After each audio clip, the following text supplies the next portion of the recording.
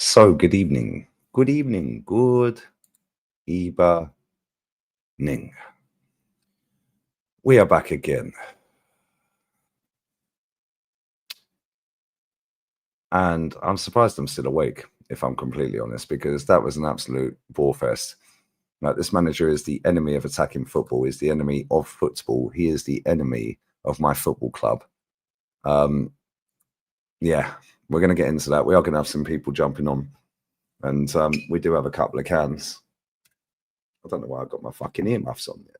I don't need them on board. There's nobody here, bruv. I big up Sam for the raid as well. Bless up. Bless up. Apologies. I set the time up for the wrong time. Although I still would have been late anyway. I didn't mean to set it up for literally 20 minutes after my first fan cam. I was supposed to set it up for later, but I still would have been 40 minutes late. So, apologies. Anyways, lateness is greatness. Unfortunately, the manager of our football club is not great. He is a gran gilipollas, which is a big dickhead in Espanol, guys. We have arrived, Tommy Gunn. Bless up to everyone inside, though, man. Big up to Adam. Big up to Jason for the raid from Sam and Common Sensei. Bosh. Called of Gunner and Paul Bearers. Oh, yeah, that gift's funny. I can't lie. Babbers raid. DJB and Norms raided, yeah? Big up DJB and Norms. Big up to them. What I missed? No, you ain't missed nothing, bruv. Leave the geezer alone. Leave the geezer alone. Was Berto and Josh at the match? I didn't see Josh. I can't lie. Can anyone confirm whether he was at the ground? Because if Josh was at that stadium, that's peak. But I didn't see him there, so I'm not going to sit and pretend I did. He's not an Arsenal fan. The City fan. I loved Arteta's conference. Real standards. Love you. But don't worry, guys. The presidents, the CEOs, guys, the managers are it's unbelievable, guys. The phone, guys. You could see what I was seeing on my phone, guys. Yeah, they're all phoning super duper Mick to congratulate him on a 1-1 draw against the worst Man City team in a decade. Fairs. Did they do the same to Thomas Frank? Or to Hertzler? Maybe these press conferences, yeah, when Brighton are going into the next press conference and Thomas Frank's in his next press conference, maybe these dickhead journalists that are not journalists, they're working on behalf of the club.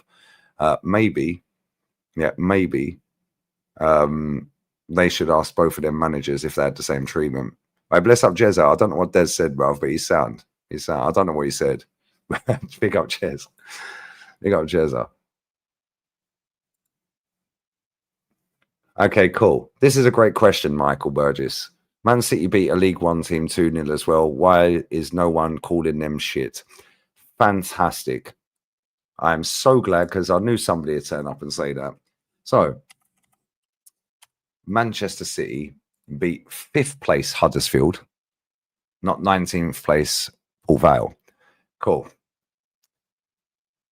Fantastic. Let's have a look at the lineup for that team, yeah? For Manchester City, yeah? Cool. All right, Jezza, get well, man. Bless up to you, man. But nah, there's his sound. But I don't know what he said. So listen, you're a mod for a reason, Jezza. Right, let's go through the starting 11. No, I know it's not hate, Michael, but I knew somebody was going to ask it. Right, and I know you watch me all the time. I'm not taking the piss. You know that. Right, Trafford in goal. Mateus Nunes at right back. He's not a right back, guys. Nico O'Reilly, academy grad. Nathan Ake, who's just come back from injury, and Johnny Stones, who's always injured. Rico Lewis in the DM. Oscar Bob. Savio. Nico Gonzalez. Phil Foden. And a guy up front called Mukasa. I genuinely don't know who that is, guys. He's 18 years old, striker. He played the whole game. Divine Tayon Mahogany Mukasa. What a fucking name, bruv. Jesus Christ. Bless your parents, my G. What a fucking name. Man is called Divine Tayon Mahogany Mukasa. Fuck me. What a name. Bruv, that's got to be one of the greatest names I've ever fucking heard in my life. Divine Tayon Mahogany Mukasa. Hey, what's your name? Hey, my name's Divine. Divine what? Divine Tayon Mahogany Mukasa, bruv. Yeah, what's yours? Hey, I bet he nicks all the chicks, bruv. Anyway, so that was their starting 11. Phil Foden is the only player in that starting 11 who is guaranteed to play a fuck ton of games this season. Now let's go to their bench, yeah? Their bench. Reinders came on as a sub. Calvin Phillips came on as a sub. I didn't even know he still played for them, if I'm being completely honest. Jaden Heskey, Emil Heskey's son. Regan Heskey, Emil Heskey's other son. They were the 4 subs they used. Sat on the bench, Ruben Dias, Bernardo Silva, Donnarumma, Braithwaite, and Mufani. Where's Rodri, guys? Anyone know where Doku is? Has anybody seen Doku? Has anyone seen Erling Haaland? No? Cool. So they played a team that are 5th in League One and went with a fucking skeleton squad. Now watch this. Now watch this. This is crazy work, guys. Now watch this. Now what we do, let's type in Arsenal. This was against 19th player. Man City had 17 shots, by the way. Yeah. Yeah, Reinders came off the bench. He was the only first team player that came off the bench. Piss all day yesterday on the north side till 4 a.m. Too old for that. All right, Jezza, come on, get some rest, mate. So Arsenal had 11 shots, 4 on target. This was Arsenal's starting 11. Kepa, Ben White, William Saliba, Christian Mosquera, Skelly. So out of that back 5, you could say Saliba's the only one that gets a start, yeah? That's the only one that gets a start week in, week out. Well, that's Phil Foden equivalent then, yeah? Because that's the only Phil Foden. Phil Foden's the only one that's going to play the majority of games. Yeah, O'Reilly will get some games, but he's only getting games now, yeah, because Ait Nouri's out. That's the only reason he's getting games. Otherwise, he'd just be a bit part. So, Ethan, Norgard, Eze, Martinelli, Marino, Starboy.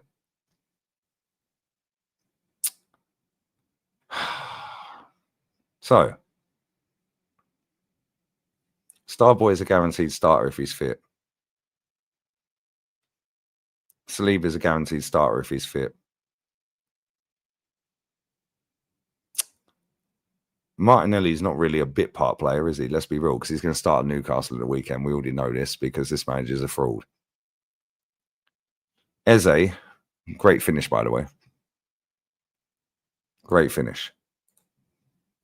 Now, have a look at the bench. Gabby Magalhaes, guaranteed starter, comes off the bench. Yeah, Mikel Merino a start as well. Victor Gyökeres should be a guaranteed starter. Declan Rice came off the bench. Guaranteed starter if fit. Trossard, you could say bit part, yeah? Max Dowman, bit part. So we scrambled a win. 2-0 against the 19th best team in League One, whilst using Declan Rice, Victor Gyökeres, that's 2, Gabby Magalhaes, that's 3, William Saliba, that's 4, Saka, that's 5, Mikel Merino, that's 6 of our considered, you could even say Martinelli, 7 main players. He did play 45 against Man City. 7. Man City used 2 against the team that are 5th. What are we doing here? What are we doing here? Unbelievable, guys. And the only reason Skelly is now getting game time again is because Calafiori's been fit for a couple of weeks. Now let's go to Liverpool starting 11 and bench against Southampton. Crazy. So, Madmashvili, Frimpong starter, Leone done an ACL, sad times. Gomez bit part, Robbo bit part. So only one starter if fit is Frimpong. Endo bit part, Jones bit part, Chiesa bit part, Anyoni bit part, Rio bit part, Isak getting up to speed, but he will be a starter. So that's 2. That's 2, yeah? Kirkes 3. Ekatike 4. They both came on. Connor Bradley, bit part because Frimpong's going to start most games. Jaden Dans. The rest of their bench, by the way, Freddie Woodman, Reece Williams, Katie Gordon, Kieran Yusuf Morrison, Tommy James Pilling. Where's Salah, bruv? Where's Florian Wirtz? Where's Gravenberch? Anyone know where Konate is? Or Van Dijk? Allison? McAllister? And they're playing a team that are in the Championship, albeit they're at home. However, the fact that we went and played 7 of our fucking starters over the course of that game tonight, bored the shit out of every fucker that was watching it, is a damning indictment of this manager's reign at this football club. Saka shouldn't have been in the squad. Declan Rice shouldn't be touching pitch. Gabby Magalhaes should not be touching pitch. Saliba should not be touching pitch, mate. All right, we've got Norms backstage. Yo, bless up Norms, bruv. It's been a minute, brother. What are we saying? Here's Johnny. Norms always comes with the greatest goated green screens, bruv. He's got out the Matrix, bruv. He's got out the Matrix. I've got out the Matrix, man. I've got this madman behind me, Mr. Arteta, Mr. Teta. No, Mikel Bundy. Mikel Bundy. You name it, mate. The serial killer of football. I wish I could put that as a title, but I'd probably get done for fucking monetization. Whatever. No, but you can actually spell it as cereal in cornflakes.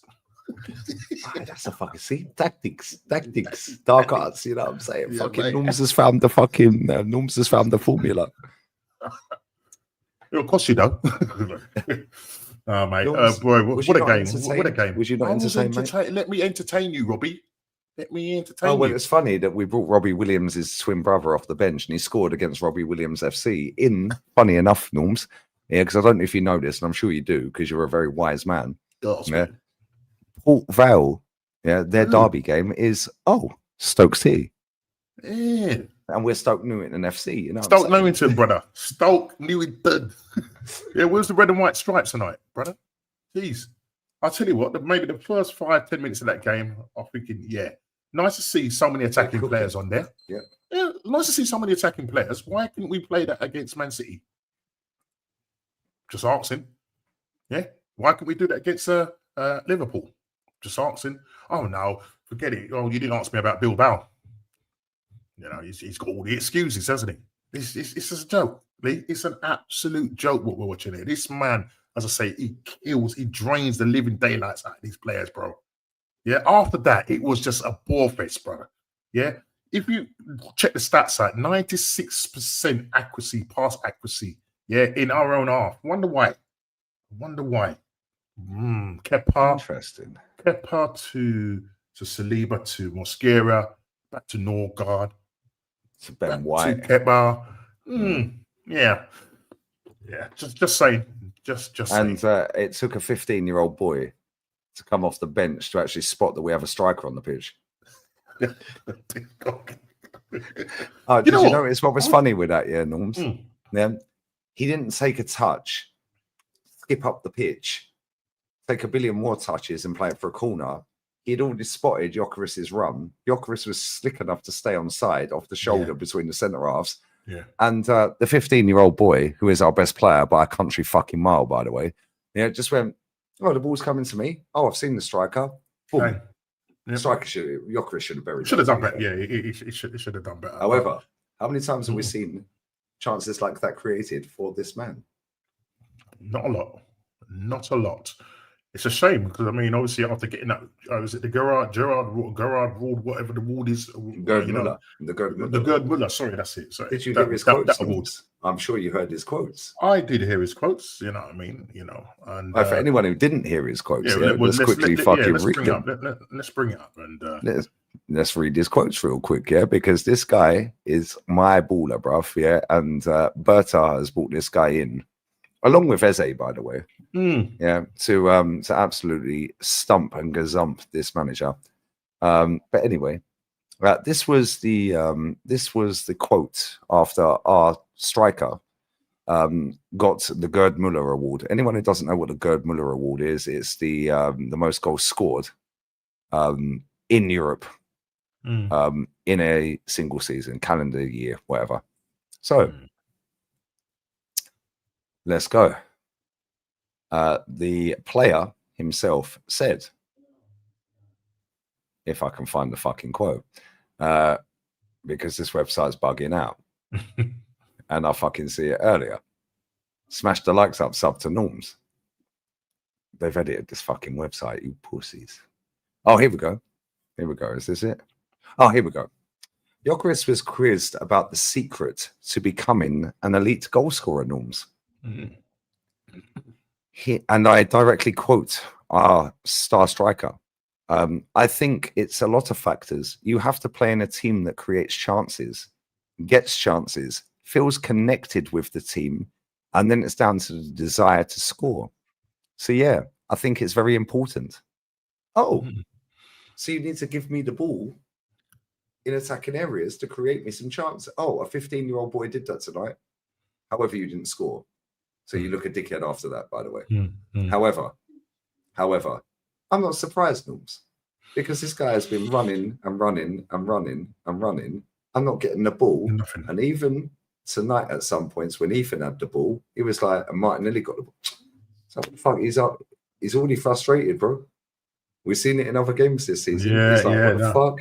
Yeah. I mean, listen, at some point, he's gonna have to say something to the manager now. You know what I mean? Because you can't have somebody winning that kind of award, scoring that kind of amount of goals for Sporting Lisbon, and he comes to Arsenal, and bro, services. As I said, Arteta is the motorway builder. Yeah, he's the one that builds motorways, and he doesn't. The only thing with those motorways, there's no service stations on there. Yeah, because he doesn't believe in services. Yeah, you just keep driving. You never get to the destination. You just keep driving. It's about the journey, though. It's about the journey. It's about the journey. It's about the journey. It's quite strange. But you need to make sure that you have a full tank of fuel. Yeah, and depending on how far the journey is, you need to calculate that to the literally to the last fucking drop, the milliliter.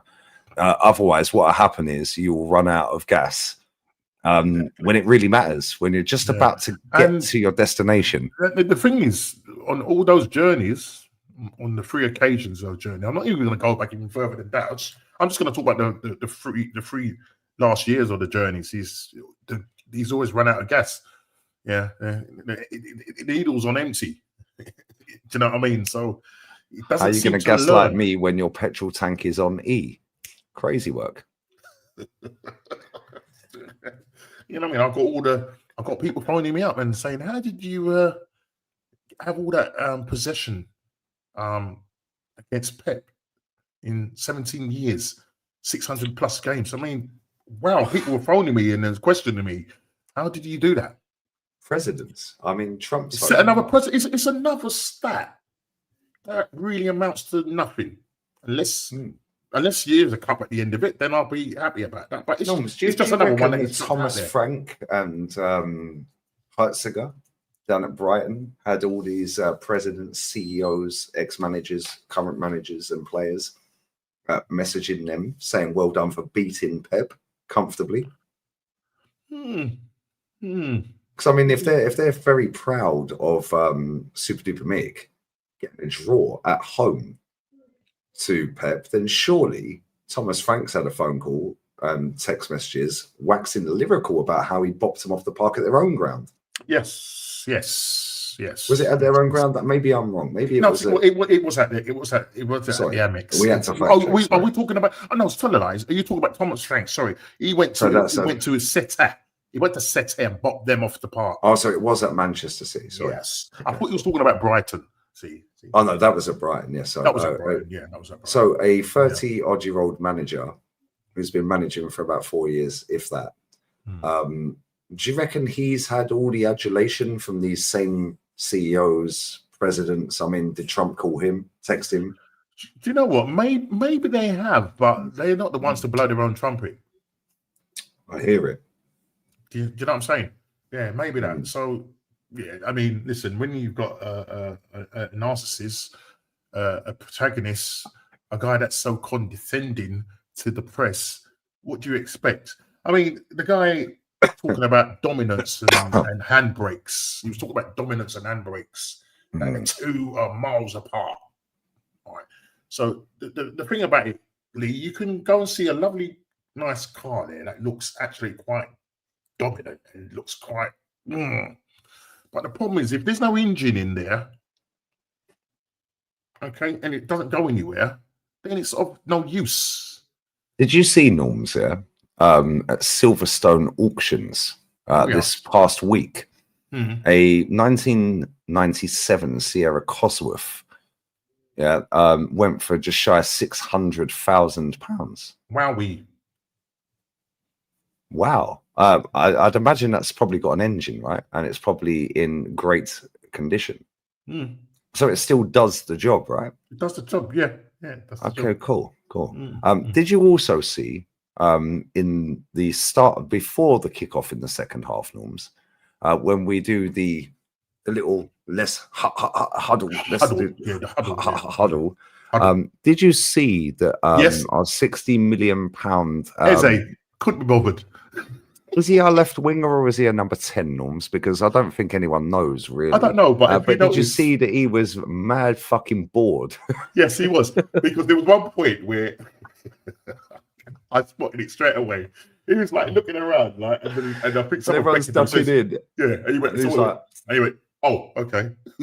And then he looked straight back up again. Yeah, what you man saying, bruv? Yeah, just give me the ball. Just give me the ball. Yeah. And then he looks back up again.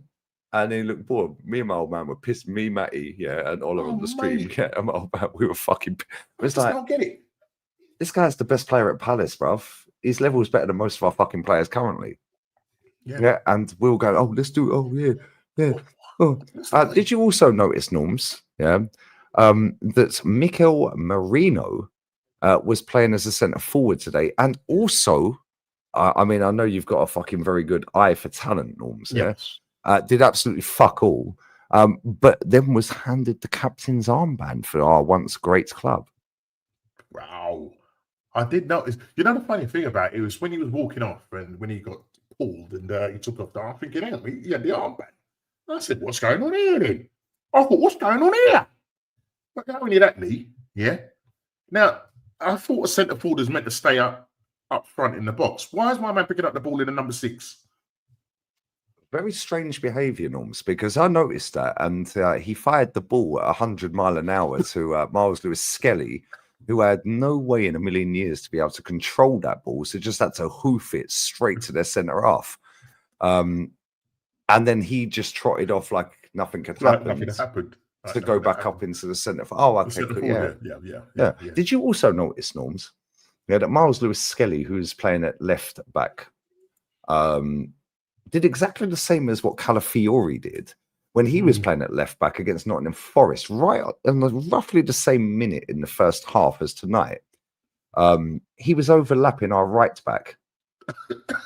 I don't know if you noticed that, but Lewis did. Skelly was overlapping Benjamin White. Yes, I did spot that. On the right wing. I was as wondering. Calafiori did against Forest just before half time. Yeah. Something tells me that they're not doing it by themselves. Something tells me that the manager is telling them to do that. But then why is it that then Arteta has a go at Eze for going into the... You see, I was looking at Eze's heat map for Crystal Palace. Very central. Yeah, very, nice red spots here in the centre. Yeah. Maybe slightly off to the right, but that's what it is. But for this guy against Bilbao, you hug that touchline, bro, and don't you move. Breaking him.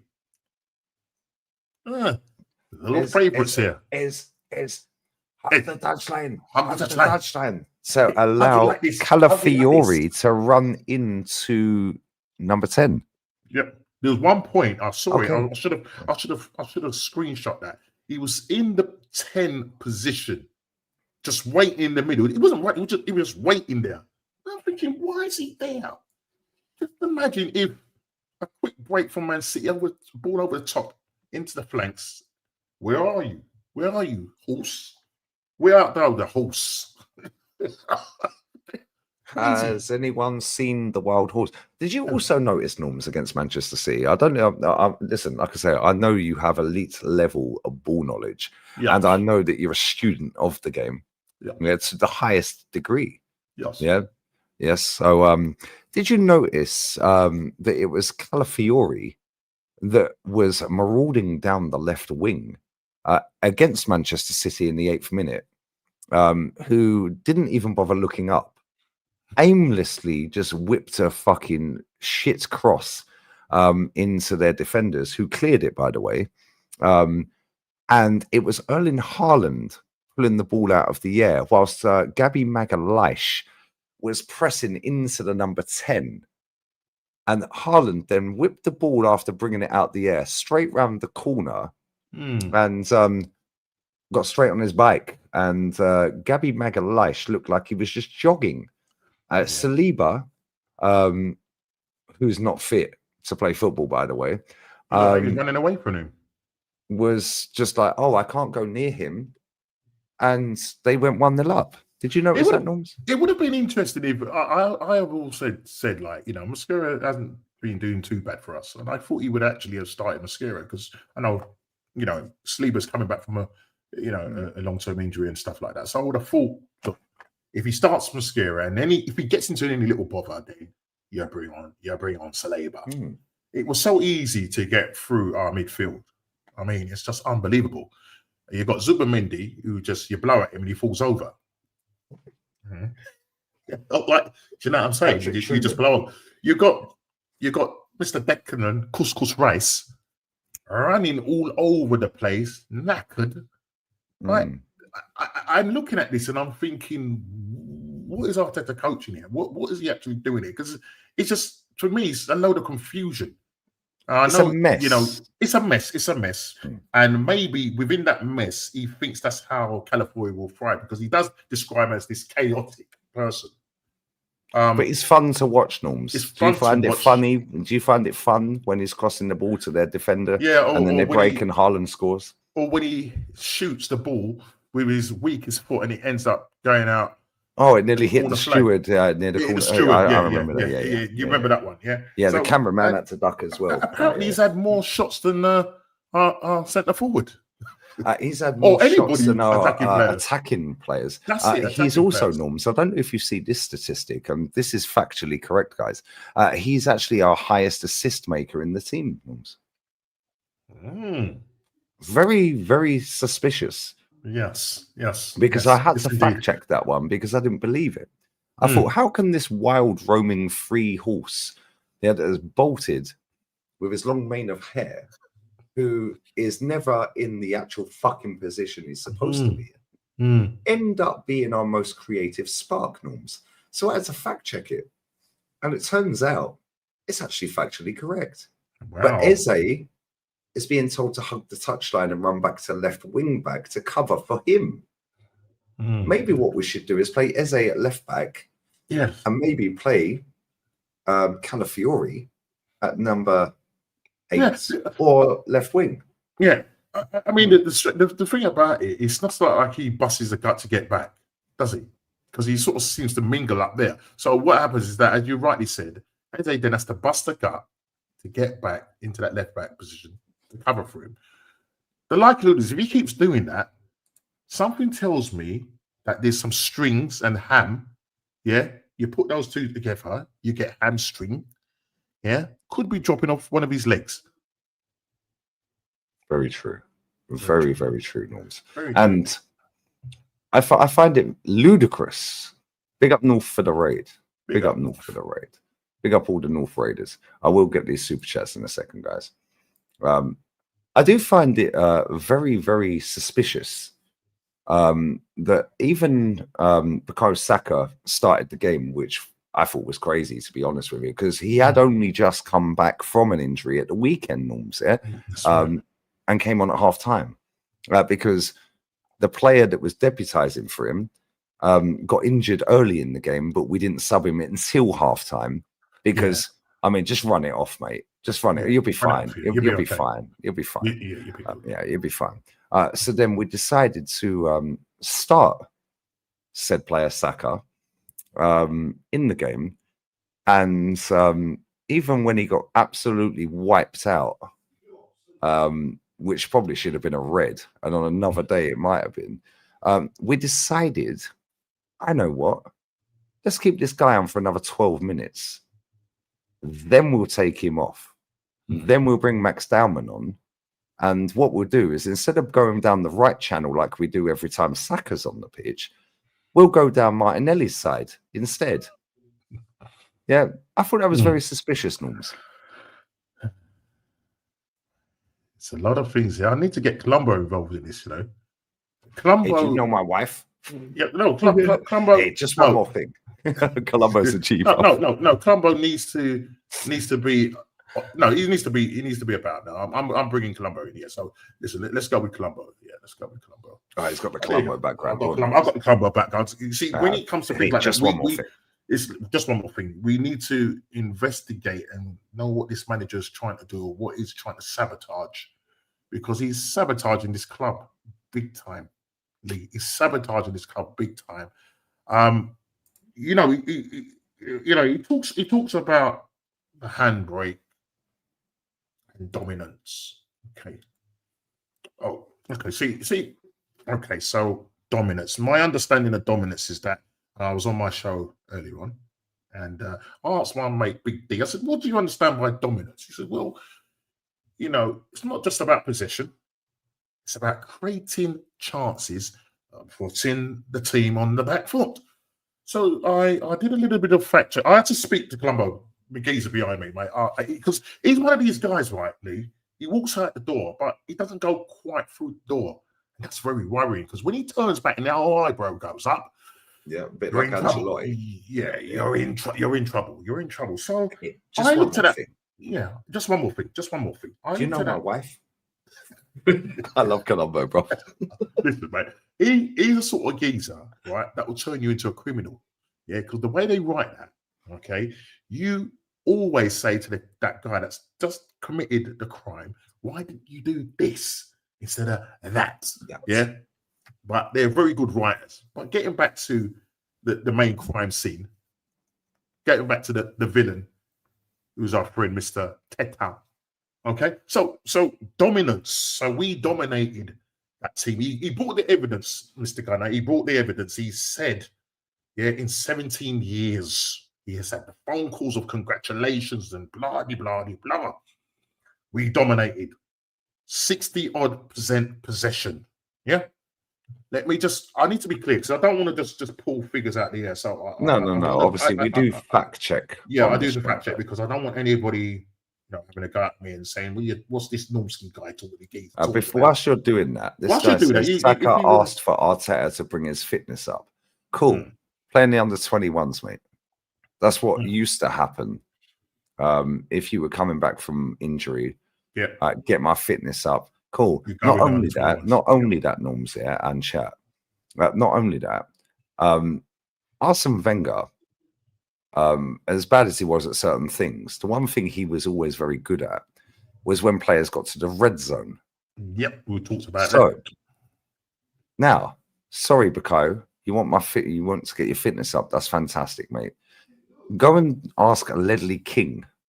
Ledley King.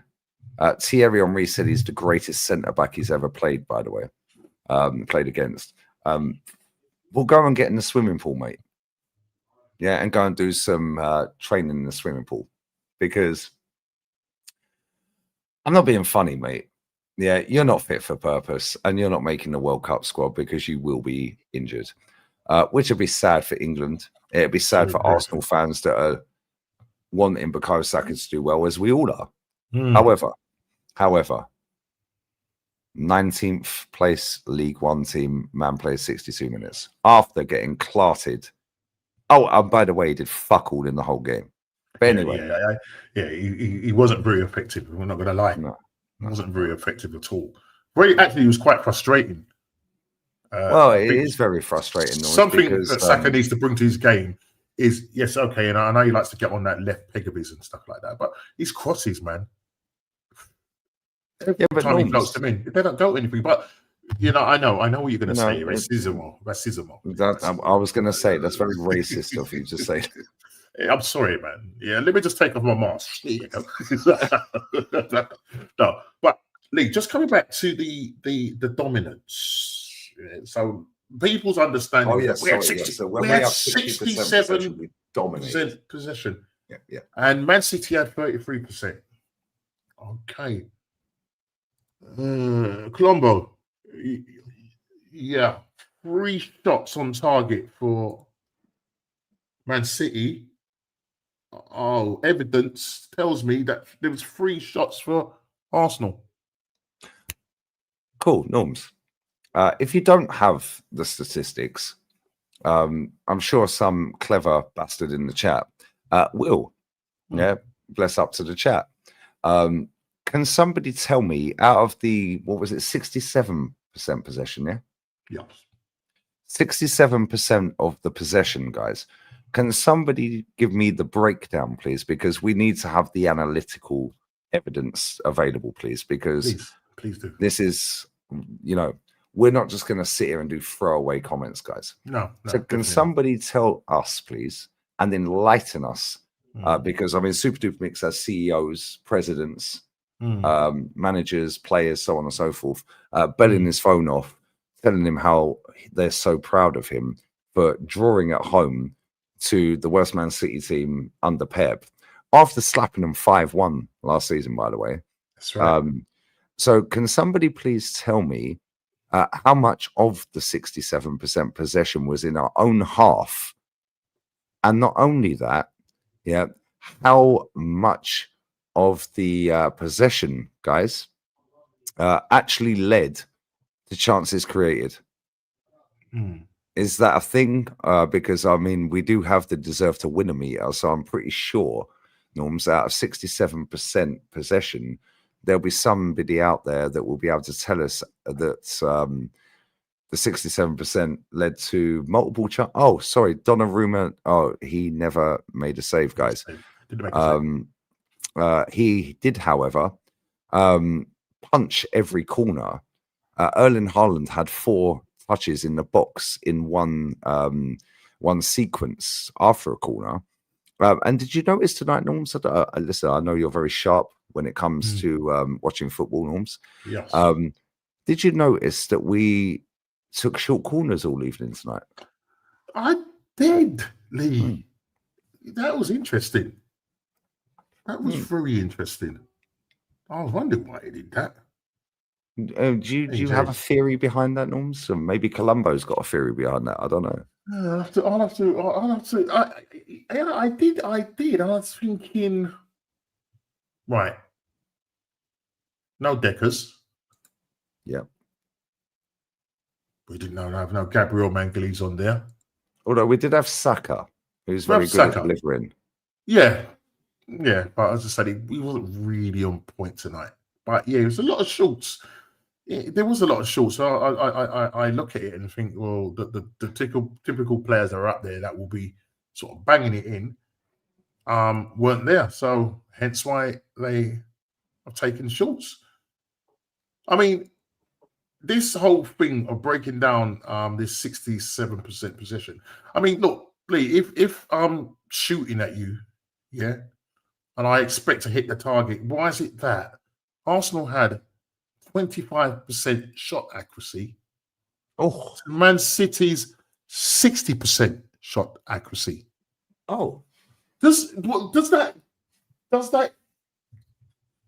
not in dominant. any way tell you that there was any kind of dominance in that? Let's bring context into it, because everybody likes that word context. So 25%. If somebody is shooting at you with a gun, or an arrow, and 60% of the time, would you say that person was more dominant with the 60% chance? Yeah, I'd say that they were. I would say that. I would say that that's 25% is 1 in 4 norms. So if I aim a sniper gun at you, I'm going to snipe you 1 in 4 times. 1 in 4 times. However, what was the stat the opposite way? 60%.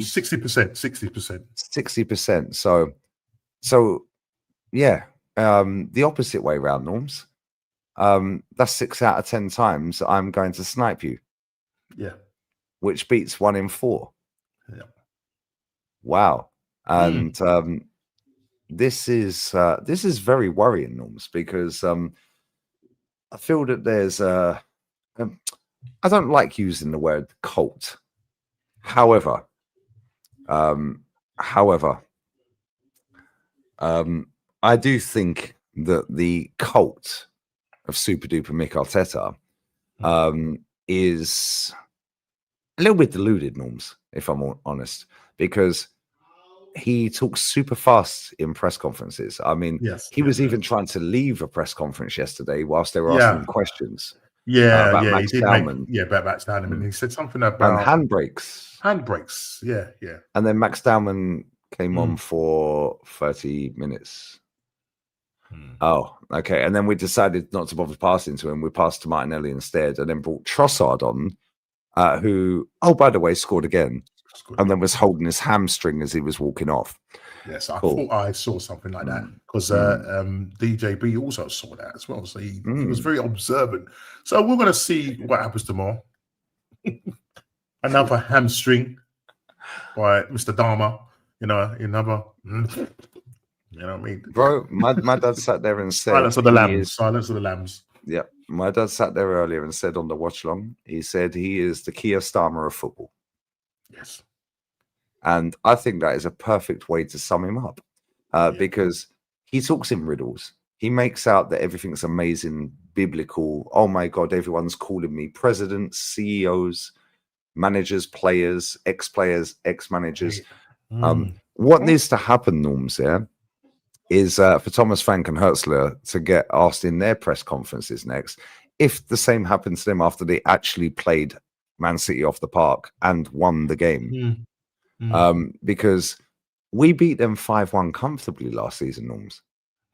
So I'm not quite sure how so many people are actually being sucked in and duped and finessed, which is why Colombo's in the background, because he is going to get to the bottom of this. He's going to definitely get to the bottom of it, and I can't wait for the conclusion.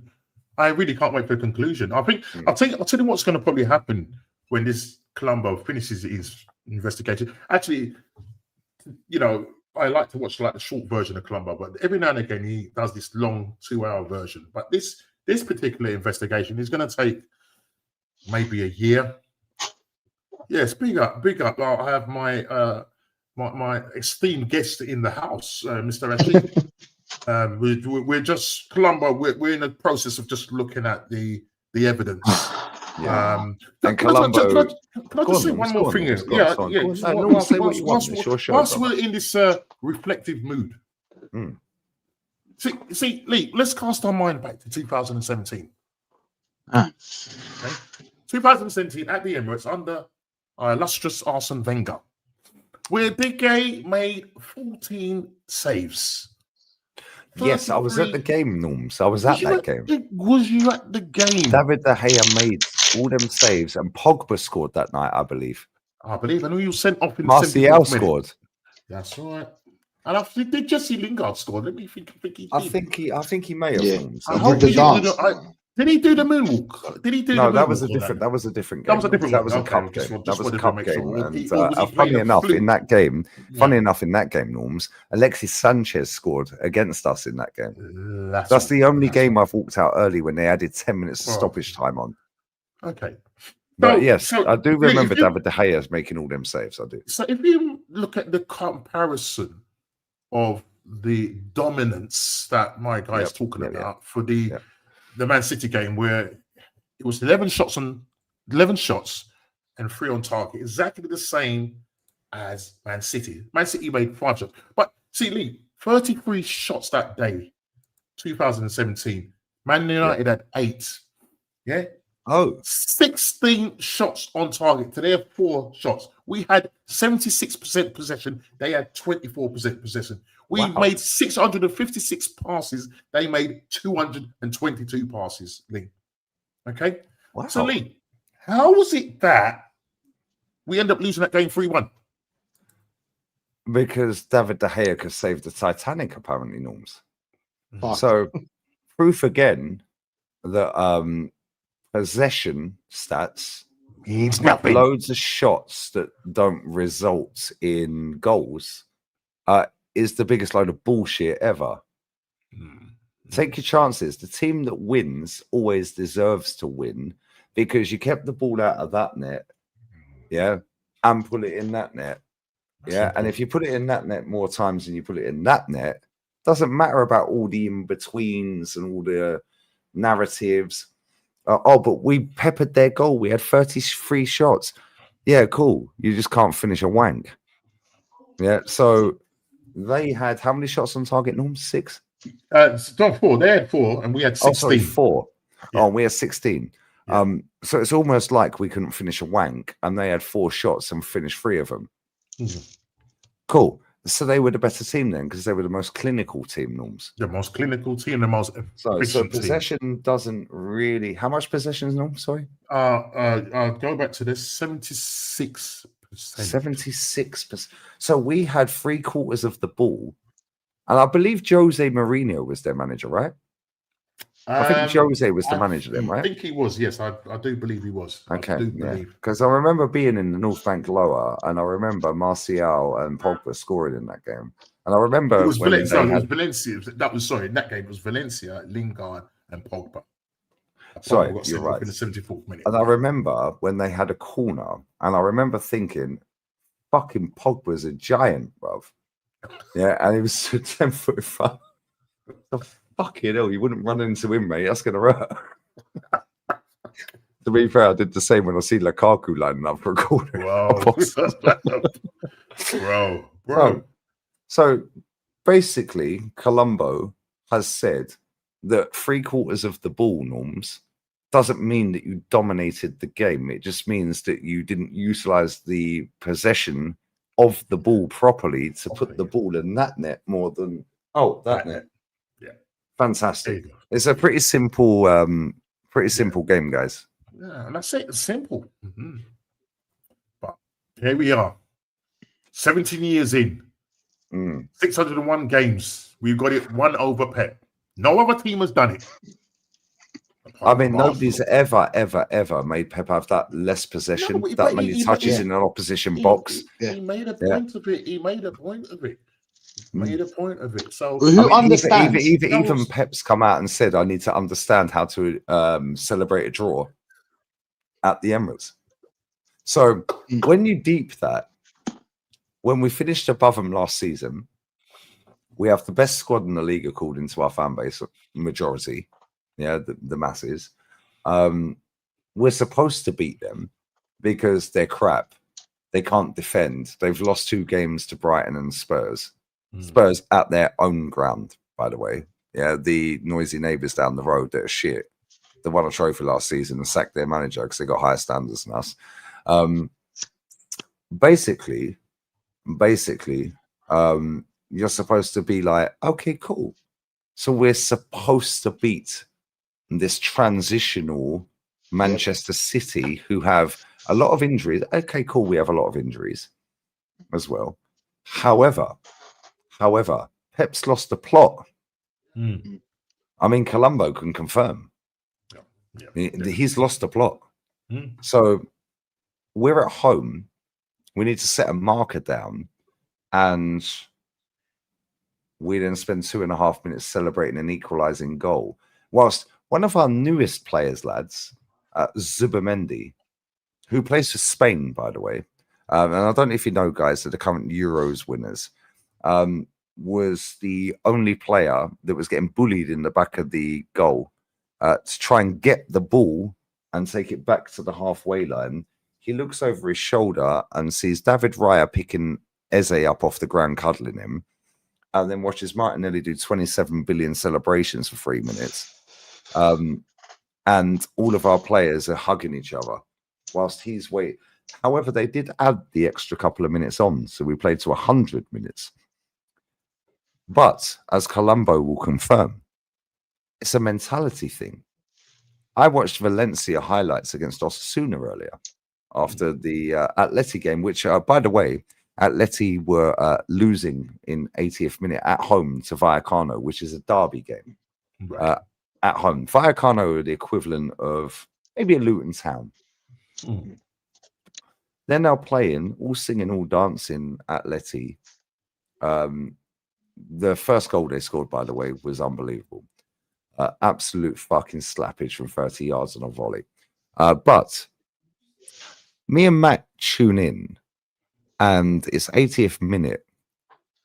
He rounds the goalkeeper and scores. It's 2-1 to Vallecano. Oh, wow. Oh, wow. Crazy. Straight from kickoff, Atleti scored. Julian Alvarez got a brace. Guess what happened, guys? They picked the ball up out of the back of the net and spotted it down in the centre circle. No 3 minutes celebrating, like, and knee sliding and doing love hearts and giving it all of this and this. Guess what happened after that, guys?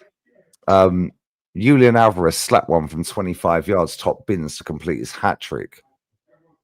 Oh, and even after that, guys, Atleti didn't say, fuck it, we'll shut up shop and we'll bore the shit out of you in a derby game at our ground when we've been shit all season and we've got Real Madrid at the weekend, the biggest Madrid derby. We're still going to attack. And Vallecano said, well, fuck that. We're still attack. And the Vallecano manager is 37 years old. And he was Iriola's assistant, by the way. I don't know if you knew that, guys. No, I didn't know that. But I also, after that game finished, it showed the Osasuna Villarreal highlights. And Villarreal equalized to make it 1-1 in that game. The guy who equalized got the ball, run back to the halfway line with it under his arm and put it on the spot. And sorry to break the bad news to you guys. They then went on to win the game 2-1. It's called mentality, guys. Yeah. And everybody in Spain can cross a ball. And me and Matty watched 15 minutes of that Atleti Vallecano game, and it was better than any game I've watched Arsenal play this season. Look at that. Crazy work, guys. Crazy. And on that bombshell, I'm going to empty this ashtray, guys. Rashid, Maji, Norms, Yeah, bro. Colombo's still working on it because it does take a long time to figure out the. Yeah. You have to It's gonna. dissect to make I it think like what's that. gonna happen. I think what's gonna happen during this period of this season, Colombo will be coming out every now and again, he's gonna want to know why certain things are being done. Now, hopefully, come the end of the season, if Colombo walks out that door, doesn't come back in and goes, "Oh, one more thing, you're sacked." That's what we're waiting for, people. That's what we're waiting for. I'm going to have a quick bathroom break and a refreshment break. I need to refresh, guys, because this is a lot to dissect guys. It is. Yeah, there's lots to dissect, guys, and I'm sure I Mr. Rashid, feel I'm very drained. Yeah, I'm quite drained, and I do believe we need to hear from the illustrious Rashid, who Yeah, sits below us, and will tell us what he thought of the game. I think he should. And Rashid looks very worn out, Norms. I've been in the 2-hour game. I have been worn out, bro. It was Norms. What It do you was say, big bro? up to you, of course, man. Big up to the chat as well. Oh man, it was just crazy. How we used to beat these teams without any force, with our B team, you know what I'm saying, Yep. and mixed. We had to today, after the first goal, which was a beautiful goal, but I heard that it was a fluke. Was it a fluke from?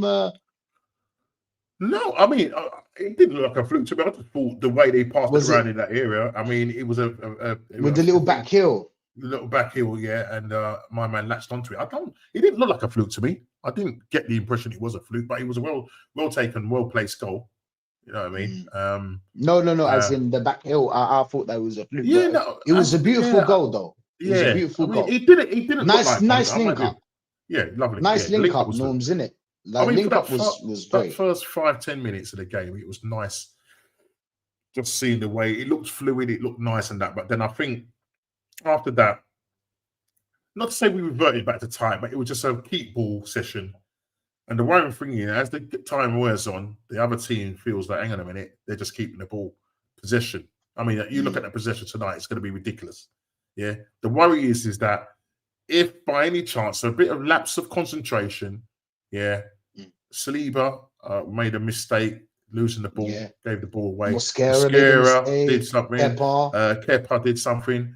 That on another night, that goes in, the crowd behind them, you know, that goes to penalties, pressure. We don't do very well under pressure. We end up going out on penalties to Port Vale. I mean, who sit wherever they sit in the League One. So for me, some people are going to say it's a very professional game. It was professional in terms of the way Arsenal approached the game, but my gosh, it bored the life out of me. Not going to lie. You know what I mean? I ended up watching the wall and watching the paint dry. That was better. You know what I mean? So, you know, what they should have done is go out there, lay a marker down, play at an intensity. Yeah, you've got the squad. Look, you had a load of players sitting on the bench. You had attacking players playing tonight, which I think, and I said it to Mr. Gunner earlier on, that what should have really happened was that I should have seen some of those players playing against Man City. I should have seen some of those players playing against Liverpool. But no, we chose to play them against a lower league side, just to maybe shut us all up and to say, I've played you guys. Yeah. What's going to happen when we go to Newcastle on Sunday? What do you think is going to happen? Does anybody know what Marino is? Was Marino playing today? Because he wasn't in the midfield and he wasn't as a striker. Well, listen, brother. The fuck was he? No? Oh, okay. Listen to this. Yes, listen to this. My man was meant to be playing up front today as the number 9, the false 9, whatever. He was definitely false. Yeah, he was false in every position. The man played in, as somebody just said, Jack Lee just said, he played in the 9, he played in the 10, he played in 8, he played in the 6. And of all of those positions, he was absolutely non-effective. Non-effective. I watched the game, Rashid. I watched the game, and I said, "What is this guy doing? What is his actual job on this pitch?" Because he was picking up the ball in the 6th position. I see this man. I said to my son, "Boy, he's picking up the ball in the 6th," and I think he gave away a hospital pass. Yeah, and the man just like, you know what I mean? I was like, he wasn't good in the 6, in the 8, in the 10, in the 9.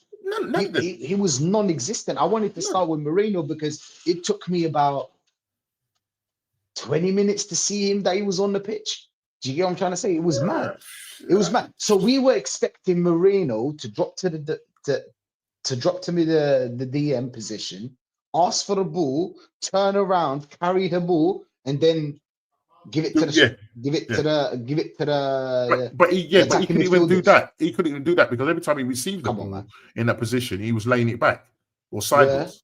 He's not one of these guys that was going to take the ball on its half turn and do that. That's not in his game. That's not in his ammo. He can't even do it against Port Vale. It's mad. Exactly. It's mad. You know, so for me, yeah, it would have been better to have started Gyökeres, yeah, because Gyökeres does need to get, you know, scoring again. But why didn't he give a chance to Martinelli? He scored 2 goals. He scored 2 goals in 3 games. Playing him down the center. Yeah, because he scored. He scored, so he deserves a spot. That's the thing. Like, isn't football like that, where you score and then you because you scored certain amount of games, you get a chance, especially in the Carabao Cup. You don't even need Gyökeres for this game. Yeah, it's Port Vale, and Port Vale are 19 norms. 19. You do not need a full team to beat these, man. You don't need a full team. The fact is that most of the guys came off the bench. I mean, as I said, the other teams that we talked about earlier on, they didn't need to go and call on all the bench. They called on maybe 1 or 2 players. We called on about 5, 6. Why all those changes? Don't get it, bro. Don't get it. Because we needed them. We were 1-0 and panicking. We weren't creating anything from the first goal to the second goal. We didn't create nothing. We did not create nothing. And it's not to say that none of these players like Ethan, like Saka, like Eze and all that, these are creative players. But I think it's a system that is stifling in them. And so, I mean, even when Max Downham come on, Lee made a point that he come on and on DJ B's show, we was talking about it, he's like, when he didn't actually, where you know he would take players on, he didn't. He actually stopped and passed it back. So straight away, he's coached that out. When he said the handbrake, you remember the handbrake? Yeah, but he said it in press conference. He said it in conference. He said that the 2, dominance and handbrake, do not go together. They're miles apart. They don't go together. So that's what he said. You know what I mean? But he knows that the walls are closing in on him. Yeah, because he's been saying some strange things in these press conferences. Acting very. I mean, he's normally like that anyway. So you know what I mean? How to describe this guy? It's just that he's under a lot of pressure. Cringy. Yeah. That's how I would describe him. So cringy. The CEO is phoning him. Everybody's phoning him. Ex-players are phoning him. How did you do that? Exactly. How did you get so much possession against Man City? Yeah, you're the only manager to have done that in 17 years. How did you do that? So straight away, he's put that out there. The top gooners will latch onto that. And that's just another stat that means nothing to anybody apart from him and the mutants that are out there. They'll lap up to anything. They'll just gobble up anything he says and believe it. And do you know what I'm saying? Anything he says, and they'll believe it. They'll believe it. Like you heard what Pep said after that. He was like, they need to teach me how they celebrate a draw. Do you get what I'm trying to say? This is the kind of team we've become, Norms. This is the kind of team that when Arteta came in, they told me that he's going to change the culture. You remember that one, Norms? Change the culture. I don't think the culture's changed. We're celebrating a draw against Man City. Oh, it's Man City, but this is the shittest Man City, and we're supposed to win. We are supposed to win now. You remember when they used to beat us? Yeah. Which everybody was like, oh, but it's Man City, you can't beat them. It's Man City, you can't beat them. Well, now Man City is not Man City, and you have the chance to beat them. So beat them. Beat them, and you didn't. You failed. You failed the test. You failed the test because you brought on 3 fridges. Yeah, that's what you did. Or started 3 fridges, should I say. Not brought on. Started not 3 the first fridges. time. Not the first time, Norms. Not the first time. It won't be the last time because we go to Newcastle on Sunday. And I guarantee you, those 3 fridges will start. They will. Norms, do you think he'll play those 3 fridges on Sunday? Yeah, that's what I'm saying. I think he will.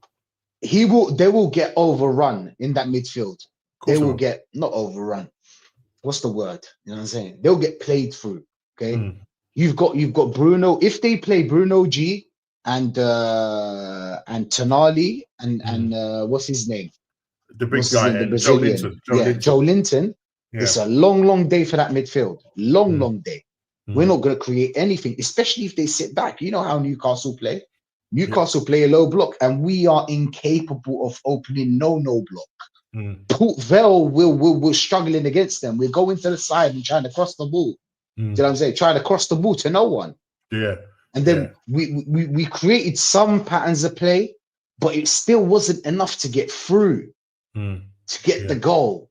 Yeah. The thing is about Liverpool, why they score so much is because they create so much that two of them goals are in. That's it. Yeah. Because they create so much mayhem that you're going to make a mistake. You're going to make a penalty. You're going to make a foul. You're going to make something. Something's going to happen there because they create so much, Norms. We're taking our chances. Let's be real. We scored like what? We've scored 9 goals? 9, something like that. Plus, something like that. We're talking like what? How many set pieces? How many set pieces from those 9 goals? And 5 of them came from against one team. And we scored 2 set pieces that game. It's mad. It's mad, bro. We are incapable of scoring. And now we've got the problem with us not scoring. We're just defending. So every game we come in and we're going in there like we're going for a draw. Bilbao. So you sold us the idea that 3 6s are the right idea for Liverpool. Okay, Liverpool away, blah, blah, blah. We went there to control the midfield. I get it. Bilbao, how are you going to sell me that one? Oh, but nobody complained about Bilbao. Nobody complained. And yes, we did. A lot of people did actually complain about Bilbao. It's just that you won. So some people, you let you off the hook because you won. But people were talking about the 3 6s. It's not a new thing that's happening, Norms. It's been happening. And every time we played, we've suffered in this system. And he continues to play it. Continues to go for the same way, never changes up. He's got so much talent there, so much talent in this squad that he can play those 42 fucking formations that he tells us about. 42 formation. I don't see no 42 formation that pitch. I see a 4-5-1, and that's the formation I see. It's not even a 4-5-1. It's a 7-0-3. That's the way it is. Or sometimes not even 3. Sometimes it's 10. The whole team is defending apart from Gyökeres. Yeah. So he's got his comms man next to him, he has his ear to the ground, so he will tell him exactly what's going on out there. So the fact that he's hearing all of this, just means that he's just going to dig his heels in even more, because you'll hear the noise, and the Arsenal media team or the social team knows what's going on out there, and that there's unrest. Listen, there's unrest, not to the level that we want to see it, but if it continues like this, because if you're not starting a £68 million player that has creativity and you big them up on all the thing that came with it, Trossard's injured. He's going to play on the left, Norms.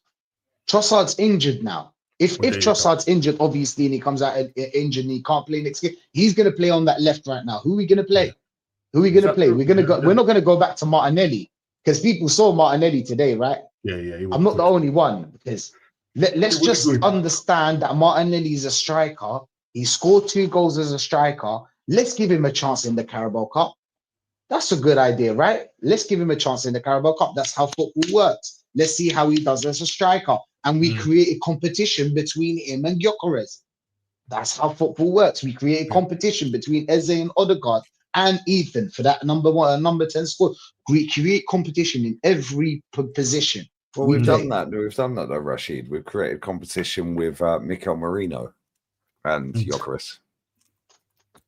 Yep. I was asking him today, Lee, did you see Mikel Merino? Because I didn't understand where he was playing, and then I barely saw him touch the ball when he lost the ball a couple of times. Dominant is picking up the ball at left back, CDM. He was nowhere near striker. Then he was falling over the ball in the penalty box from a shit Martinelli cross. But don't worry, guys. There's plenty more of this to come this season, because as soon as 29 is fit and available, he's in there. And he's in there. He just can't wait, can he? He can't wait. And we have to buckle up, guys, because I don't know if this guy's being genuine, or whether he's being sarcastic. It's only 5 games, lads. Why panic? It's 6 years in December, mate. That's right, guys. A gal's posted the same shit. Oh, but it's only 5 games. It's only 6 games. Oh, what's the difference? He's retweeting posts. What's the difference between what Man City did tonight against Huddersfield and what we did? The difference is, mate, the only starter that starts most weeks is Phil Foden that played, mate. We played over 7 of our all-time starters, guys. They didn't even take Doku. They didn't even take Haaland or Rodri. But don't worry, guys. Declan Rice came on. Yeah, Declan Rice to secure the midfield. To secure the midfield. We had to tighten up at the back by bringing Gabby Magalhaes on, guys. Because I mean, does anyone know who Port Vale's fucking striker is? I mean, it's shiver me timbers. Like, fuck off, man. Fucking bullshit. Let me grab these super chats real quick because they've been there for time. Joe Cole and Antonio TNT today. Trophies, league position. Big up YOLO67 if you're still here, brother. That's been there from the get-go. That's been there an hour. At least Joe Cole's finally spoke some sense to... Oh, I'm not going to say what I was going to say. Anyway, bless up Joe Cole if he has said that. My G, bruv. Big up to Ethan. Our attacking play is absolutely awful. Same crap, no variation. Just playing for corners and long throw-ins. This manager has to go. And do you know what's even more funny? Calafiori being told, and Colombo sussed that one, Norms. Yeah, Colombo figured out the background check on that, and did all of his research on that. The lines person, I have to be grammar. No, we have to say it professionally. The lines person, the assistant referee, telling Calafiori how to take a throw in. 120 grand a week. Calafiori is getting played, guys. Apparently, football's different in Italy. I don't know if they take throw-ins differently in Italy, but apparently that was the excuse. But anyway, Colombo got to the bottom of that one, and found out that Calafiori is fucking dog shit. So big up to you, Ethan. Footy lights. I accidentally yelled at my mum and made her cry. Help! Why did you yell at your mother, brother? I'm a poet. I fully know it. Is your mum buff? I don't get it. To be honest, I don't know soccer, but I love this channel and learn a lot. Bless up to you, but your name's gay, bruv, and you was in my chat with Rance the other day saying some gay shit, bruv. That's haram. Yeah, we have a fellow Muslim here, brother. You know what I'm saying? This is gay. As a Scouser, big up David Massett, brother. Yeah, and a Liverpool fan.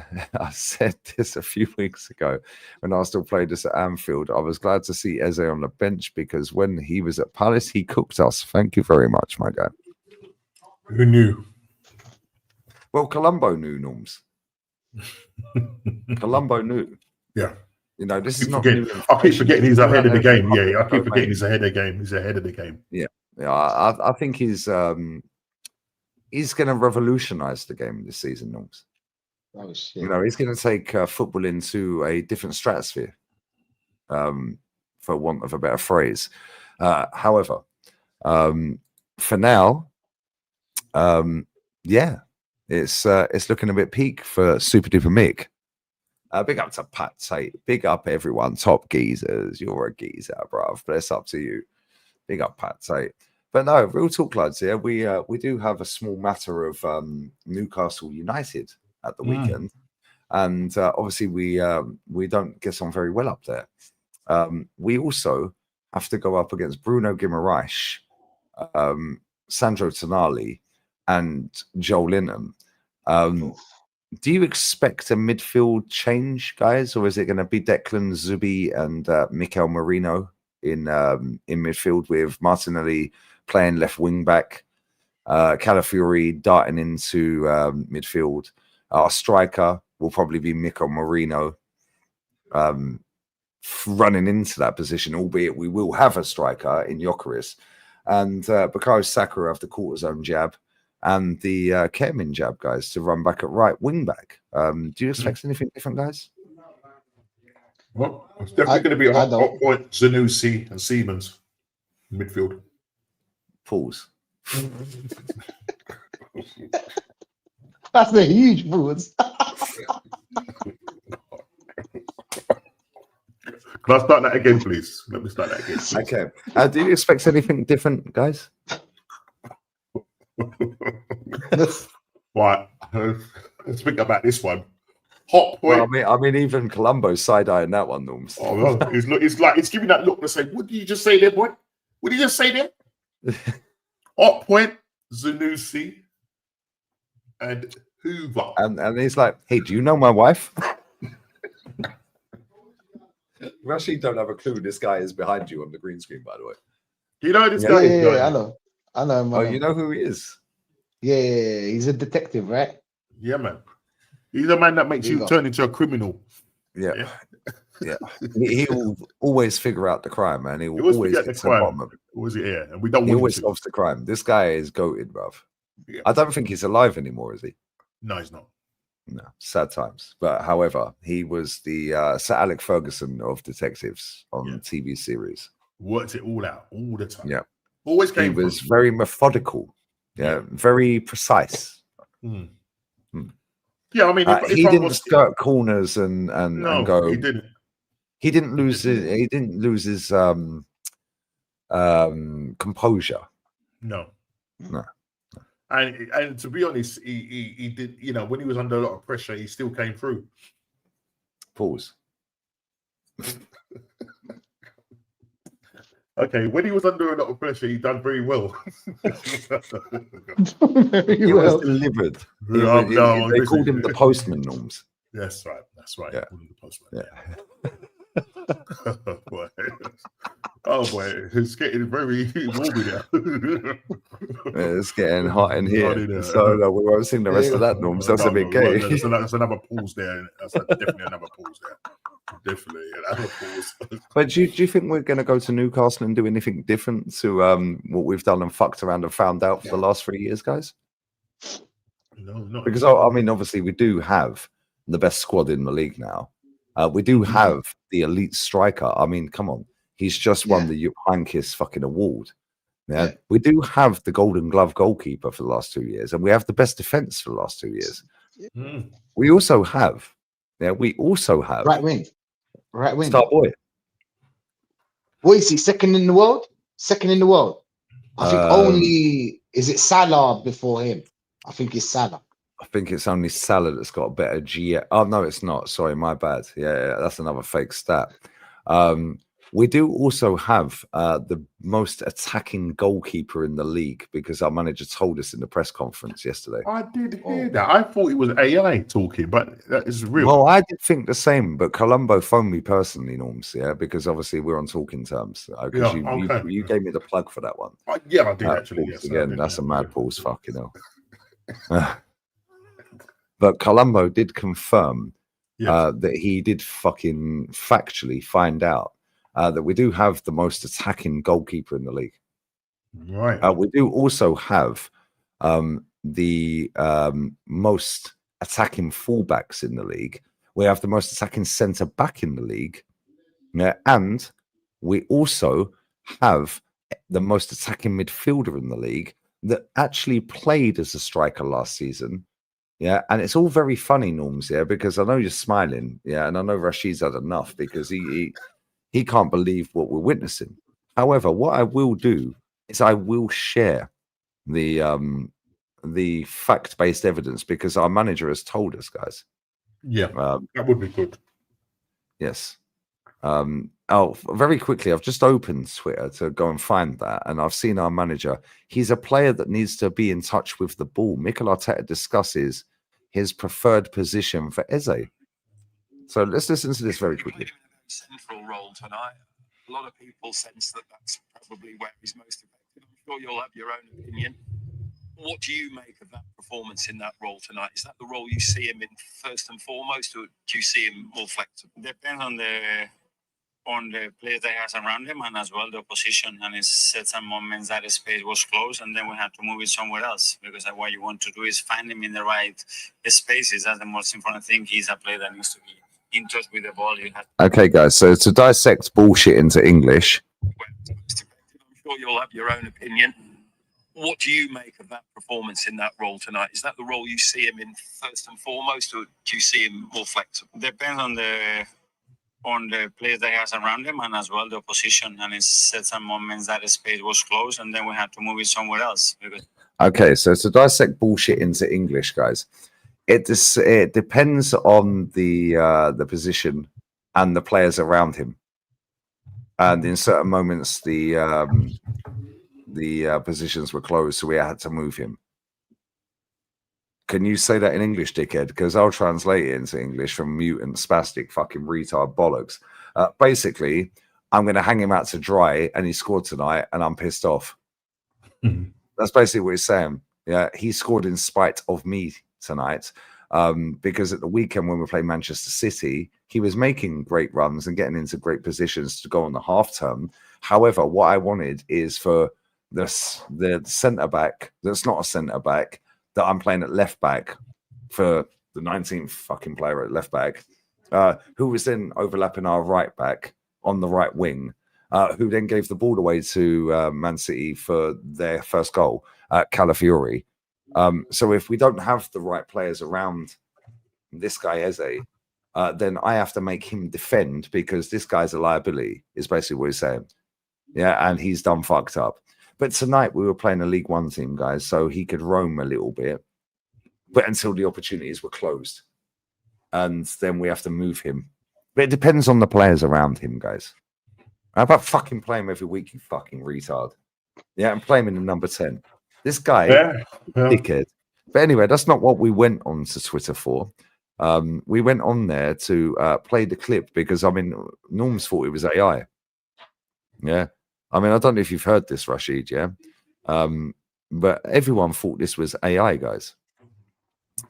So, let's find this clip very quickly, guys. Whilst you will smash the likes up and sub to Rashid and to Norms, by the way. And one of you lovely mods in this chat that beg to be mods, please get their links and I'll pin them. Because I can't squeeze them in the title. I did change the title, actually, Norms. I put cereal, as in cereal. Yeah.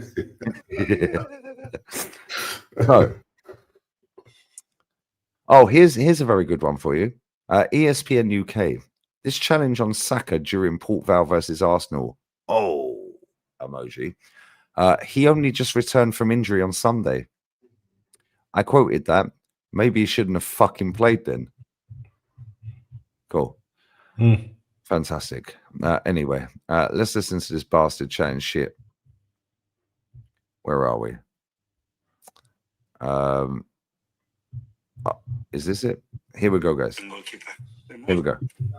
The players that we have, starting from the keeper, the attacking goalkeeper, the most attacking goalkeeper in the league by far. The centre backs, one of them, the most attacking one. In one phase, the most attacking one. The two fullbacks. You look at every stat. That's it. Zubimendi playing there. We play with a player on the right-hand side attacking midfielder. Played as a 9 last year. So how attacking that is? More than a 9 playing in midfield. I haven't seen it in the league. Attacking midfielder, it was a 9. And 3 from players that are very, very much attacking. So I think we have a lot of attacking. Oh, really? So we have the most attacking centre-back. Most attacking keeper. That was playing as a 9, Marino. We have the most attacking goalkeeper. Yeah. Oh shit. Zubimendi's attacking. If you look at the stats for our fullbacks, they're the most attacking. Cool. So we have the most attacking everything, but 6 of our 10 league goals have come from set plays. Wow, that's crazy work, guys. It's almost like it don't fucking work, isn't it? It doesn't. Being told me this, Rashid. It doesn't fucking work, bro. None of this shit works, bro. No, it don't work. You get me? We've tried it time and time again, Lee. You know what I'm saying, with this manager. You know what? I actually didn't understand him, you know what I'm saying, until you explained it right now. Because I'll be real, like he's been here for like what, 24 years? Like, come on, man. You're look, it's not about, I don't think it's the English. I'll be real. I genuinely think it's like, you know, when you're fucking up an interview and you start mumbling, you know what I'm saying, mumbling, you know what I'm saying? You start eating words that's the kind of like, that's what I'm feeling. That's the kind of feeling I'm getting from this guy. I feel like he doesn't know exactly why he plays the players in these positions, because everybody's played out of position and every one of them is played to their weakness, not their strength. Do you get what I'm trying to say? It's their weak. That's not their strength. There's a lot of players that he's playing that are not Eze, Rice, not to their strength. You know what I'm saying? Zubimendi, not to his strength. You need more protection for that guy, my bro. You can't play him as a lone six. Ain't no way. Or the guard, not to his strength. I don't know. Fucking go on. Before you go, I just need to play. I don't care if I get done for copyright. I need to play this on camera because look how happy he is saying this bullshit. Yeah, this guy is a fucking dickhead. Yeah, this guy is a fucking retard, bro. I swear. Watch how happy this idiot is saying this shit. Right, first and foremost, yeah, the eyes never lie. And I know that's a still picture right there. He's drained to fuck, mate. Yeah, literally, he is drained, bro. The eyes are dead, brother. Right? Now listen to this dickhead, bruv. Surprising, I don't. And you have to listen very carefully because he speaks so quick, yeah? Right, so I'll have to play it twice, maybe. I know you got to bounce my sheet. But listen to how happy this guy is because he's he's waffling away. Yeah, he's waffling around the fucking houses. I can tell he's not normal, bro. He ain't normal. Right, watch this. Let's go. The players that we have. Right, okay, cool. The players that we have, demonic eyes, bruv. He looks fucked. Let's go. From the keeper. Very attacking goalkeeper. The most attacking goalkeeper in the league by far. The center backs, one of them, the most attacking one. In one phase, the most attacking one. The two fullbacks. You look at every stat, that's it. Zubimendi playing there. We play with a player on the right-hand side, attacking midfielder, played as a 9 last year. So how attacking that is. More than a 9 playing in midfield. I haven't seen it in the league. Attacking midfielder, it was a 9. And 3 from players that are very, very much attacking. So I think we have a lot of attacking. Brother, this guy is a psychopath. I swear down, this guy is a fucking psychopath. Did you hear him laugh? Did you hear him laugh at the beginning? That was the awkward laugh. Did you see that awkward laugh when he said, that's what I'm saying. I'll play it one more because I know both of you guys have got a bounce here. Let's play it one more time, guys, because this guy speaks fucking quick here, right? And he plays on his Spanish accent. This guy can speak fucking very good English. This guy's a very intelligent guy. Yeah. Remember Disgracia, guys? And it got mixed up because Disgracia. Yeah. Oh, it means Disgracia. It doesn't mean disgrace, as in disgrace in Spanish. Yes, it fucking does, bro. Fuck off. Yeah. He nearly played for England. What the fuck are we doing here? Yeah, because he was never good enough to get a cap for Spain, mate, because he's shit. Yeah, of course. Right, I'll play it one more, yeah? Right, listen very carefully, guys. I shall play this only once. The players that we have, starting from the keeper. Very attacking goalkeeper. The most attacking goalkeeper in the league by far. The center backs, one of them, the most attacking one. In one phase, the most attacking one. The two fullbacks. You look at every stat, that's it. Zubimendi playing there. We play with a player on the right-hand side, attacking midfielder, played as a 9 last year. So how attacking that is. More than a 9 playing in midfield. I haven't seen it in the league. Attacking midfielder, it was a 9. And 3 from players that are very, very much attacking. So I think we have a lot of attacking. Cool. So all these attacking options, mate, and we can't score a goal from open play. It don't work. It don't work. He's just lying to himself, man. He's lying to himself. He's lying to himself. Very quickly before we go, and I know you. Well, I know you two need to bounce, yeah. Let me just play this very quickly, yeah. Right. Bless up troops. He's going mad. Right. Watch this bullshit. Watch this bullshit. Yeah. Right. So he's got up out of the press conference. Oh, yeah. He's got up. Mikel, did you watch the Spain game with Max Dowman? Watch this bullshit. Mikel, did you watch the Spain game? Why is he walking off? First and foremost, because they're still asking him questions. Yeah.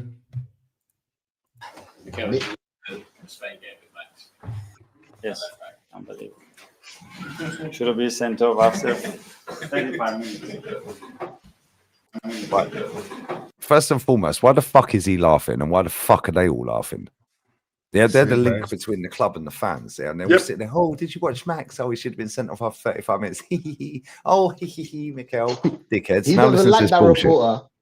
He Now doesn't like listen. that reporter. Now listen to this bullshit. I take it he's in the squad. Huh? He's in the squad. Tomorrow? Yeah. They're saying I might put the handbrake on. See Tom Canton laugh. Watch. Tomorrow? See Tom Canton. Watch. If you blink, you miss it. They're saying I But might we're going to put the handbrake on. Yeah, see it. Yeah. That's Ha not ha ha, funny, though. Mikel. Ha ha ha. Oh, we might put the handbrake on tomorrow. Ha ha ha. You cunt. Look at them, all giggling away. It's a super duper mix saying we might put the handbrake on tomorrow. Oh my All you did, mate, because you brought him on 62 minutes after Saka got classed. Yeah, 15 minutes earlier. Crazy. Anyway, we will come back to this because there is more, guys, and we're going to chef this dickhead for another hour. Norms, Colombo, what you got coming up on your channel? Yeah, bro. So tomorrow I'm on the Bruised Banana show with Shane. And then obviously back to the OGs on the Monday. Then on Wednesdays, I do my What's Going On podcast at 6:30, followed by the Mingle show with DJB, which I was on earlier on. It's a great show. Class. Yeah, man. Yeah. So just have do a bit of everything, bit of Christmas carols, and but with Arteta in mind. So yeah, it's all good. It's all good. Bless up, Norms. Rashid, shout your channel out, brother. Always love my guy. Big up, bro. I was late today. Blame North. It turned into North ain't even girl turned talk. up, mate. He ain't even turned up. It turned into girl he's talk. MIA. You understand. You understand when you talk to him. But yeah, big up, man. Big up. Thanks for having me on. Yeah, I'm gonna be live tomorrow, I think, with DJB 6:15, and then Aaron after that. And then yeah, I'm gonna be live on Saturday probably 8 p.m. 8 p.m. Talk a little bit about Newcastle game. So yeah, man. No, I love, brother. Make sure you sub to both of these guys, yeah? Legends. Salute to the chat, man. Yeah, man. Big up to the chat, bro. See you, Lee. Bless up, lads. Take Guys, care. take it easy. Take care. All right. Bless See you. you, Norms. Take care, Rush. Love. Okay, Big up Colombo. Right. Big up Colombo, bro. Right, guys. Well, Agal wasn't available because that's just how he rolled. But yeah, Thomas Canton. Just in case you have joined.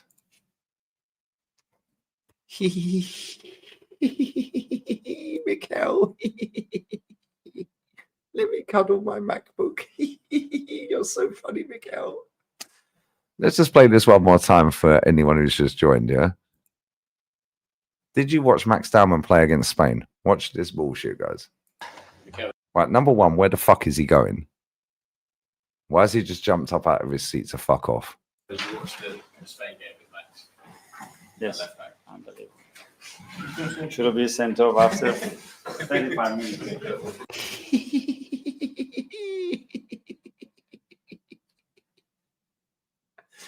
Should have been sent off after 35 minutes. Okay, cool. Carry on, Mikel. Look how happy he is. This guy is a dickhead, bruv. Carry on. Look at him. He's well happy. Who's this dickhead? Carry on. I take it he's in the squad. Huh? He's in the squad. Tomorrow? Yeah. They're saying I might put the handbrake on. He's going to put the handbrake on again, guys.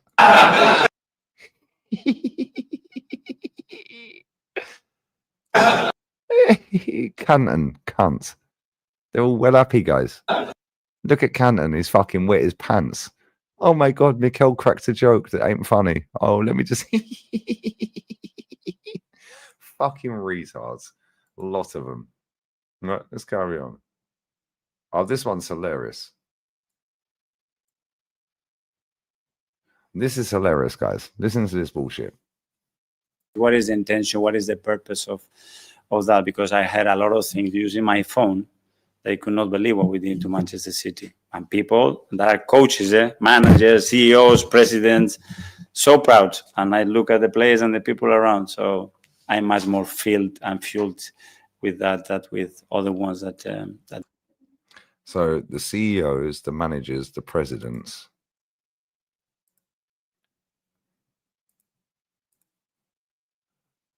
The CEOs, the presidents. I could not believe. They could not believe what we did to Manchester City, guys. Let's start again.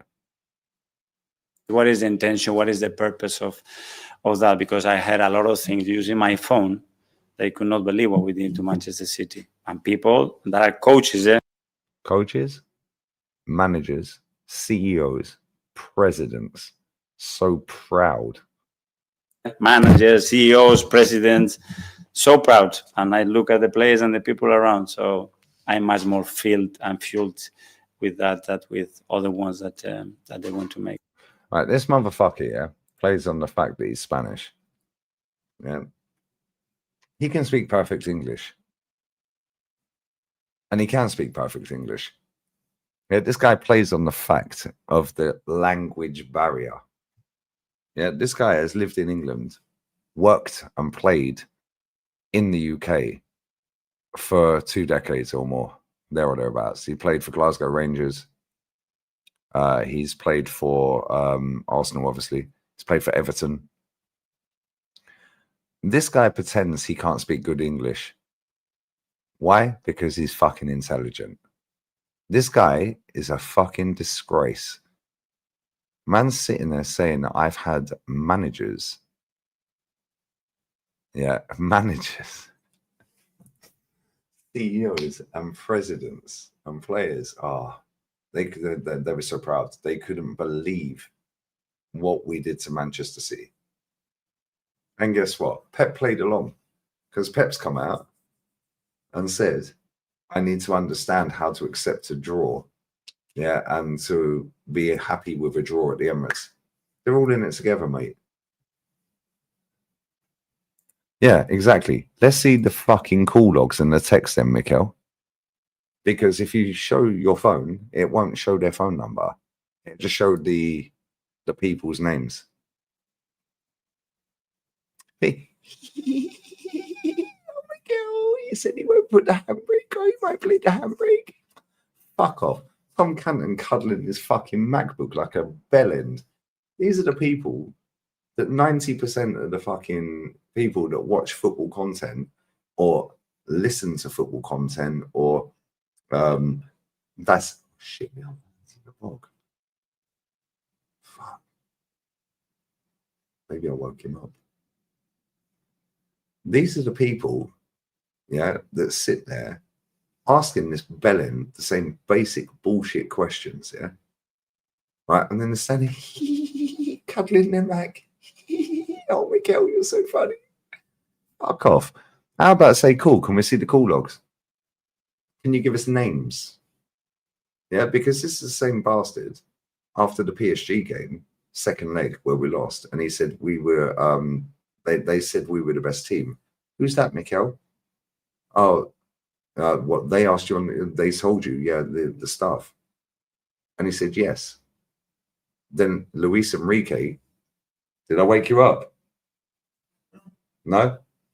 I'm going to bed soon anyway. Sorry if I did. Night, mate.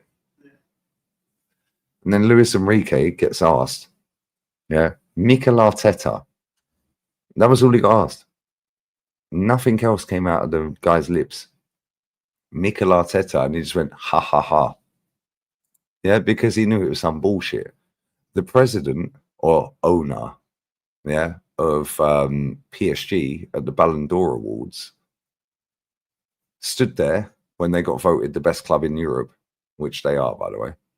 Yeah, came out and said the toughest team we faced in Europe was Liverpool. But this dickhead sat in the press conference and said, well, they told us that we were the best team they faced. They'd already knocked Liverpool out. Yeah, this guy is a narcissistic cunt. Yeah, and he's trying to do the whole gimmick of, oh, I'm funny, and oh my God, oh, you could not believe, guys. He's trying to do the Pep gimmick. You're not Pep, bruv. Yeah, and Pep's washed anyway. Yeah, that era of that is coming to an end. We got Hansi Flick, we got Luis Enrique. They're playing sexy football. Yeah, Iriola. I don't particularly rate him that highly because he hasn't won anything yet. However, the style of football is nice to watch. And it's not about aesthetics. You have to win shit. But the two best teams in Europe, in my opinion, are Barcelona and PSG, either way round. And what do? They play sexy attacking football. You don't need to play this boring style of play where you go 1-0 up, you put your foot on the ball, you hold the ball for 5 seconds, nobody's allowed to leave their zone unless it's Calafiori and he can do what the fuck he wants. But cool. And then you draw the players out. Then when they get near you, just keep passing it around in circles and pass it backwards and sideways. Give the ball to Saka. Oh, Odegaard will drop in, pass it to Odegaard, back to Timber, back to Saliba, back to Gabby, go out to Skelly or Calafiori, into Declan. He'll drop a shoulder. Oh my God, it looks amazing. Back to Odegaard, out to Martinelli. Don't cross the ball though, guys. We need to have maximum possession. And if you ain't got a safe pass on, all the way back to the goalkeeper. We've seen this tonight against Port fucking Vale. This guy, the day this cunt leaves this football club and leaves English football, or football in general, will be a great day for football. Yeah, and he's sitting there, lying through his teeth. Lying. We're the best team in Europe, guys. Well, you're not though, are you? Yeah, but they told me, Mikel Arteta, ha ha ha. We've seen the clip, guys. I'll find it if I have to. Mikel Arteta, ha ha ha. But they told me, guys. Yeah, Anita had him on strings. But guys, yeah, and the very same Tom Canton who's standing there hugging his MacBook, laughing at his dead joke, sat there with Harry Symeou after the PSG game, sat side by side. Harry said it. Harry said it with Sophie Nicolau on the Highbury squad. I couldn't believe that Mikel Arteta said after the second leg that we're the best team in Europe. Me and Tom Canton looked at each other and rolled our eyes and thought, what is he talking about? Well, cool. Why don't you fucking stand up and go, excuse me, Mikel. Sorry, Mikel. Excuse me, Mr. Arteta. I don't want to be rude, but how can you be the best team in Europe if you're not in the Champions League final? Instead, these two pair of twats sat there, rolled their eyes and went, fuck it, we'll just let the facade carry on. They then allowed it again when he sat there and said, we've amassed the most points in the last 3 seasons. It's unprecedented what we've done. Oh, excuse me, Mikel. Sorry, Mr. Arteta. Need to interject. We've just fact-checked that, and Man City got 4 points more than us in that 3-year period. Oh, but if you look at all the stats of the Zubamendis, the fullbacks, most attacking goalkeeper, most attacking in the first phase centre-back, we've got a 9 that was playing right wing. And, bruv, how about win a fucking trophy, you bellend? How about that? How about that? Yeah, these men, yeah, are on the payroll. Harry Symeou was commentating on Arsenal at the weekend. He was commentating, actual commentary, doing the actual commentary. This is what these men want. They want to get in with the football club. Yeah, he's a sociopath, bruv. I swear down, this guy is a dickhead. Yeah, and the problem is, most people that roam the earth are thick as shit. Most people will be gazumped and bamboozled by the aura. Most people that have latched onto this fucking once great club have never seen us win a league title. So this is the greatest version they've ever seen of Arsenal Football Club. And it's the narrative around Man City with the oil, yeah, the fucking, backed by a house, Chelsea with the oil, a whole state, the 115, the 74. Oh my God. I mean, Liverpool done fucking $500 million in the summer. Cool. Fantastic.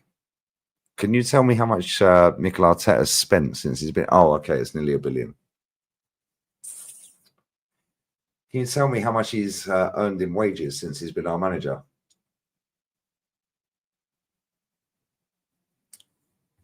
Can somebody tell me that?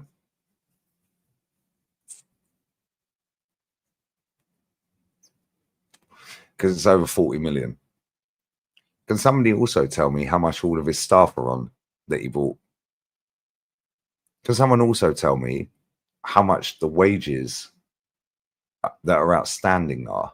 Oh, it's £559 million.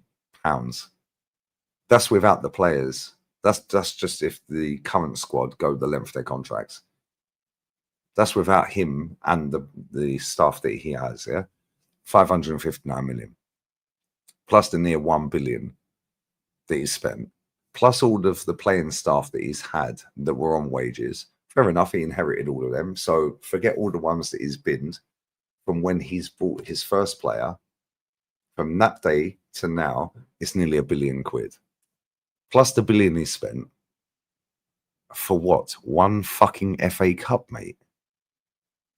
Which, by the way, didn't take time. So proof again, it don't take time because this guy proved that. But he inherited a mess. No fucking never.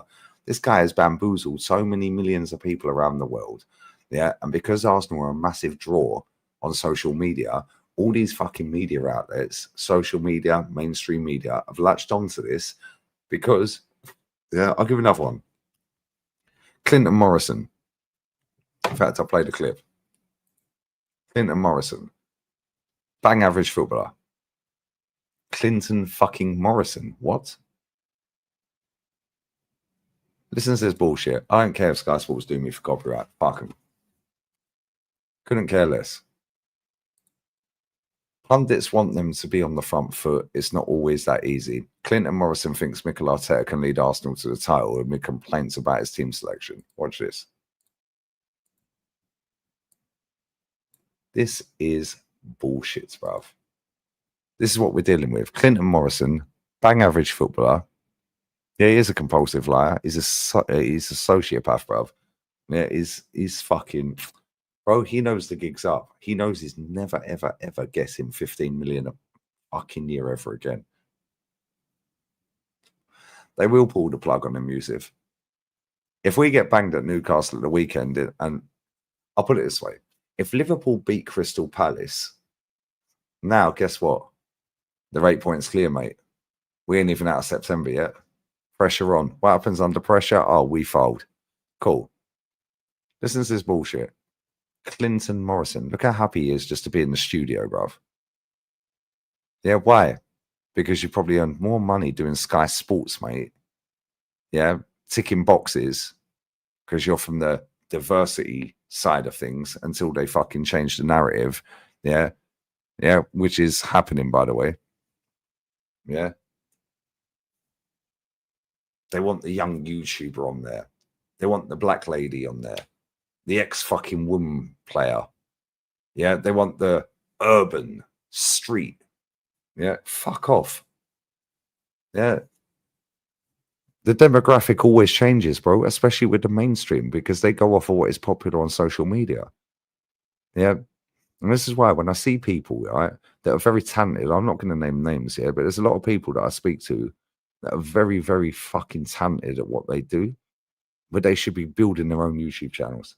And they did start some of them. Yeah, and then they stopped because they got the gig in the mainstream.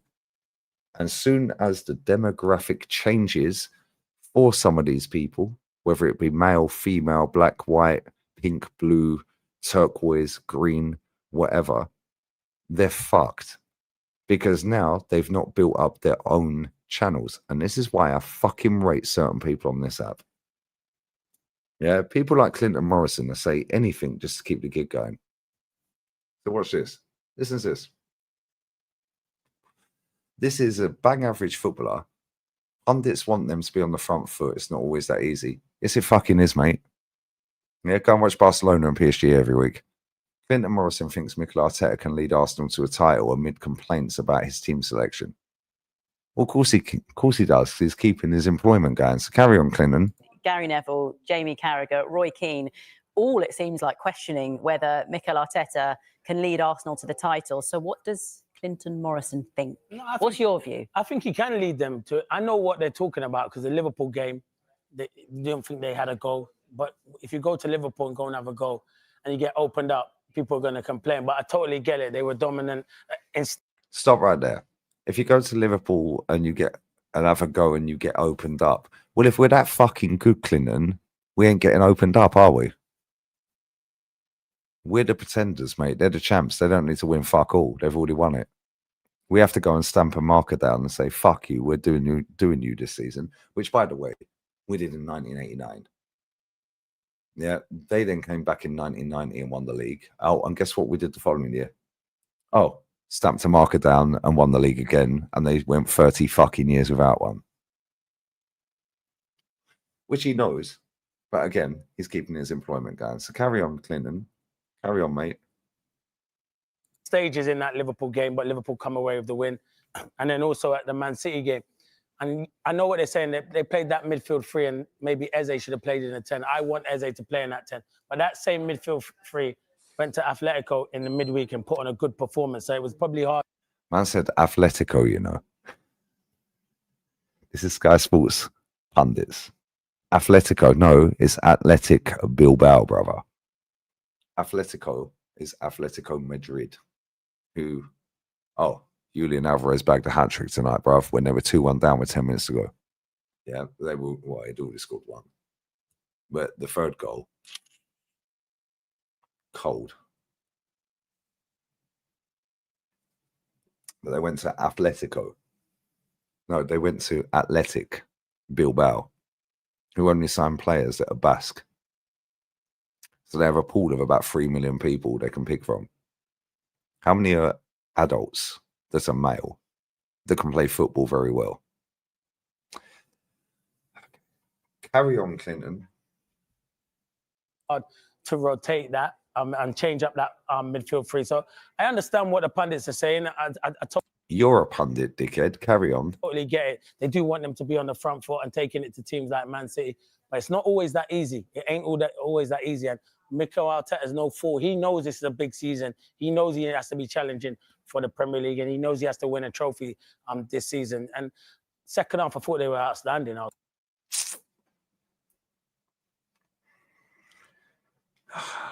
Mikel Arteta knows that he has to challenge. He knows it's a big season. And he knows that he has to win a trophy. In the second half, I thought Arsenal were outstanding. Why did they end the clip there? Did anyone ask him saying, yo, what made you think they were outstanding? Fucking idiots, mate. Absolute fucking wasters, a lot of them. Yeah, Ian Wright chatting shit again. Not many people outside Arsenal fans who like Arsenal Football Club. How does that stop Arsenal winning trophies? Let's play this crap. These men chat absolute shit. They're all out here in force, mate. There's not many people outside Arsenal fans who like Arsenal Football Club. And that's why we're, as a club and players and everything, we're together. And that's all that matters. Looking in from the outside, people will say Arsenal Football Club are in a bit of a mess. What do you say to that? So what? It's the way it goes. You know, people understand. And success, if you have success, then it doesn't matter at the end of the day, because people say, oh, that was just a bad period.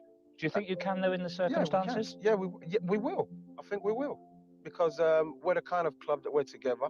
Because if you look at us, there's not many people outside Arsenal fans who like Arsenal Football Club. That's twice he said that. That's why we're, as a club and players and everything, we're together. And that's all that matters. It doesn't matter about the personnel. All it matters about is the club and what Arsenal means to people. It's not about what Arsenal means to people, mate. The aim of the sport is fucking winning.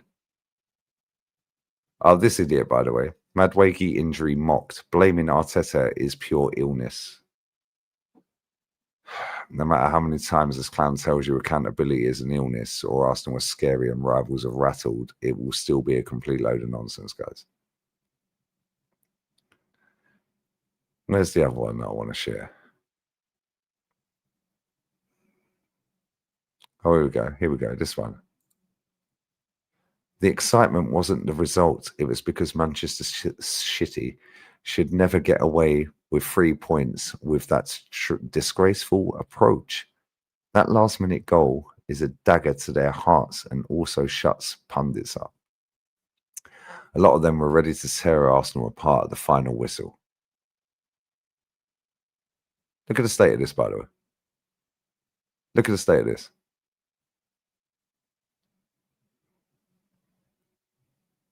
Look at the fucking state of this, guys.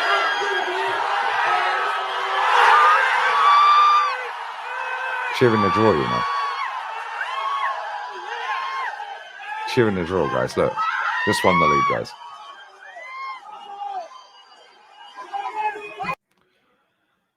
Cheering a draw, guys. So City can't play like that, but when Arteta does it, he's a genius. The Arteta fans have higher standards for every club, manager, and player than you do for Arsenal. Millions like you have buried the club. When he finally fucks off, go with him. Here we go, guys. Arsenal have won just one of their 10 matches. Mikel Merino and Declan Rice have started in midfield together. Thoughts? Thoughts? Oh, cool.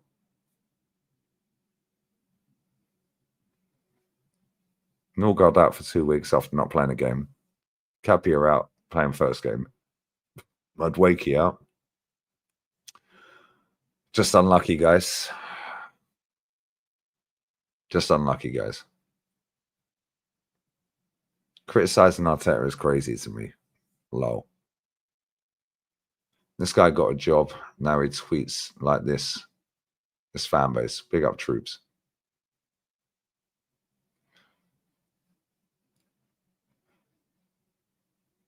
Mad, isn't it? Actually fucking crazy. When you actually deep some of this shit. Yeah, look at this.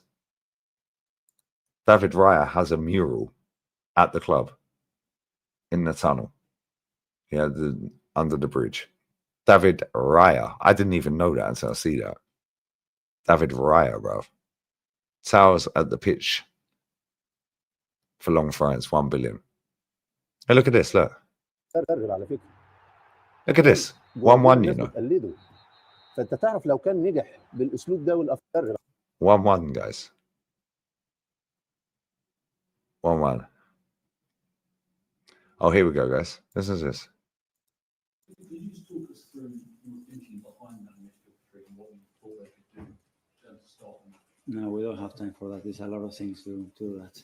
We don't have time for that. Very basic analysis of what you thought that midfield three could do instead of maybe Because Arteta was the best one to start the game. Nobody asked me about the midfield three in Bilbao. Nobody. Well, I guess Yeah. Yeah. That's why. But it's the same midfield. So why did you keep it? Because I believe it was the best thing for the. Nobody asked me about the midfield three against Bilbao, bro. That midfield three, yeah, ended up not being the midfield three, and we ended up winning the game.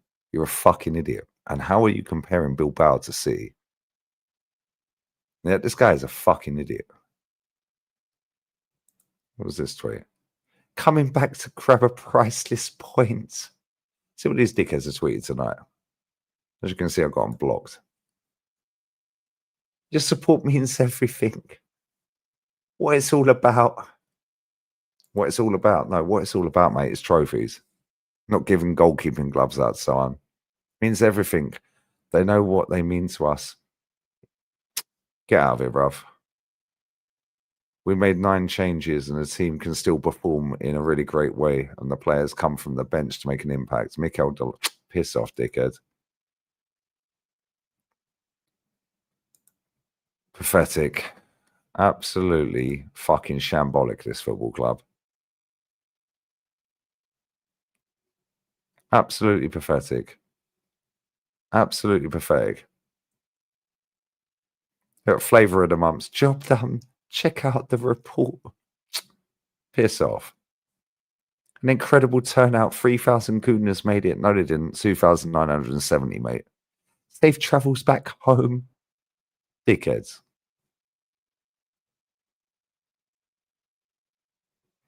Into the hat for the 4th round. There's 2 Trossard latches on to a delicious pass over the top. Shut up. Gonna stay at this football club. Ready for another 45. Keep pushing for that second, Gunners. A goal to the good at the break. Let's lock this off. Whoever runs this fucking Twitter account needs to be fucking tranquilized and put down, bruv. First goal. Oh my God. Away we go at Vale Park.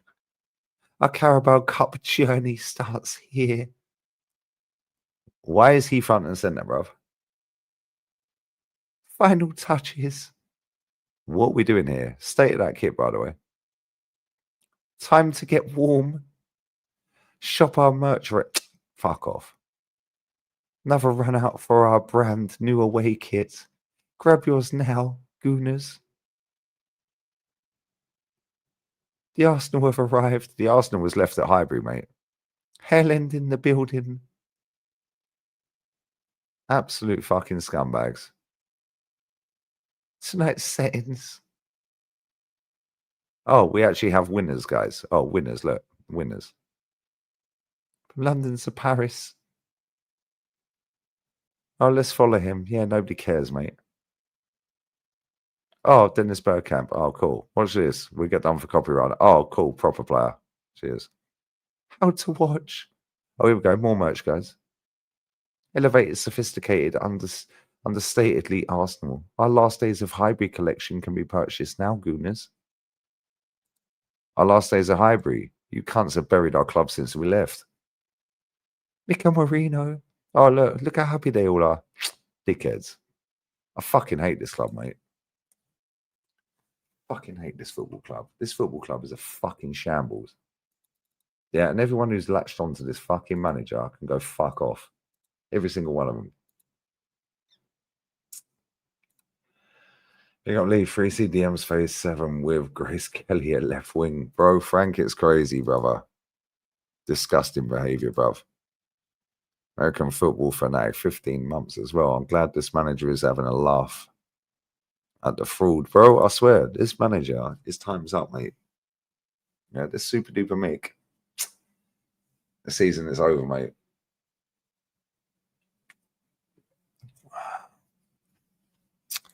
Big up to Zacco.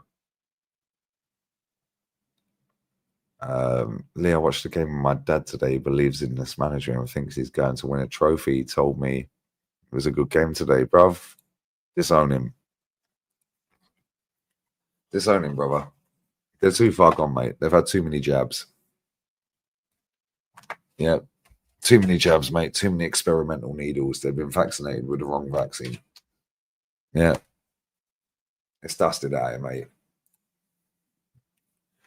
Arteta thinks he changed a simple game. No manager can teach anything to players in a game. The game is the teacher. Coaches are facilitators. Facts. American football fanatic. Facts.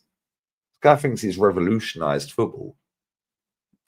Only thing he's revolutionized is the amount of bullshit that football managers can get away with. That's it.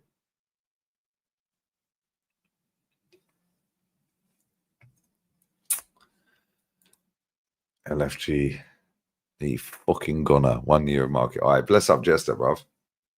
Bless up my guy. Absolute bollocks. Yeah, and I'm sick of this cunt chatting absolute bullshit. So we have to translate his bullshit into English, innit? Make sure you sub to Jester as well.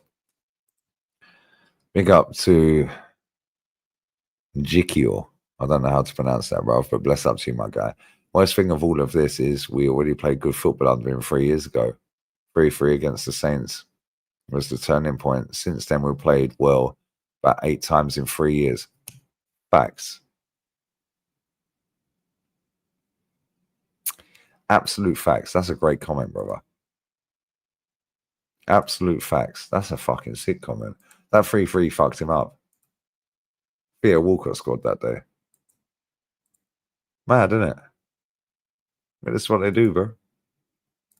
Big up to Aaron as well. We beat Port Vale 3-0 last season, and both our centre-backs scored and had less percent.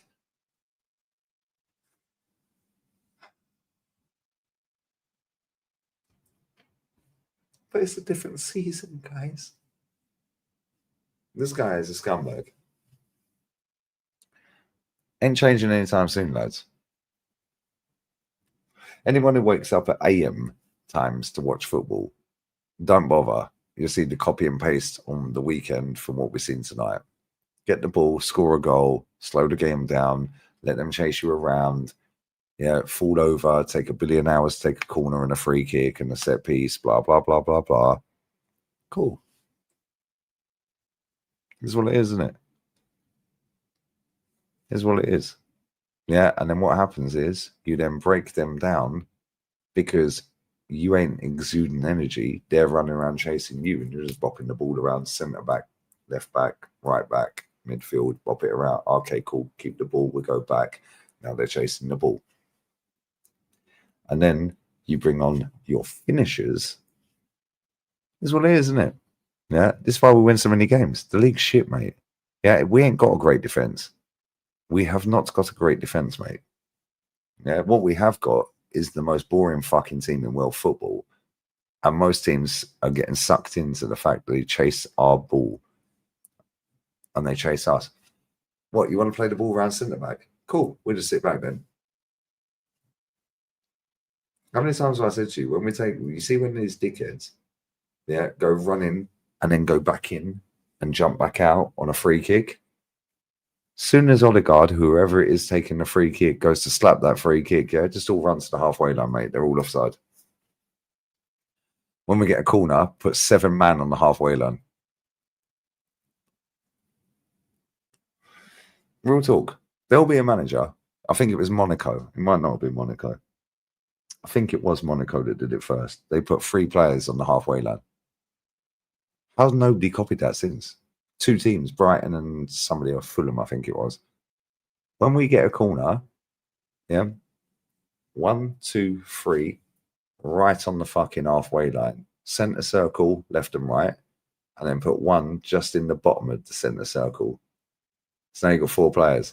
Now you have to occupy 4 players. So now you can't have fucking all your dickheads up front. Every time there's a free kick, just all run out. As soon as he runs up to take the free kick, away, and just all fucking leg it to the halfway line. You're all offside, lads. Every corner, yeah, just put 4 players on the halfway line, mate. Fucking ain't rocket science. Ain't fucking rocket science, mate. Ain't rocket science. Yeah, it was Monaco.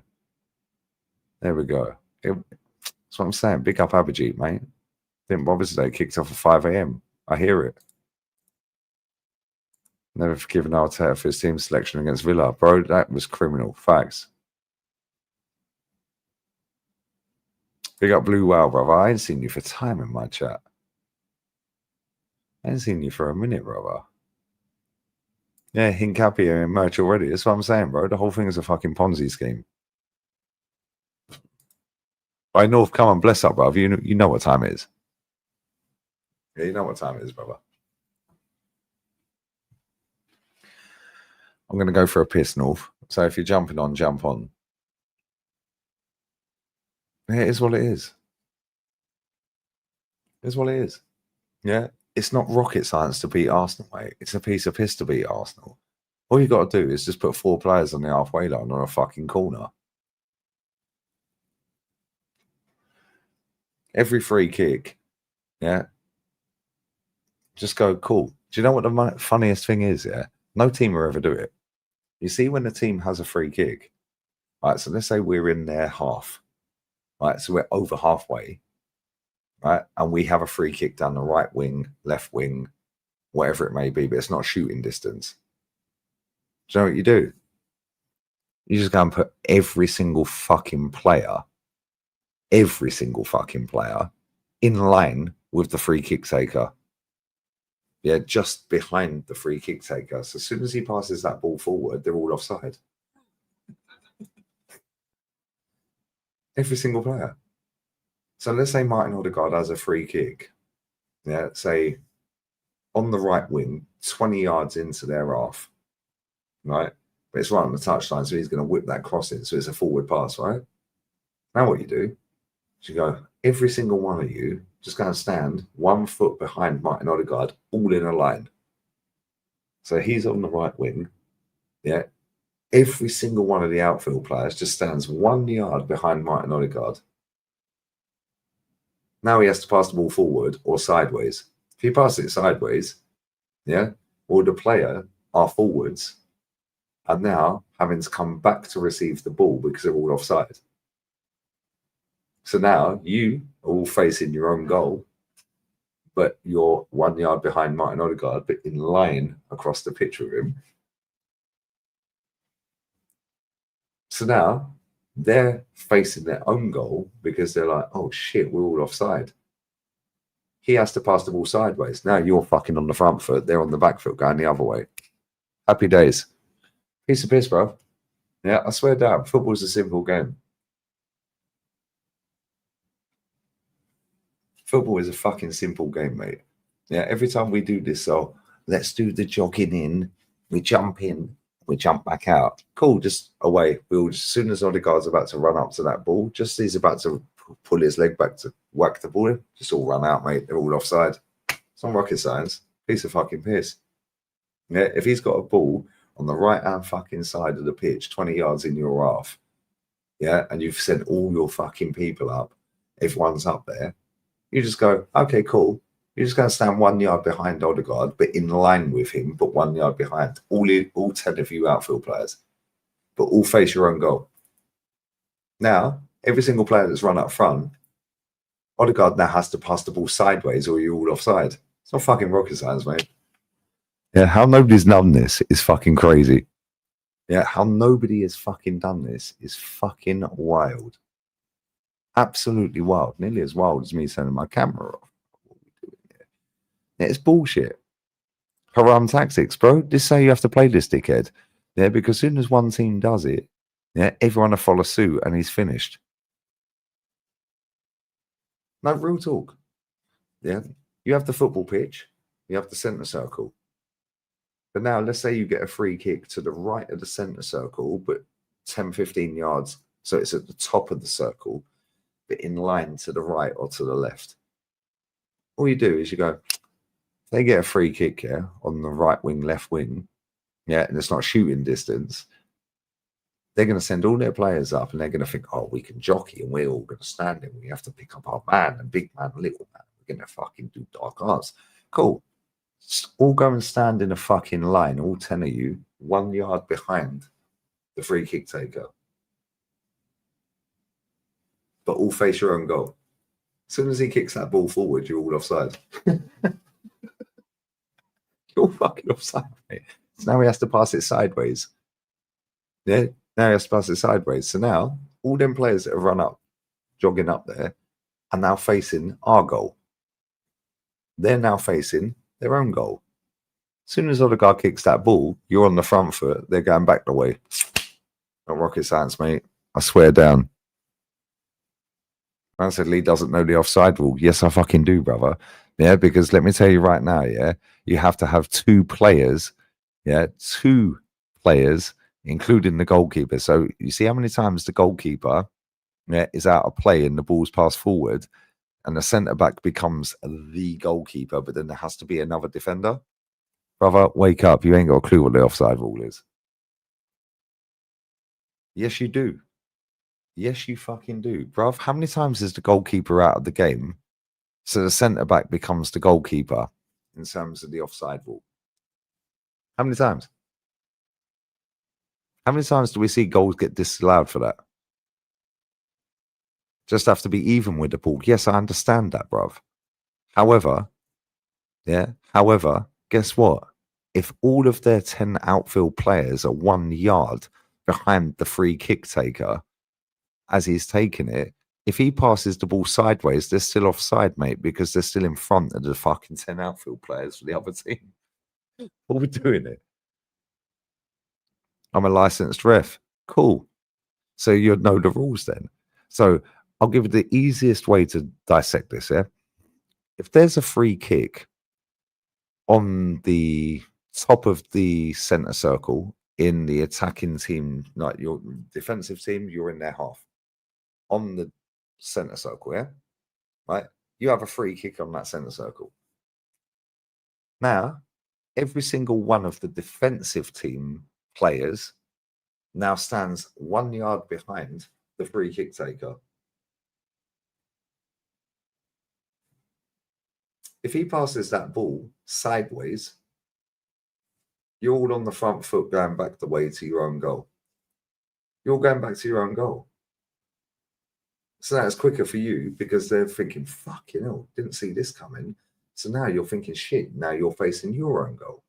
He passes sideways, cool, you're not offside. As soon as he passes that ball forwards, bruv, every single one of them players stands on the halfway line. Every outfield player stands on the halfway line for the defensive team. The free kick is at the top of the centre circle. But you're all facing your own goal on the halfway line, going back the way. What are you doing then? Because as soon as he passes that ball, mate, unless it goes sideways, yeah, and even if it does go sideways, you're fucked because they're all catching you. If he passes 1 inch forward, 1 millimetre forward, you're all offside. It's not fucking rocket science, mate.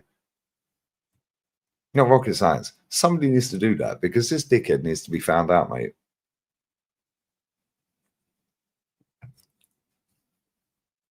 Is what it is, isn't it?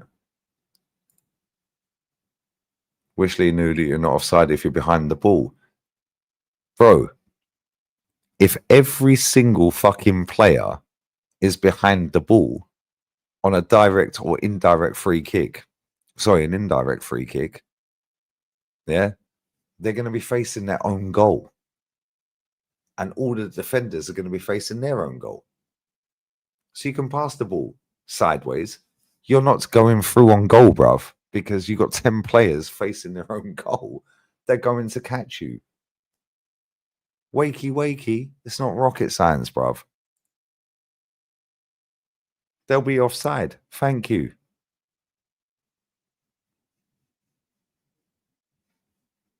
This is what I'm saying. This is how shit Arsenal are. Yo, North's backstage. Hey, man's got sleggers. Go on. Man's nicked my girlfriend, bruv. What are you doing here? Man's not even here, bruv. Sleep at the end of the watch long. Woke up to my only hopes. I'm still alive, bro.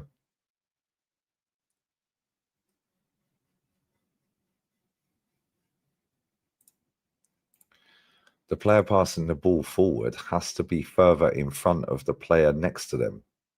Bro, do you know what's mad, yeah? Right? It's so easy to do this geezer's tactics. It's mad.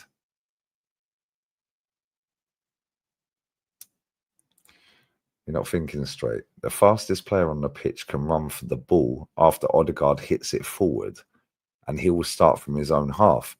I totally hear that. But now he has to run the whole half of the pitch, bro. What are the chances of scoring that? Whereas if you all line up on the edge of your own box and Odegaard whips the ball in, you're now on the edge of the 18-yard box. It could bobble in the box. Easy to score, right? Now, you're running from your own half. That's fantastic. Because you could have all of your players lined up in your own half, kick the ball forward, and they all bolt forward. It's never going to happen, bro. Because as soon as one team puts every single fucking player behind the free kick taker, facing their own goal, Odegaard's then thinking, or whoever it is taking the free kick is then thinking, fuck. Shit. Now you've made your manager, Arteta, go, fuck, what do we do now? What do we do now? You totally fucked him. Piece of piss, bro. I swear it's a piece of piss to fuck this cunt's tactics up. Absolute piece of piss. Too easy, bro. Way too easy. Too easy, brother. But it's what it is. You're not offside if you're behind the ball. I know this, bruv. However, yeah, are you telling me that if we have a free kick in our in their half, that all of our players are going to stay in our own half and we're just going to boot the ball forward and all of the defenders are going to stand on the halfway line and allow them to just run past them? I want to see it happen. I want to see that shit happen, bro. Yeah, because I'm telling you now, yeah. Send you right fucking now. Stand on the edge of your fucking penalty box waiting for these dickheads to cross the ball into these mutants, yeah? You're asking for trouble. Run along in a train. Jump in. Jump back out. Cool. As soon as he kicks the ball, all run out. Offside. Not rocket science, mate. Corner. 6 players on the halfway line. Now you've got to occupy them in case there's a breakaway. Until we see a manager brave enough to do it, yeah, this dickhead's still got a job. Mad, isn't it? No fly list. Right, listen, I'm going for a piss. I'm going to empty that out straight. I'll be 1 minute. I'm getting a beer. North on stream. But he'll be there in a minute. Who do you think would be the most likely in the Prem to do it? Probably Burnley.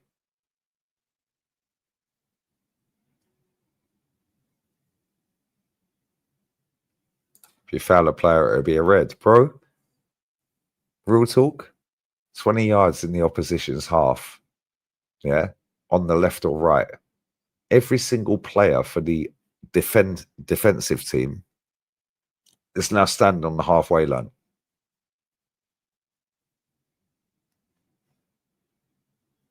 What are we doing here? Let's stand on the halfway line, bro. As soon as he kicks the ball forward, you're fucked. Crazy. It's like, bro, I swear, so many ways to school this manager is easy. Yeah, but at the same time, yeah, most of these managers are fucking idiots. They ain't got a clue what I'm talking about, what I'm saying or what they're doing. Because it's all about, let's jostle and rugby tackle each other. No, Martin Odegaard takes a free kick from the right fucking wing. All just leg it off to the halfway line. They're all offside. If he has a free kick on the right wing, still got to stand in the halfway line, mate. Now what? Now what you have to do is put all your players in your fucking own half to leg it past them. So when he kicks it forward, they're not offside. Now you're facing your own goal anyway. As soon as he's running, you just sprint to your own goal. Bro, I swear down, yeah. Watch how quick you fuck this dickhead's tactics up. Piece of piss. Piece of piss. How'd you finish second every year because the league's crap? League's crap, bro. Nobody can build in a sag. Right, I'll be back in a minute.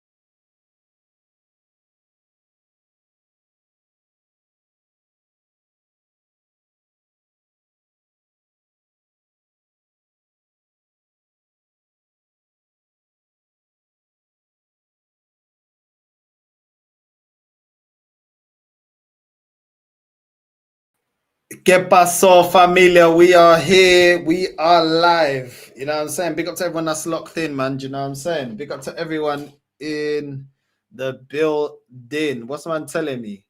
You know what I mean? What's man telling me? What a boring game. I swear down. I can't even lie. I wasn't even watching the game. My ex was talking the most shit that I couldn't even watch the game properly. You know what I mean? But I didn't miss much because I had the game on my phone.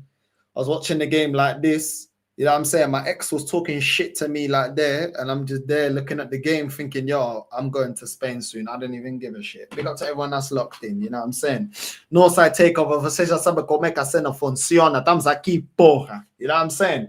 Northside raid, you know what I'm saying? You know what I mean? And this is what we're doing right now. Lee, you know what I'm saying? Yeah, bro, my ex was just yappa, yappa, yappa. Shani, shut it. Your mouth is moving a lot like a rat. You know what I mean? Keep your voice down. You know what I'm saying? And stop talking because you're doing my head in. I'm trying to watch the game, even though the game wasn't exciting, but the game was better than listening to her. Big up to everyone that's locked in. Make sure you're liking and subscribing as well. Do you know what I'm saying? This is the live. These are the things, yeah. These are the things. I just caught the back end of that pause. Bro, these are, you remember when Yardman said, these are the things that fans like us have to go through? Yeah? These are the things that streamers like us have to go through, bro. You're there. She's going. Do you know how many times I was about to go live and she's there talking to? I got to go live. Cala boca, filo da puta. I need to go live. Cala boca. We talk about this after. Cala boca, fecha porta pa porra. You know what I'm saying? She's there. Yappa, yappa, yappa. Cala boca, man. Let me close the door, man. Shut up. You know what I'm saying? And everyone's like, you're late. You're late. You're late. Cala boca. Do you know what stress I had to go through? Yeah, after late. Yeah, turn up when I turned up. I turned up an hour late and I didn't even have any stress. I was just chatting to Kenny Kem for about an hour backstage. And these are like, oh, you're late, you're late, you're late. Shut up, bro. You know what I'm saying? You deal with her then, innit? Let me run you her digits. You deal with it, innit? You know what I'm saying? While I'm live about, oh, you're late, cala boca. No one asked you, bro. I turned up late anyway. I told you this. Yeah. About you're late. When everyone listen, the next time you man start going in Lee's chat, you're late. Do you know what man has to go through? Huh? Do you know what phase he's in the argument? He's on phase one. Phase one, and we're about to go live, and man's already late and he's about to go live. You know what that is? You don't know what that is. You don't know how that understand. You don't know about. Are you more committed than us? Are you more committed? I was in phase fucking bend over the shower, yeah, fucking take it. Yeah, I'm saying, like, not me personally, pools. Yeah, we're not gay, bruv. Am I like, how many times were you about to go lively, yeah? And then she's kicked off. Yeah, or my daughter's mum, or my daughter, or like something happens. Like me and my daughter's mum are sound, like, so it don't necessarily, but it's like, bro, I swear, just I'm about to go live, yeah, everyone texts me or calls me. Yeah, and it's like, oh yeah, but I need this. I don't care what you need, bro. I'm busy. No, but why didn't you answer your phone? Because I don't have to, mate. It's on do not disturb and silent for a reason. I mean, it's how I deal with people. Why'd you smoke on camera? Because I can. But why'd you drink on camera? Because I can. Why'd you swear so much? Because I can. Why do you support, yeah, Real Madrid? You're sat in a Real Madrid shirt, but you're an Arsenal fan. Because I fucking can, mate. That's the easiest answer, no? Because I can. Yeah, anyone chat shit, yeah? It doesn't matter who it is in your life. Why do you think you can? Because I can. That's it. They got no answers to that. Oh, you think you're, yeah, because I can. Yeah, but you think you're the bollocks because you think this and that. Yeah, because I can. But why? When they ask a question, North, yeah, if it's a question, yeah, I swear, North, you already know. I go, is that a question? Can I answer it? Oh, I can answer it. Okay, cool. So you asked me X, Y, Z, yeah? Cool. Now, she was moving like a top gooner. She was moving. You want the answer? You want the answer? Cool. Because I can. Just say because you can, bro. They got no answers there. You know what it is, yeah, with women, yeah? Once you start locking down all their stupid questions and all their stupid narratives, they're like, I feel like I can't get a word in. I feel like I'm going crazy. No, you're not going crazy. I feel like you're bullying me. You're overpowering me. I feel like you ain't got a response. So I feel like you're moving with this bullshit narrative about, oh, I feel like I can't get a word in. Cala boca. No one asked you. Cala esa boquinha. No quiero oír más nada. Cala esa boca. Huh? Nobody asked you. Kalaisa boka. You know what I'm saying? If you can't answer, yeah, I'm answering your questions. If you then don't have a rebuttal, stop saying, "Oh, you're driving me crazy." Shut the fuck up. You know what I'm saying? Yeah, we didn't ask for this. I never asked you for 21 We are questions. not used to 50 cents, these. bro. I'm not used to these. Do you know what I'm saying? Every day, 21 questions. Girl, you seem to love me now. You love me when I was down and out. Big up 50, bro. Do you know what I'm saying? Would you love me if I flip burgers at Burger King? No, you wouldn't. So shut your mouth. I'm getting to the money. Shut I your love mouth. you like a fat kid love cake. Exactly. You know what I'm saying? At least a fuck kid actually appreciates the cake. I'm not even appreciated around here. You know what I'm saying? Nah, bro, real talk. They just talking. Shut up. Do you know what I'm saying? Shut up. You want to It's all talk? part of the game, innit?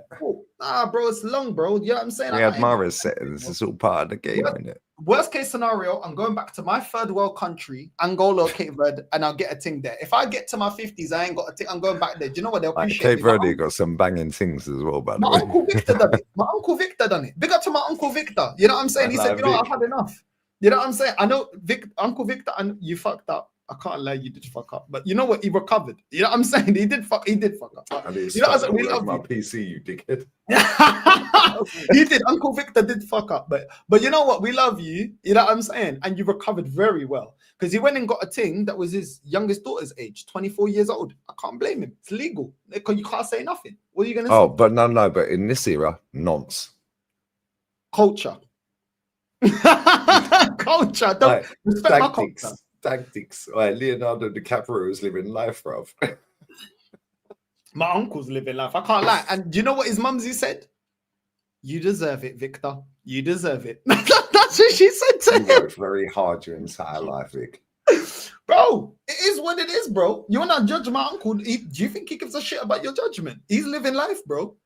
He's living life. Bro. You're yapping. He's living life, bro. He restarted. You know what? Let him do what he's got to do. I say this all the time to you, yeah? Nobody cares because I can. That's it.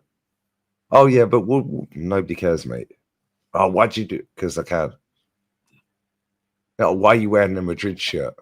Because I can. Why'd you drink Suave? Because I can. Oh, but why'd you swear so much? Because I can. Yeah, you think you're the main character. Yeah, I am. It's my channel, mate. We're doing it. Yeah, you get all these little idiots, yeah. And most people, North, I keep telling you, yeah, right? Most people on this planet are users. Yeah, they chat shit. Yep. Yeah, doesn't matter whether it's a sexual relationship. Yeah, me and you are friends, right? Yeah, we're very good friends. Yeah. Why? Because we both get some feeling of gay, bruv. Yeah, well, I don't know about you, bro. Have a real joke side. No, but we both get. No. Don't try nicking my bird either. Yeah, I claimed her first. I see it first, bruv. Yeah, you. Right, bro code in it. Let me chirps it first. If I fail, then it's your turn. In it, you know what I'm saying? Yeah, legacy is mine, bro. No, but real talk, we're friends. Yeah, and very good friends because we've get a certain thing out of that friendship, whether that be a connection in banter way, whether that be a connection in fucking just like acting idiots, yeah, whether that be a connection in not an emotional way in terms of gay and like feelings and all that crap for each other, but I see you as my brother. Yeah, why? Because you've always treated me with respect. You've always been polite when you've met me. You've been to my house. We want the shoes taken off. Yeah, you've always been polite. You show respect, yeah, right? And this is why, yeah, when I see people that have a friendship group and they all fall out, it's because like easier way. Yeah.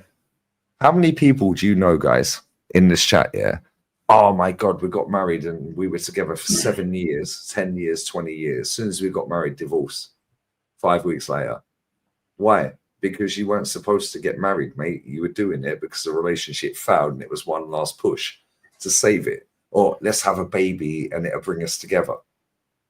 It's already failed, mate. Yeah, it's the same.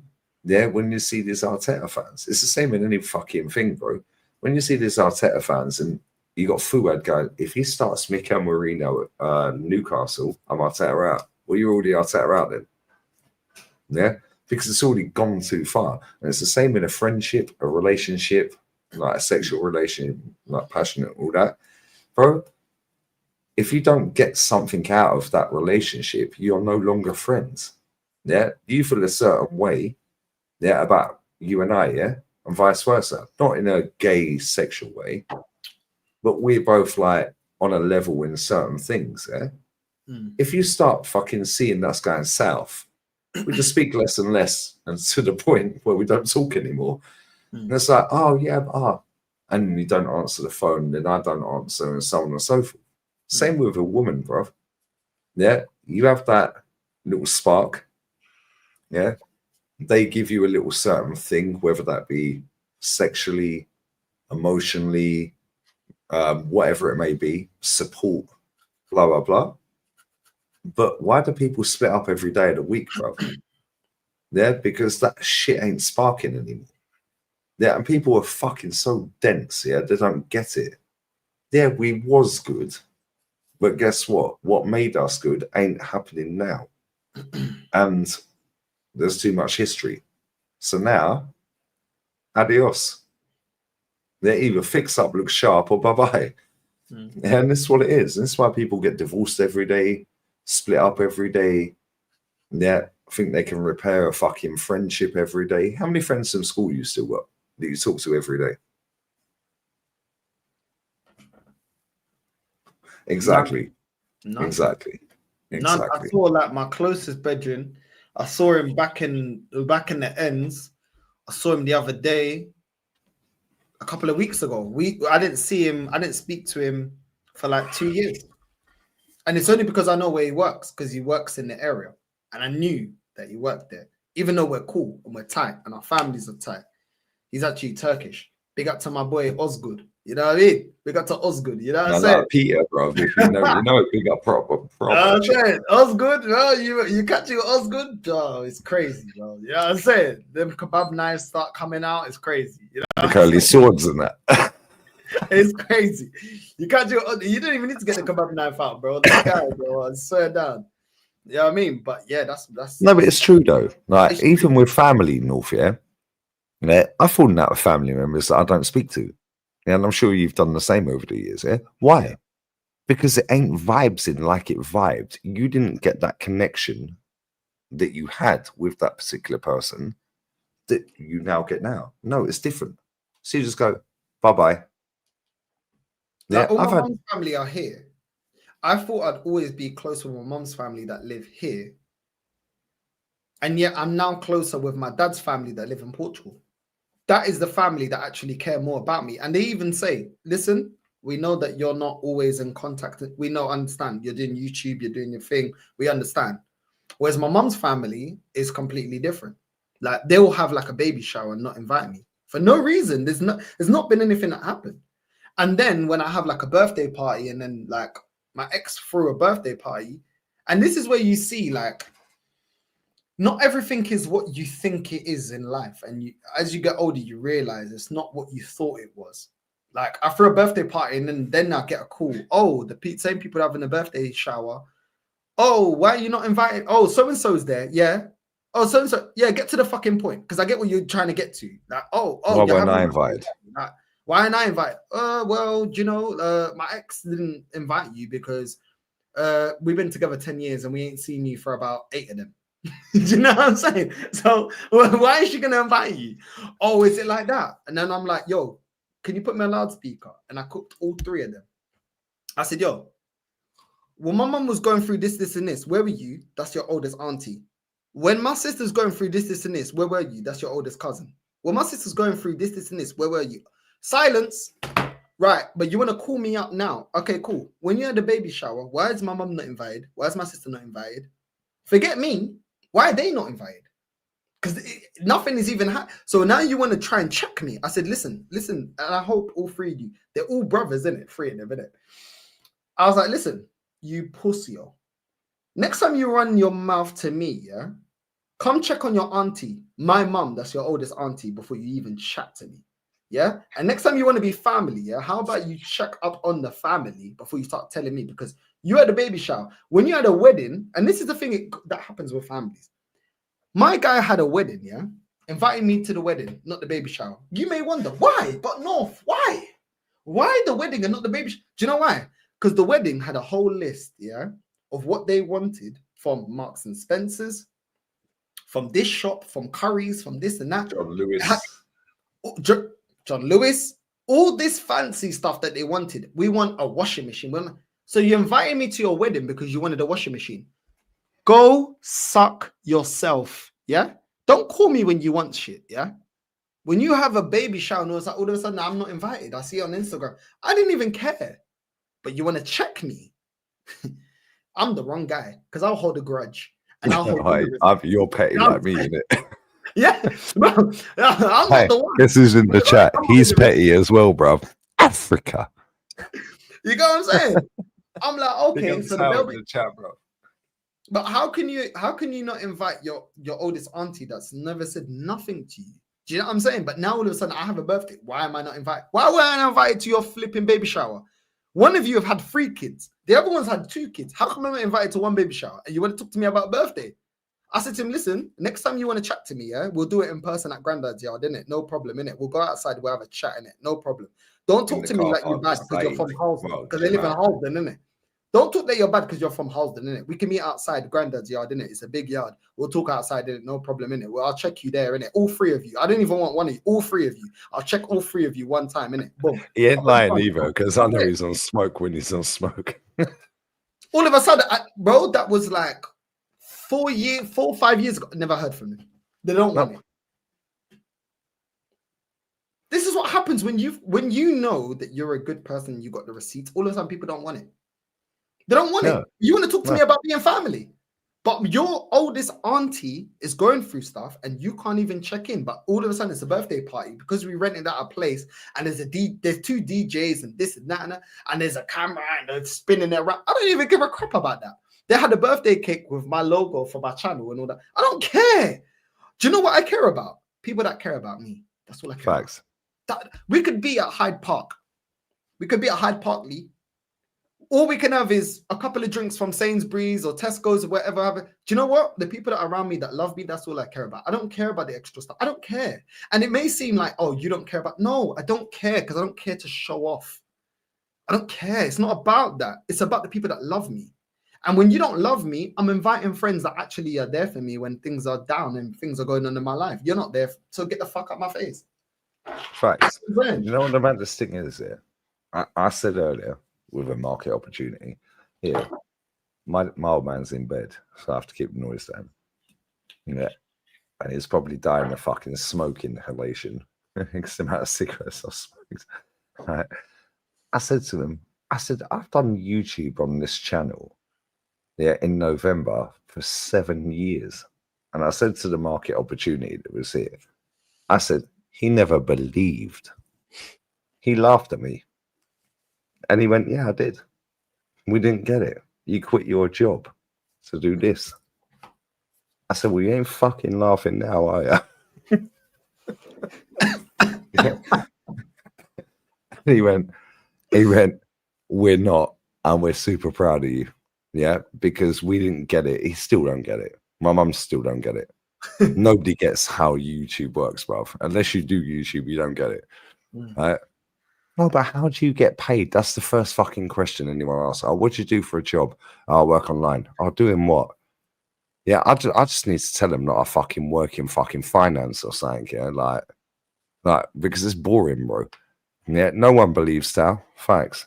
Right? And it's like, you then try to tell, oh, I do YouTube. Oh, I've always wondered how people get paid off of that. Then you try and explain it, and they still don't fucking get it, bro. You still don't get it 7 years fucking later. However, what he does get, yeah, is the fact that I've never asked him for money in my life. Yeah, and I get paid dough. Yeah, and I'm self-sufficient. Yeah, and I pay a few people. I pay my bills. I pay for my daughter. Allegedly, I don't, guys. She's got more than you in her bank, or most people in her bank. She's 16 next month. Well, November. fucking free. Her mum takes me 390 quid to get her hair done. Huh? Is she black? What's she doing? She getting a perm? Brother, she is like cousin It with the hair, bruv. Yeah, the hair is thick, dark hair. Nah, but not even for black people. But like even when Brother, she wants to go full bleach blonde. What I'm talking about. My mom used to go to the. She used to go to the Jamaican barbers. She used to go to the Golden Scissors back in Harrow in Woolstone. Yeah, Woolstone. Yeah, Woolstone. You know what I'm saying? Don't you even fucking dare. No, we won't. We'll stay on topic, innit? Do you know what I'm saying? Mom used to get her hair done. Costa del Reina. But I'm not gonna lie, Jamaican barbers, bro, the Jamaican hair clippers, bro, to get your hair done. Good. Bro. Mom used to go there, 120 for my mum, 120 for my sister. Yeah, we're talking back in the day. Nah, but they ain't that far back. Well, I swear down here, my daughter's hair is down to her backside and she's tall. Yeah, but she ain't getting it. She's about your height. She's about your height. No, but she ain't getting it because her hair's already naturally straight. They're straightening their hair from Afro hair that's extremely Yeah, but she's got really thick, dark brown hair, and she wants to go bright blonde. But still, Lee, I'm black, bro. You 390. can't sell that to me. Nah, I'm black. You can't sell that to me. Okay, cool. Sort me out, bro. And everything. 390. No, sort me out. Sort me out. Yeah, I got to chat to her. You know what I'm saying? There's bare black. The hairdressers get her sorted out. What's she talking about? Not even the extensions. That's the thing. It wasn't even extensions. It was their real hair. Their hair was like up to here, and you know, black hair. The thing is, because it crinkles, it goes shorter than what it is. Yeah, because when our hair gets wet and then dries, it shrivels up because it's not straight. Yeah, it never shows its full length until you straighten it. They're relaxing it, straightening it, yeah, and making sure the edges are all good and everything, looking 10-10. But ain't no 390. She's white. Why is that? Come on, bro. That's extortionate prices, man. Or these white hairdressers, they're taking a fucking piss. Tal already knows it. I looked at the transfer sent me in Revolut in the brother. Yeah, real talk. Yeah. Is she going where her mum goes? Is that why? Does her mum go to like a fancy? No, bruv. Listen, you already know what I pay, and I overpay every month, right? Sal's seen it, hence why he's in the chat saying it. Yeah, bro. Brother, yeah. My little girl wants to go. Well, I say my little girl. She's 16 this year. She wants to go to Casablanca or Marrakesh, right? So now I have to pay for that. But now I have to pay for the Airbnb. But they don't want some like cheap shit. They want the villa. Yeah? Villa at 16? Yeah, my sweet 16 and all that crap, yeah? Right? So I'm like, bro, real talk, yeah? I'm just going to say this, so I don't care. We have a court order, right? And listen, bless up her mother, yeah? She's raised that daughter so fucking well from back in England without me being there day in, day out, face to face, right, in front of her, yeah? However, I do speak to her all the time, every day. Bro, I've never missed a payment, as you guys know. Tal's in the chat. You know me, yeah? I showed you the whole I was like, yo, we're paying $9.40 a month, like $7.50, like, yeah, dropping, yeah, you already know, right? I cover that, plus then I cover the birthday, then Christmas. So I'm dropping 3, 4, 5 times some months. Yeah, so anyway, her mum texts me to say and goes, yeah, her hair's $390. And she don't want to go Morocco anymore. She wants to go Paris. So I'm thinking, fucking hell, that's a result. Although Paris is a rip-off, isn't it? Right? But I'm thinking, it's going to be cheap. And you ain't going to get a fucking Airbnb with a swimming pool. Yes, it's going to be fucking dirt cheap compared to Morocco. Bruv.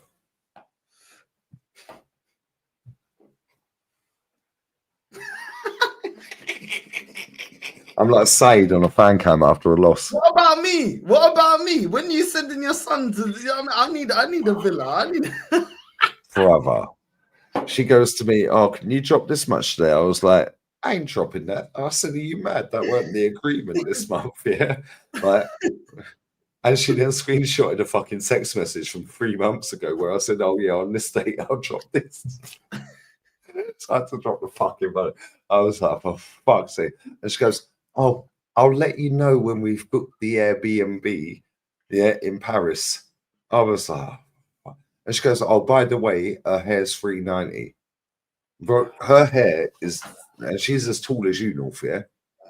Like her hair is down to her backside, yeah, and it's thick, dark brown hair, yeah.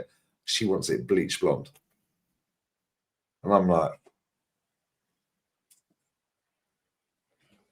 $390 plus the payment that I pay, which I'm gonna overpay again. Yeah.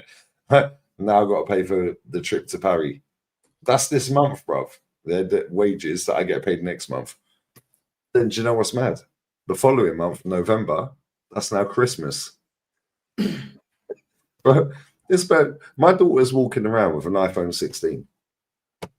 iPhone 16, bro. I got iPhone 13 Plus. Or Pro or whatever it is.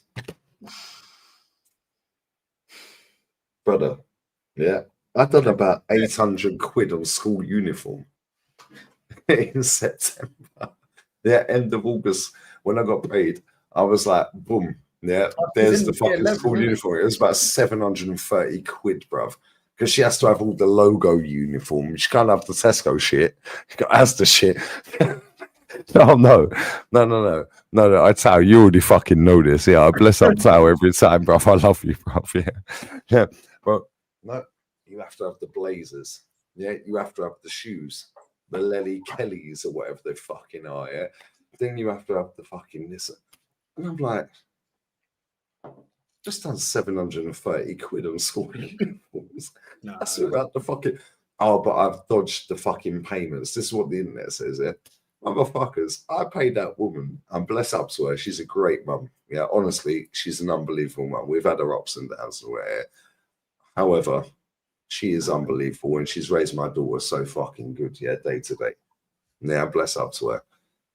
Bro, I'm like, I can't wait till she gets to 18.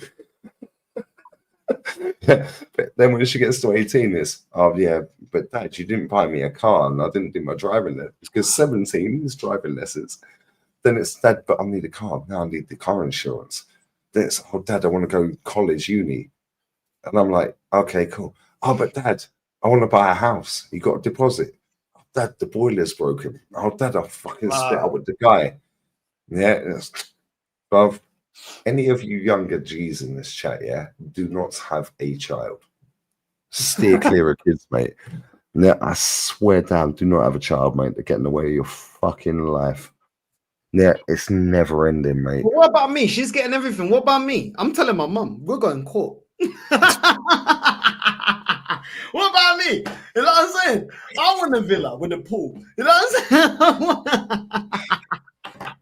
My son's fuming. Huh? You know what I'm saying? You're dodging it, bro. I'm moving like Marquise Jackson and that. You know what I'm saying? I look like 50 Cent son, bro. What about me, bro? You know what I'm saying? You know 50 Cent's kid, yeah? He's moving like, you know, his mom goes to him, you know, Marquise, I know you got 2 pairs of Jordans, but you know, your dad could afford you 18. Just saying. That is the funniest shit as well, yeah, because that whole fucking scenario is fucking hilarious. Yeah, and nobody cares, bruv, because they just publicize it. Yeah, do you know what I'm saying? Nah, man, what about me? She's getting everything. Right, I need Madawi to just fucking meet me in Marbs. Yeah, meet me in Marbs, bruv. Yeah, Madawi, babes. 2 Saudi Royal yachts moored up in Port Banús. Like, just meet me in Port Banús, please. Bring Auntie. Yeah, worst ways we hook up with Auntie.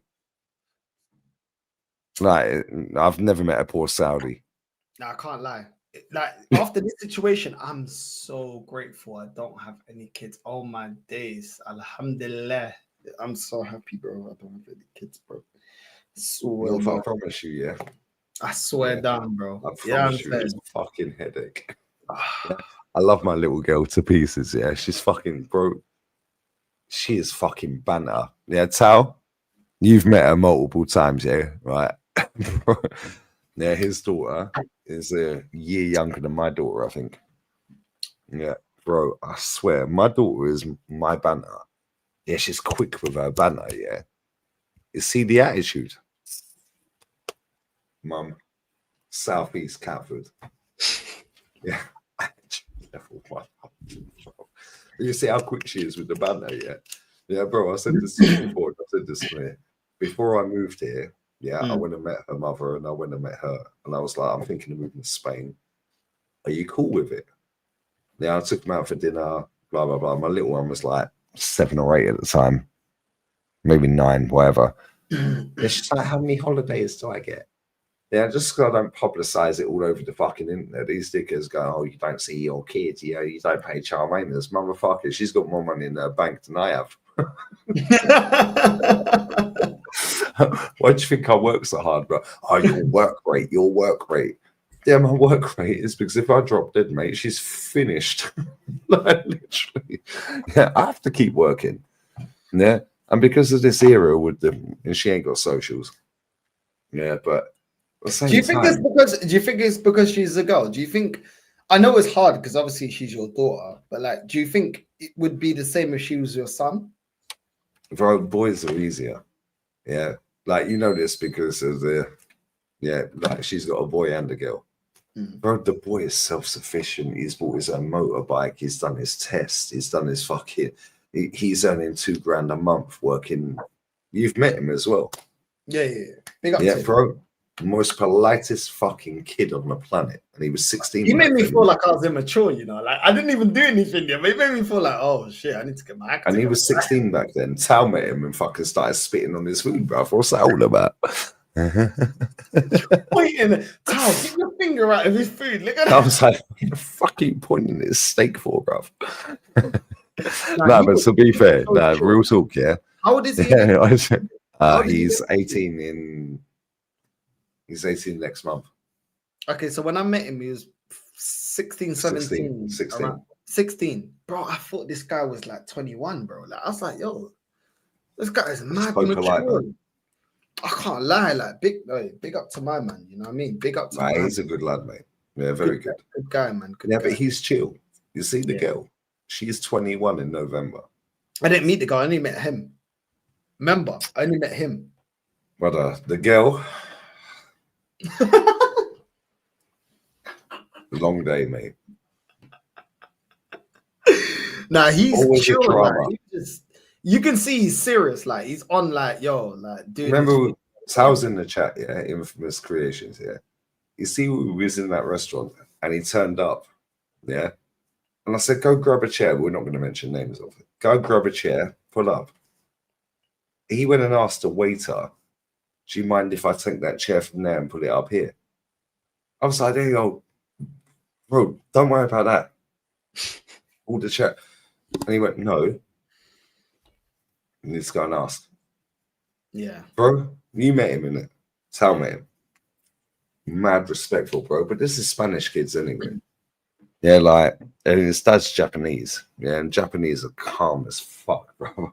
I swear. His dad is so chill, it's crazy. I've met him a couple of times, yeah. Yeah. He's so chill. The girl, bruv. Yeah. Yeah, bro. She's unbelievable. Like, she's such a nice bird, yeah. Bro, emotional level 1 fucking billion. Whereas the boy is just like, yeah, whatever, mate. We just get on with it. And this is what boys do. Yeah, that's what guys do. We're like, you have to block shit out. Mental health don't count for guys, bro. Yeah, you just have to get up every day and go to work. It doesn't matter if your bird's cheated on you. Just get up and go. Bro, my uncle, before he died, he was a bouncer. All my dad's brothers are bouncers. I remember he said to me, he goes, this is your girl that's here with you now. And I'm like, what do you mean? That's my girl forever. And I remember he said to me, he goes, no. It's your girl now. For now. That's what he said to me. And at the time, I can't remember. I was like, yo, but what you saying to you? Like, I was like, nah, that's my girl. Like, he said, no, that's your girl for now. Yeah. But when it moves, I was like, yo, that's savage. Like, I was just saying, I'm like, yo, we got to play. And now when I look back on his words, I'm like, he was right, man. But that's what it is. Yeah, but this is what I was saying earlier. Yeah, bro. Me and you get a connection out of our friendship. Yeah. Yeah. Whatever that may be. Not sexual. We're not gay, dickheads. Yeah. However, we both feel a certain type of way, which is why you have friends. Yeah. If that starts going a different way, you start going that way. To the point where you don't speak to each other anymore, and it's been 2 years, and it's like, "How have you been, mate? Oh, sorry, I lost your number," and all the excuses come out. Yeah, which is why Tao, my boy, donkeys years ago.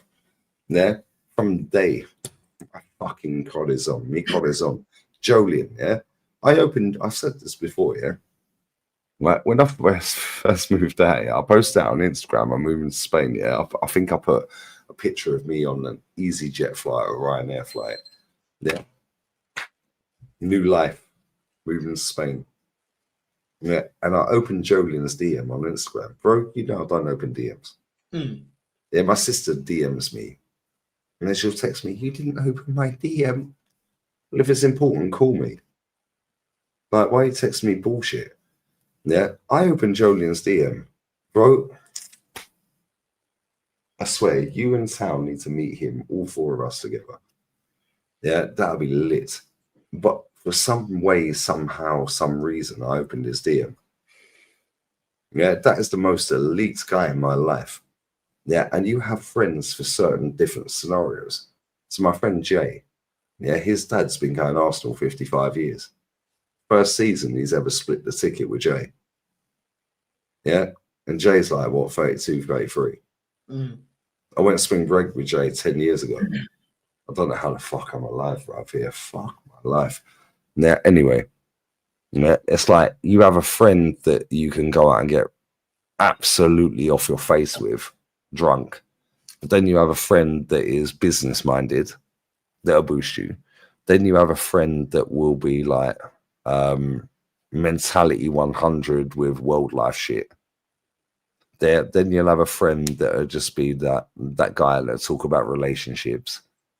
So it's like, I know, yeah, if I talk to Jolien, yeah, he's cussing every but I can't play the voice messages. Bro, he was cussing people I do shows with. Yeah. It was like, yeah, he's a spastic. Yeah, he's a spastic. Oh, this one. Then he just reeled him off, and he was like, then he cut off. Then he went again, and he was like, oh, I forgot. Oh, yeah, some bird, can't remember her name, but she's part of this family. Anyway, she's a spastic. Yeah, it's true. like it's true. COVID and shit like that. Yeah, that haven't gone through certain things. You know, like for example, Lee, yeah, you can't talk to me about having kids because I never had kids. So there's certain things that you will say that you can talk to Tao. You can't talk to me about that because you know that there's a level Tao's daughter know each other as well. But you know there's a level that I can't comprehend. Not because oh, I'm stupid. I have not experienced that. Yeah, I'm saying, and I feel like we're friends. Yeah, like there's certain things in life that you need to talk to somebody that's experienced it. It just hits different. For example, like my boy Rashid. Yeah, big up to my boy Rashid. I can't talk to him about ever. What, Rashid on here or your different boy? Not Rashid. Yeah, Rashid here. Like, Rashid, he's never been in love with someone. So if I talk about him like, yo, about being in love with someone, not because he's never experienced some things in life. You have to experience, innit? They say kids, love, marriage, certain things you have to experience that, innit? If you haven't experienced that, you're gonna have a certain mindset because you're talking of a perspective that you never went through it. You can't speak on something that I can't talk to someone and give them advice about having kids when I never had kids. It doesn't make logical sense. Right. So it doesn't mean that you're judging a friend. It's just you don't get it, innit? It's like going through, if for example, like if I want to talk about having a single parent family, how can I talk to a friend that hasn't had a single parent family? It's not a judgment on them. They've never. My parents have been together 46 years. You see what I'm saying? Fucking hell, they're still alive. They've had all the shots, bro. So you've never experienced that, but that's not a dig at you. That's just no, but I don't understand it. If I've not had that, I don't get it. So you can't sit there and go, yeah, and I can go, yeah, I felt that as well. Oh, I felt that Exactly, 'cause certain you way. haven't. You know what I'm I've saying? You never don't know felt what it, that bro. what that feels like. So that's what I'm saying. Like, there's certain things where I'm like, okay, this conversation like is out of my. You know what I'm saying? Like, I can't do that. I don't understand With that person, so I With- speak to that person. But we're still friends. But I understand that with that person, I can speak. Yeah, to but you have certain different things. conversations with different friends. So I'll give an example, yeah? Sal's my boy. Sal knows enough shit about me, bro, yeah? Right? But when it comes to Sal, it's business, business, business, money, make money, make money, make money. Yeah, we'll fuck around and find out and we take the piss and we banter each other. And then he's on my case and I'm on his case. But Sal is like, I'm not going to say what he texted me earlier, yeah? But he texts me, oh, yeah, I'm going to sort this thing out for boom, boom, boom. Yeah. When it comes to Sal, 90% of the chat that we have is about business and making money. Mm. Yeah. Because it's always been that, bro. Yeah. With you, yeah, it's like, yeah, we can go out, but it's chill. Yeah. It's like, I don't need to fucking go out, bro. Yeah? I can just sit and vibes with you. Yeah. And we just chill. Yeah, but at the same time, I'm on your fucking case because I see you as little brother to me, respectfully, not little bro in you. Yeah, you know that. Because I want you to succeed. And I said this to my dad the other day, yeah, in front of the market opportunity. You're the brother down from me because I'm the oldest. You're the brother down from me that I never fucking had, mate, because he was an idiot. And he is an idiot. And then my youngest brother is deaf and blind. So it's like I never had someone to go out and vibes with, like I've banter with, like go, yo, this is what you're supposed to do. Yeah, so to me, it's like different. It's like, yo, fucking work, bruv, save your money. Yeah. But then Jolien is like real life shit. COVID. Yeah. Madeleine McCann, Towers, like all of this shit. Yeah, then we're talking about 20 foot, bruv. Yeah, I can't have these conversations with some of these people. And you, Tal, yeah, so on and so forth. But then my boy, Mr. Sociable, every Friday, yeah, he's just not serious on anything. Right. But at the same time, again, I met him, yeah, at Letty Away 2018 in Madrid. And we were talking on Twitter, having banter over Twitter, and he goes, "You're going Madrid?" I said, "Yeah." And I met him in Madrid. Yeah. Mates ever since. One of the reasons I moved to this area, obviously I had other mates here, which funny enough knew him. Yeah. But it's like, I can't have a serious conversation with that guy because he's just on like smashing things. Yeah. I ain't equals to madness things. However, yeah, I can't sit there and talk to him about fucking football because he ain't serious on it. He gets deluded. Yeah, if I want to talk about football, I'll just call Jolien and he'll go, "Yo, this motherfucker, if I ever see this cunt, I'll roundhouse kick him in his head." Yeah. Yeah, and his gene pool will be fucking sainted for the rest of his life. Yeah. It's like you have friends for certain, like Jay, yeah, my boy Jay. If I want to go out and have a party, Jay's the guy, bro. If I went to spring break with him 10 years ago, yeah. So Jay is the party boy. But I can't talk to him about certain other fucking things. Yeah, and it's like you have friends for certain things. Yeah. But at the same time, you have that connection with people. And if that connection starts waning, you then are not friends anymore. You speak less and less. Now, I'll give an example. North, we don't speak every day. Me and Sal don't speak every day. Me and Jolien barely speak every day. Yeah, I'll text Jolien. He'll reply a week later. I'll text him a week after that. "Oh, sorry, I didn't. It took so long." He'll reply to me. He was actually on the phone the other day whilst I was live, where he cussed everyone. Literally cussed everyone. I was like, "No, say what you got to say, bro." He was cussing hooks. He was cussing it, bro. He cussed everyone. Yeah. But at the same time, yeah, I know it comes from a good heart and a good place, but the people that he's cussing don't know that. Yeah. But I'm not going to phone him up and go, oh, yeah, fuck it. Should we go out for a fucking party? Let's go spring break or Ibiza or fucking Shagaloo. That's not the guy to do that with. That's Jay.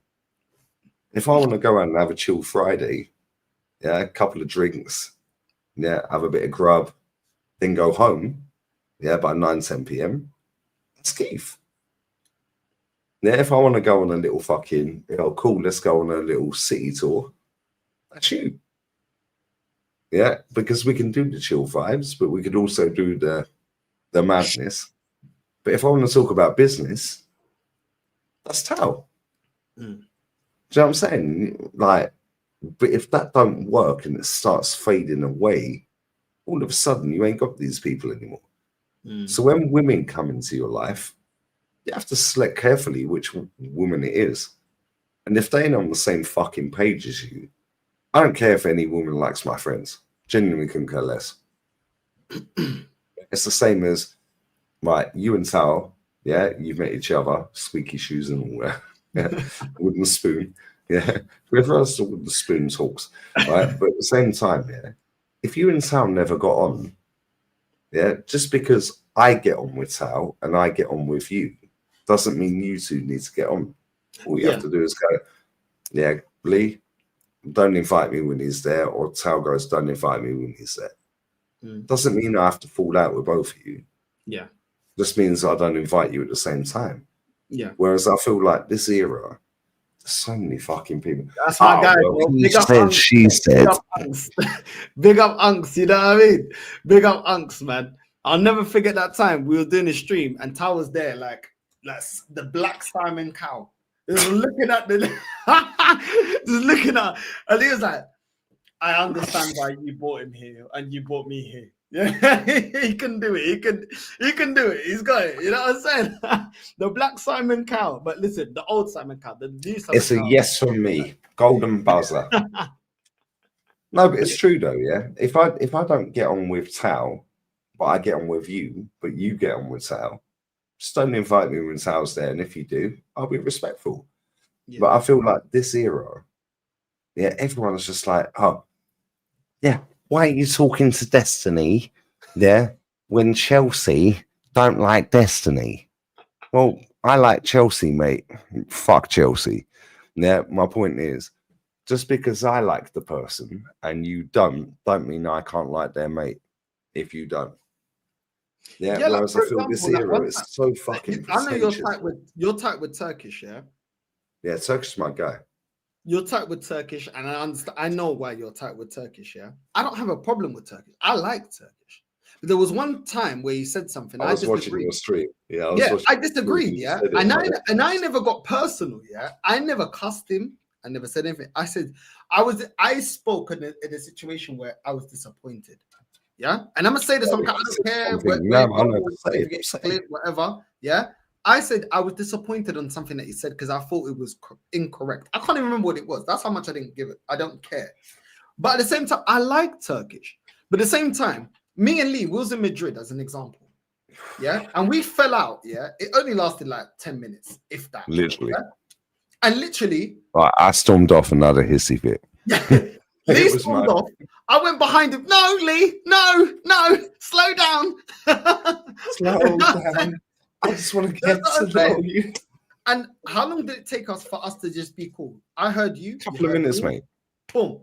And then what did you say to me? If you didn't come out and we had the conversation, I would have thought you were a prick. Yeah, and I would never spoke to you again. Yeah, but that was me. And you know this, yeah. We're not obviously going to say what we feel like. No, but at the same time, I was like, this guy's mugging me off. Yeah, and I was like, yeah, fuck this guy. Yeah, this is my little brother, man. This is my fucking. No, but we always agree. We always agree. This is the thing that people don't get. And I went, yeah, fuck you. You're taking. I said it to you, didn't I? I said, fuck you. You're taking the fucking piss. You're mugging me off. Yeah. And I went to have a cigarette. Yeah, as I'm walking down the fucking slope to get out the club. Yeah, because I know. Yeah. He comes and he grabs hold of me and he was like, yo, what, we're going out like that? That's what you said to me. We're going out like that. Yeah, and I was like, what do you mean? I said, no, you mugged me off, you dickhead. Yeah. And he was like, nah, fucking bro. Yeah, inside 3 minutes, we're like, yo, what are we doing here, bro? Yeah. Yeah, and friends fall out. Me and Sal are falling out. Me and Sal have had mad rows. Yeah, proper. Yeah. But at the same time, that's what's supposed to happen. You're not supposed to agree on everything. You're not supposed to fucking just go, oh, well, my friend said it, so I have to deal with it. No, you're a dickhead, bruv. That's why you're a friend.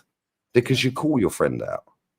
Yo, I think you've been a bit of a How many times you dickhead call here. me out? I'm getting my hair braided, yeah? My mum heard it as well. She heard it. Why Yeah? are you here? And she goes, why is he saying it's gay to get your hair braided? I was like, Mum, he's not cultured. Don't worry, continue. You must have muted that because I never heard that. I mean, it's true. Mom, because my mum don't know, she don't watch it. You know it. Your mum, my mum, different generation. They don't be watching YouTube. They don't be, you know what I'm saying? They still don't get how I make a living on YouTube, bro. And I've done it 7 years. What's he saying? She goes, I don't even have YouTube. What's this? I don't even. She goes, how do I do this? Use my phone. She got an iPhone, yeah, because she finds it like the most simplest, isn't it? I was like, nah, he's bantering. It's calm. It's calm. He goes, what? He doesn't like black people. I'm like, nah, mom, it's calm. It's not like. I said it's calm. And she goes, what's wrong with you getting your hair braided? I'm like, mom, chill. She goes, okay. And then she just continued braiding my hair. And I said, no. I'm cussing him while I'm live, Cam. Yo, that's gay, bro. Mom, I told my mom, yeah, because obviously she don't even know who you are. Mom don't even know who Lee is, innit? She's like, no, actually, that's a lie. Because she said, yeah, I think he's a little bit too skinny. I need to feed him. Nah, yeah, but she didn't know who you were. She just knew you was a friend, didn't it? Yeah. So she's like, oh, now, Mom, stand down. It's calm. You know what I'm saying? Who's this guy? You know what I'm saying? She's and on Mom was like, oh, okay. When I said banter, Mom's like, banter? Give banter. What's banter? Yeah. That's why when I hear Mikel saying, what do you say? Narrative. I'm like, you're foreign like my mum. You don't know about narrative, bro. I'm foreign, bro. They don't know about narrative. Unless you were born here, you don't know about narrative and there's a shut bro, up. But you see Mikel Arteta, yeah? That guy plays on his fucking Spanish fucking language. Bro, that guy can speak perfect English. He plays on that fake fucking lost in translation. He does. And the mom's like, yeah, calm. But that's the thing, yeah. It's like, this is the thing. People look at us, yeah, and they're like, oh, North just says everything Lee said. That night, did we agree, Lee? We don't have to talk about what it is because we don't need to. No, I told you, go fuck yourself. Yeah, you're a dickhead. Yeah, that's what I said to you. Go fuck yourself. You're a dickhead. That's bang out of order. Yeah, fuck you. And you looked at me, you went, yo, is that what we're doing? I went, yeah, go fuck yourself. And I walked off. Yeah, and I was like, fuck him. Yeah. And do you know what? At that moment, at that point, he knew. Yeah.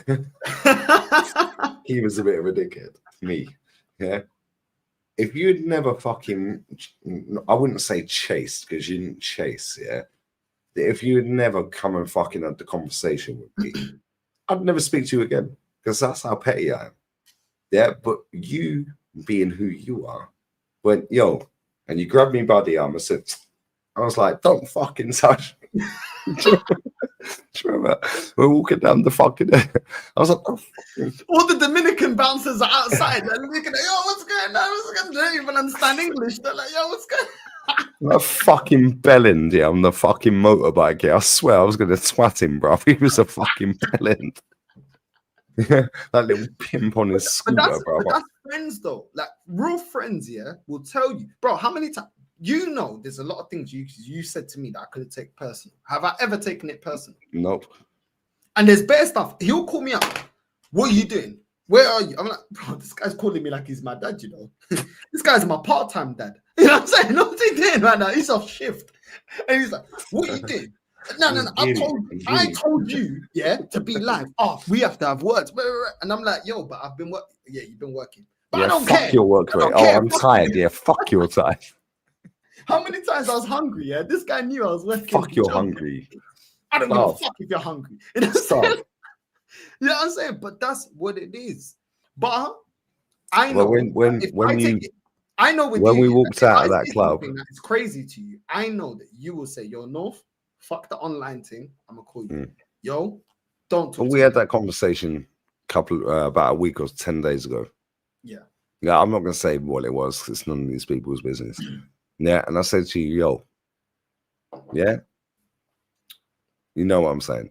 Yeah. But when I said, yo, you fucking mugged me off tonight. Fuck you, you're a dickhead. Yeah. And I was like, and he went, oh, we're going out like that. Yeah, fuck you. And I walked off. I said, I'm going for a cigarette. Yeah, I was like, Rashid, going for a fucking cigarette, bro.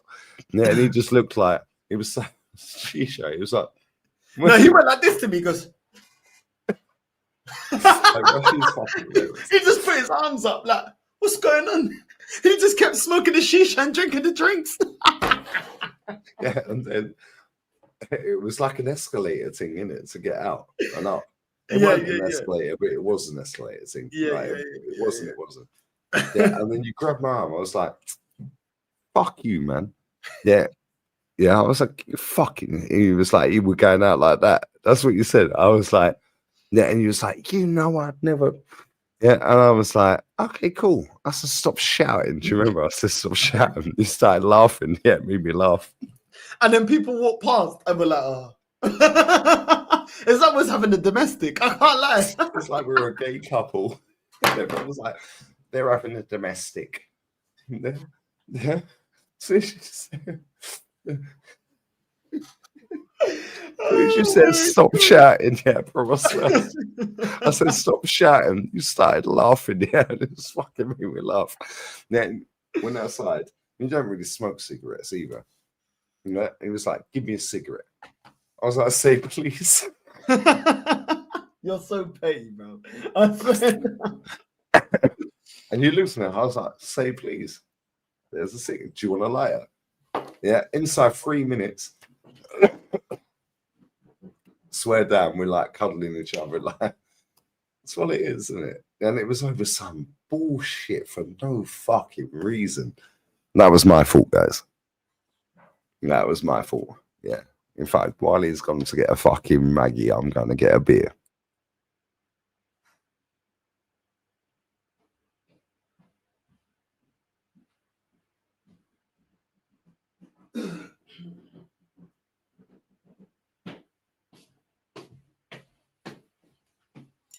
Big up, familia. Northside takeover again. You know what I'm saying? Got my little desperado and that. You know what I'm saying? We're celebrating getting the hell out of this house, bro. December, I got 12 months, bro. I got 12 months, 3 months till this house is sold. I'm out of this bitch. 3 months, I'm out of England, bro. You know what I'm saying? Where you going, bro? Where you going? Where you going? You saying, where you going? I don't know yet. I'm gonna be in Madrid for the international break on the 9th of October. I'm gonna be there for 6 days. And then why don't you come to Cordoba? Bro, you already know it's out of Madrid or Barca, innit? You know what I mean? The next international break, I don't know what the international break is after that. We can all just go to Barca for a couple of days. I've never been Barca. Ever. Bro, Barca's lit. Barca's fucking lit. I've never been Barca, and I've been to Spain over 200 times before I moved here. But you know what I'm saying? I got market opportunity there. You know what I'm saying? You know, sometimes maybe good, sometimes maybe shit. You know what I'm saying? So I might just but sometimes maybe yes. Wow, we were. I like. Very nice. I buy a window from the glass. He buy a window for the glass. I buy a VCR he cannot afford. I buy a step. He buy a step. That's on the desperados. Bro, I'm telling you. And yeah, I'm taking my mum when I get the peas. I'm taking my mum and my sister. We're going Cape Verde. I've never been Cape Verde, innit? So I'll go I've been Cape Verde. I've been Sal. You see, you went where my mum went. That's a touristic thing. I'm going to. No, but I went. You see where the yeah, but you see where the Hilton. You see where the Hilton is. They got the Hilton in Sal. Yeah, bro. That was a shell. It wasn't even built, brother. I stayed at a gaff. I can't remember the name of the gaff opposite. It was fucking beautiful, man. Like petals, roses, little apartments. Yeah. But bro, I walked down the whole fucking beach, yeah. It was Winter Olympics, yeah, because I remember the bird I was with at the time, yeah, she had food poisoning. Yeah, so I was like, I'm going out for a walk, and I walked, so across the road was the Hilton, their building. Bro, I walked for 5 kilometers, yeah. Didn't see a single person. Yeah, I guarantee you go there now, it's swarming. Yeah, because that was like, what, 9 years ago? 7, 8, 9 years ago. But it was beautiful. Yeah. But bro, I remember, yeah, the bird I was with, we got off the plane. Yeah. And we're going. How you can roll. Yeah. And then we went into the town. We go to the beach and we turn left. Now I'm seeing Neymar shirt. Yeah. And the guys I said, oh, where can I get a bottle of water and some Pringles, some food, like peanuts, all the shit, yeah? Mayfield, come with me. Yeah, he takes us into this little fucking supermarket, bruv. I'm in back streets, fucking downtown, yeah, fucking Cabo Verdes. Yeah, and now he's standing there leaning on the fucking door of the supermarket, bruv. There's flies all over the food, yeah. He's there. I was like, you can go now if you want, mate. No, my friend. You have to pay. Bear in mind, we just got there, right? So I'm like, we got our shit. Yeah, leave the gap. He goes, my friend owns a see, you know the sand. They make pictures out of sand with different colours. Bro, they can't lock me in the shop. But I swear I was fucking. Bruv, you know I'm like Peter Crouch, bruv. Brother, I swear down here, I was like, you fucking unlock that fucking door, cunt. Yeah, I swear I'll take your fucking. There's like, my friend, we've had a bad month. I was like, you're not my fucking friend. I don't give a fuck. Yeah. I was like, let me out of this fucking shop, yeah. Right. So he let me out of the shop, and luckily a fucking taxi pulled up. I was like, I can't remember the name of the apartments. So we go back. Yeah, and I remember the bird I was with, it was the Winter Olympics, yeah, and she spent half the fucking holiday in bed with diarrhea. Yeah, watching the downhill fucking ski jump. The Eddie fucking Eagle and all this shit, yeah. Yeah, fucking hell. Bro, I swear though, it was beautiful, but the fucking weather, and it was overcast the first day that I went out when she had food poisoning.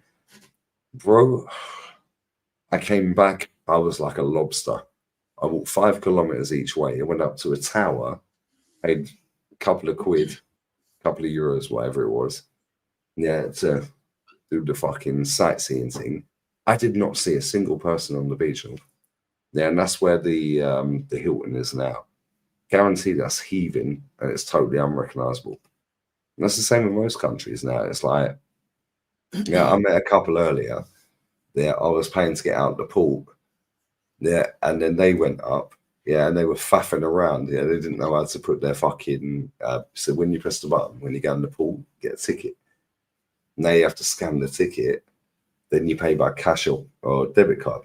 If you pay by debit card, it says enter your PIN.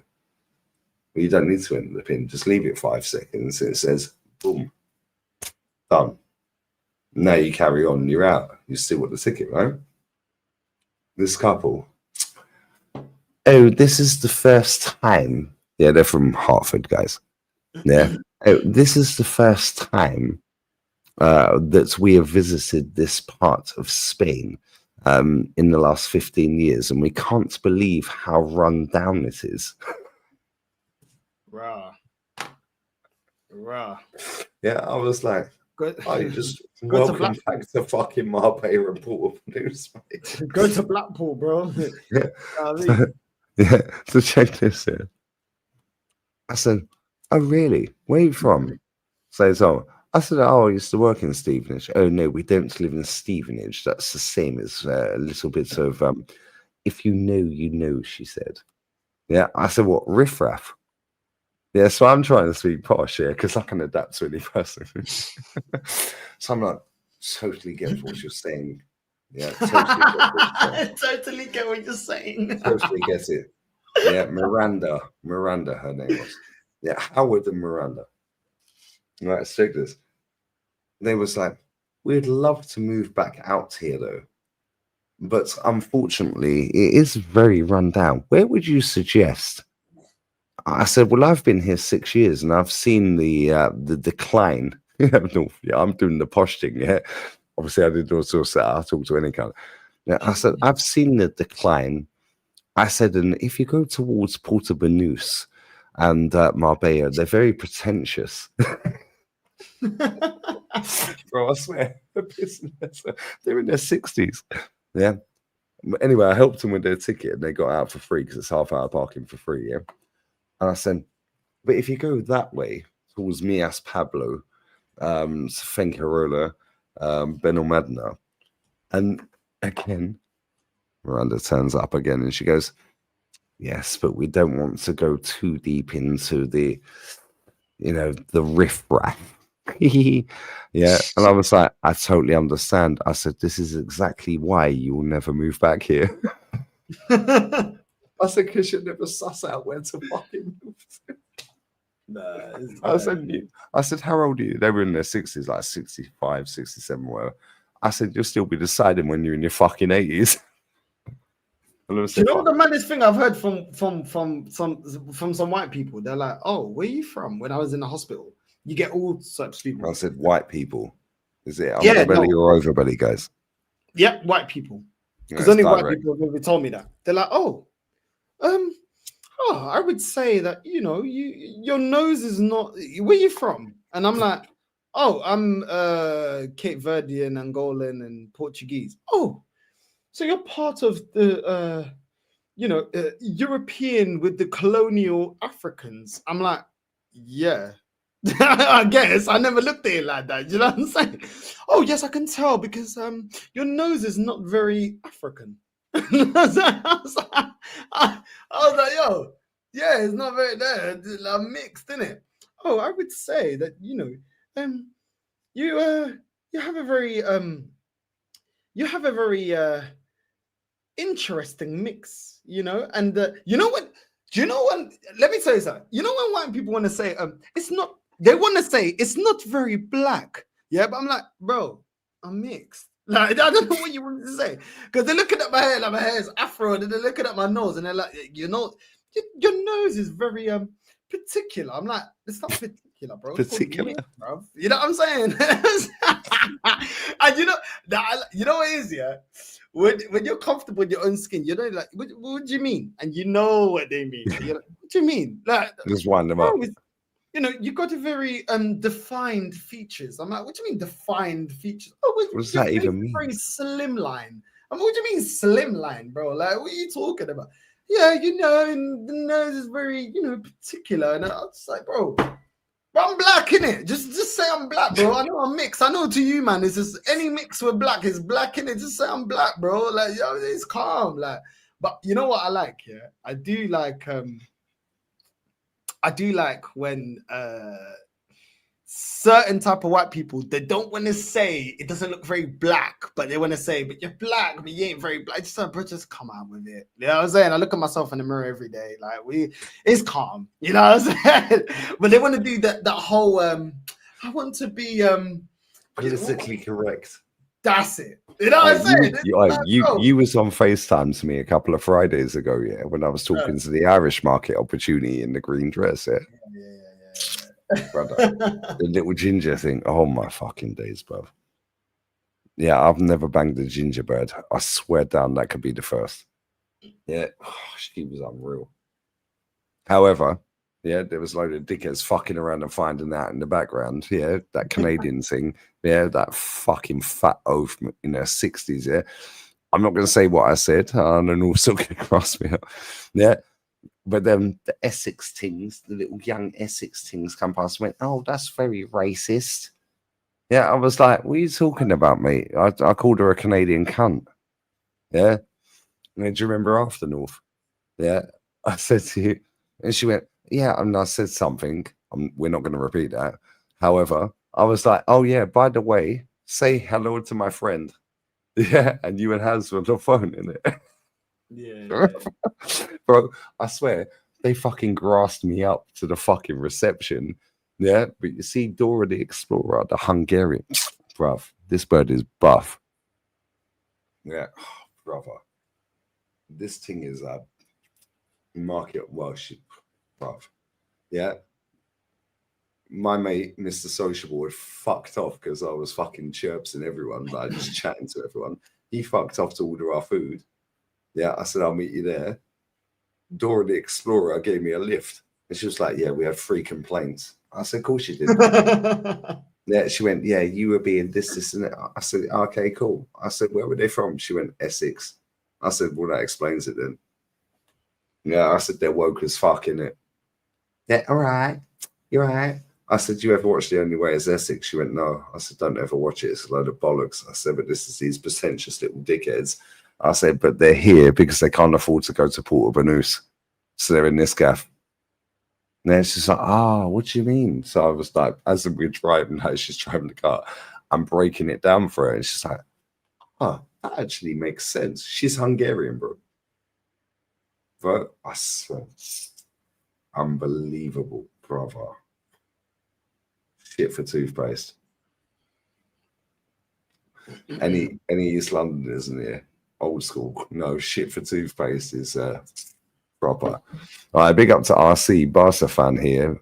Fuck Real. But how did you beat them last season with a high scoreline? 2 Declan Rice scam free kicks. But even I get it, yeah. Like one time I went to one Dominican club. I come out, yeah, and some guy I was talking to him, whatever, and I was gonna go to my car, and I was like, look at the back of his dusty black head, yeah, and he's like, he took offense. I'm like, he took offense. He was like, what are you trying to say? And I'm like, and then after my bitch was like, I think it's because he's dark skinned. I'm like, bro, but I'm fucking black, bro. Like, what we doing here? Like, do you know what I'm saying? No, like, but it has levels, apparently. Why have I got to be careful? But I'm black, bro. Like, what are we doing here? It's a joke. Jolien's the same. Jolien was on the phone. It's a joke. I'm black. How are you? Jolien was on chat. Bro, my dad is dark skinned. What are you talking about, bro? Like, how are you taking a fucking offense, bro? Oh, but you're light skinned. Light skinned for what? Both my parents are black, bro. What are you talking about, bro? You know what I'm saying? Chill out, bro. You're doing too much. I'm black and you're doing too much, bro. Oh, no, but I can't believe you men said what are you talking about? I'm just talking and you're having a laugh. He's like, nah, bro. I said, bro, come here, bro. Like, what you doing? I remember I said to him, I was like, what you doing, bro? Like, what you being too, like, come on, bro. Jolien was like, what stream did I phone Jolien? Yeah, last week. Yeah, and he kept saying dumb N-word in it. Yeah, yo, you see this stuff? I was like, Joe, I'm like, say what the fuck you want in it. Yeah, you can say what the fuck you want. You're my guy. Yeah, I was like, I'm glad you're. You see when Runt says something, I'm just like, I'm glad you say this. Yeah, we can say it. We can say it. We don't care. Yeah, but I can't say it because they try cancel me, bro.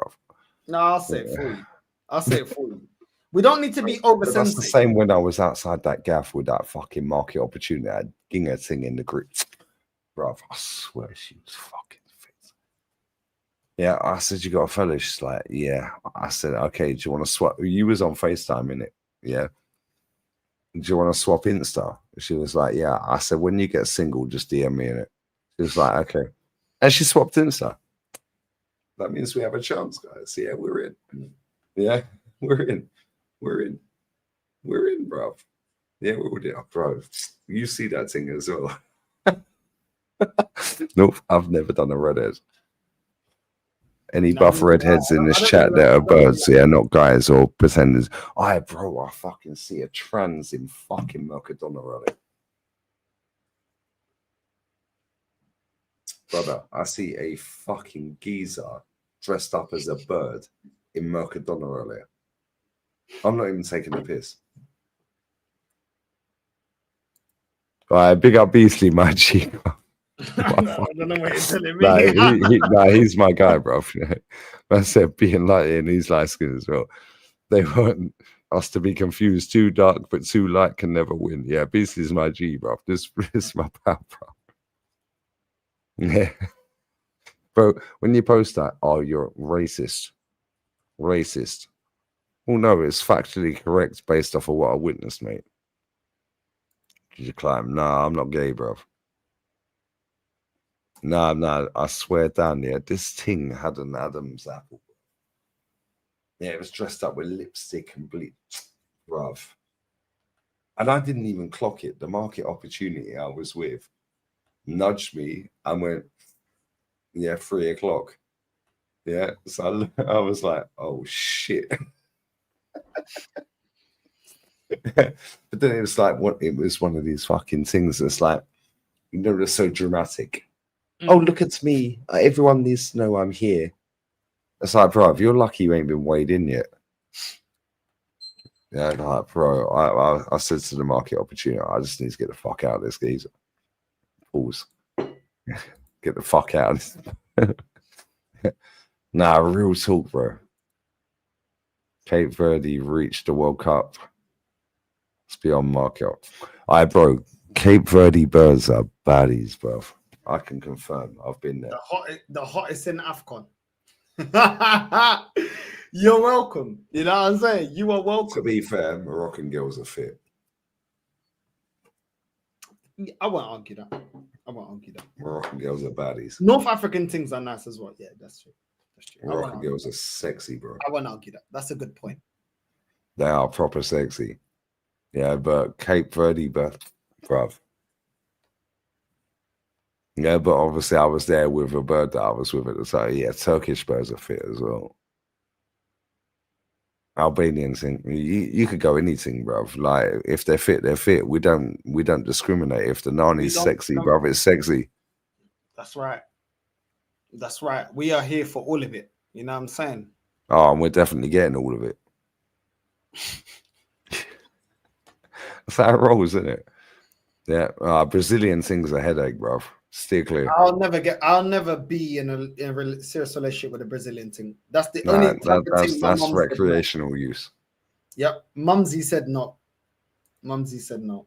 Yeah, Brazilian things are crazy. Romanian things are crazy. They're fucking Venezuelans, they're fucking fit with their headache. Steer clear. Beating. All the Latin things are headache. They're all headache. It's just long with them. Like it's just everything's just it's too much. Even Rance tried. Remember, I heard even Rance when he jumped on the show one time. Even he said even Rance can't deal with it. He can't. It's too much. It fucks up your mental health. It's true. Latin things are too much. But Eastern Europeans are similar to fucking Latin. And then they come up with, oh, why are you troubling me?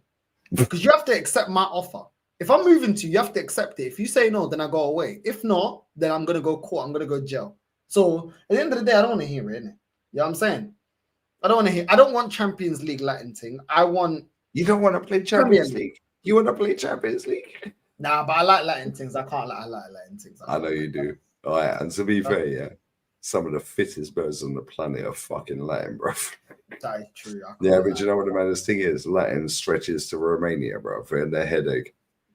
They are something in the water. But I've Belarus, guys. Belarus.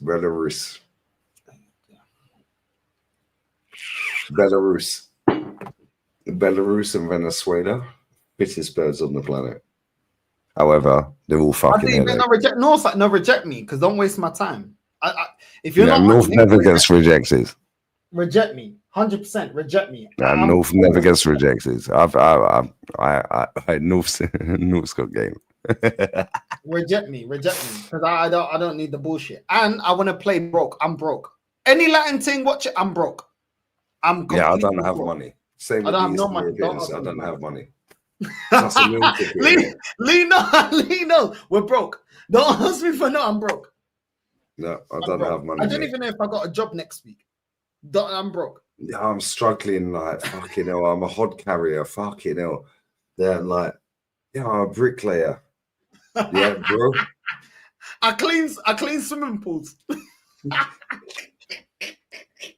I'm a transvestite pub singer at the weekends, for fuck's sake. Eastern Europeans, yeah, and South Americans, I swear, do not tell them you're doing well. Yeah, because they will fucking ride or die and freeze the shit out of you. Yep, I'm broke. Don't ask me for nothing. That's how you know she loves you. I'm broke. Yeah, especially if you look like Lee. looking like me, she'll believe that I'm broke. Lee, it's a hard sell. Blue eyes, white as anything. You know what I'm saying? Do you know what I'm saying? Looking like he can. Yeah, it's mad. It's mad. It's mad. I'm not gonna say certain things. Looking like Norwegian. No, I'm not gonna say. I'm not gonna say. But you see you in South America. Oh my god. Racism. You don't even need to see the passport. That pasty white skin says everything, bro. You know what I'm saying? They already know what time it is. Money. Blonde hair, blue eye. Oh, what do you mean pasty white skin? I got golden child FC, bro. Get away from me, because you're gonna make us a target, and you deal with it in yourself. You know what I'm saying? No. Golden child FC. Golden child until you get robbed. I don't want to get involved. I don't want to get involved. You know what I'm saying? There's enough Latin people that look like me. They always think that when I'm around them, that I'm Latin. Every big city we go, market opportunity. We need to Camera focus. Yeah, we're not involved. We're broke. You know what I'm saying? I'm from Africa. I'm broke. Africa. I come here on a raft. You know what I'm saying? Don't ask me for no money. I ain't got no money. Bank card? I don't even have a bank card. I don't even have a citizenship. Don't ask me nothing. I tell, we was in Minsk, in Belarus. Tell, please tell them. Tell, you're from Africa. Lee's a hazard, bro. I took one friend. We went spring break in Mexico. He was the biggest fucking hazard. As soon as we went away from the strip and we went to the different part. But this guy, the attention just for the blonde hair and the blue eyes. Oh my days. I left him. I'm not getting involved. If you get robbed, you get robbed. It's got nothing to do with me. Blonde hair, blue eyes, bruv. Yeah, they don't see that every day. Nah, they looked at me. That nigga ain't got no fucking money. Good. Do you know what I'm saying? Good.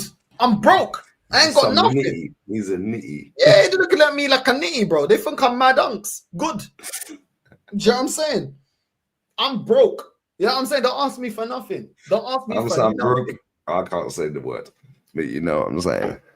Yeah, nah. I ain't fucking when that broke. You pick up Kanye. Yeah, I'm from the same block as Caicedo. I'm from, you know what I'm saying? I'm from where Valencia is from. You know what I'm saying? Yeah, leave me alone. I ain't got no money. Look at Lee. Attack him. You know what I'm saying? Look at him. Look at his eyes. He ain't from round here. Barte Borisov away 600. Watch us go lose 6. On there. Well, I swear down, we won 5. I think we won. I think Rob Holding scored that night.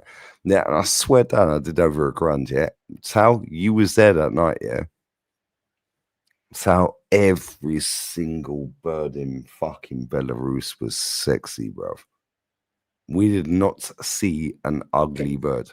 Caicedo's from Ecuador. Where do you think his ancestors from? Huh? Where do you think that blackhead is from? Huh? From the roots of Africa. Don't be stupid, innit? You know what I'm saying? And guess what? There's more black people in the Americas than there are in America. Deep down. And if you think I'm lying, Google it right now. I know you can apologize to me in the chat. I bet you want to apologize. Africa. You know what I'm saying? There's more black people in the Americas than they are. Man, talk about Colombians like everyone's white. Bro, go to Barcelona, yeah? Most of the Latin events in Barcelona, they're blacker than me. There's and I'm from the fucking source. They're blacker than black me. Venezuelans. Are you mad? Do you know how many black people are in the Americas? The only country is probably Argentina, but that's because they did a little Nazi thing. We don't ain't gonna get to that. You know what I'm saying? It's mad. You know what I'm saying? Look at your history. I don't have to say anything. I feel like I'm being targeted here. I'm just saying, innit? Look in the Americas. Every country, even Mexico got black people. Look it up. Look it up. There's black Mexicans, bro. You know what I'm saying? If you ain't done your research, don't chat to me. I don't look like them. They look like me. Bro, I was in Barcelona. They were like to me, Andresito, no, yo no creo que tú no eres latino. Tú pareces latino. Tú pareces latino. Tu flow, tu tilo y todo. Tu pelo y todo. Tú pareces latino. I don't parece latino, bro. I don't parece latino. You look like me. I don't look like you. You look like me. You get what I'm saying? I said pelo. Pelo's hair, isn't it? Yeah, tu pelo, tu estilo, tu flow, todo. You look like me. I don't look like you.